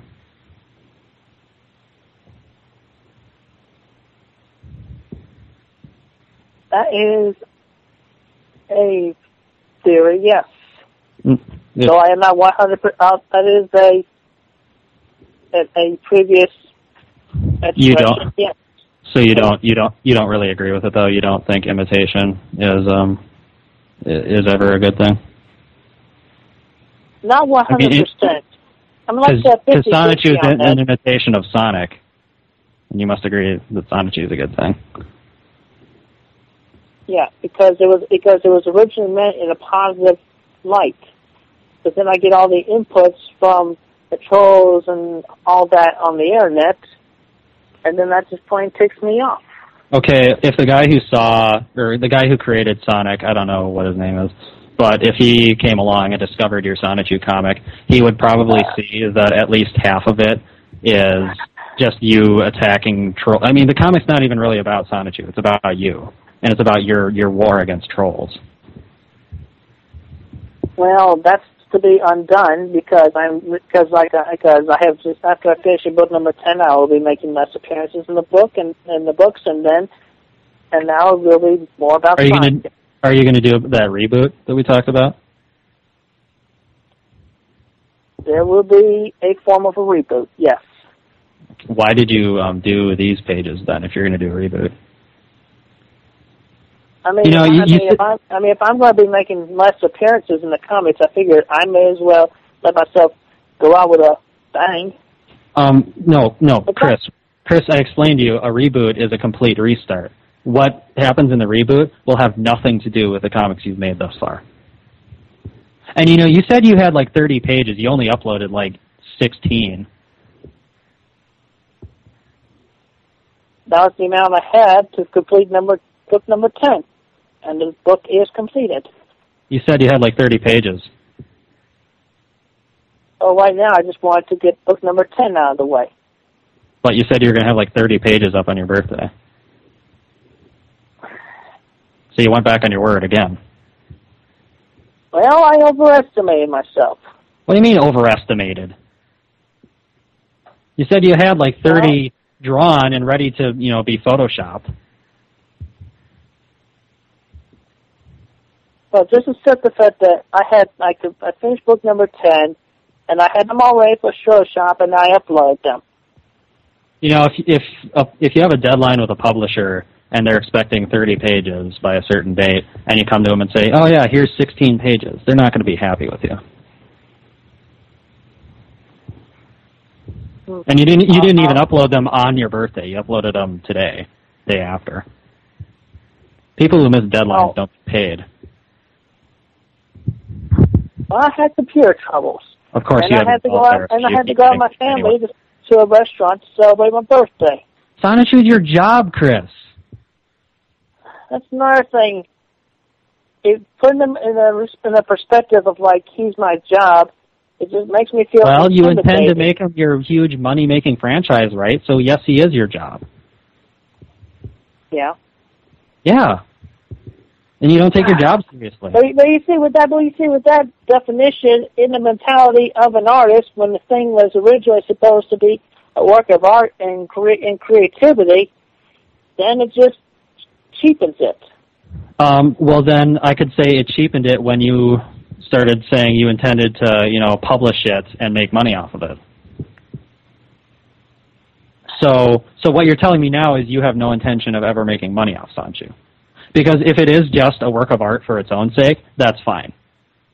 But you keep promising, deadlines that you miss, and you keep saying you're going to publish it and make money off of it.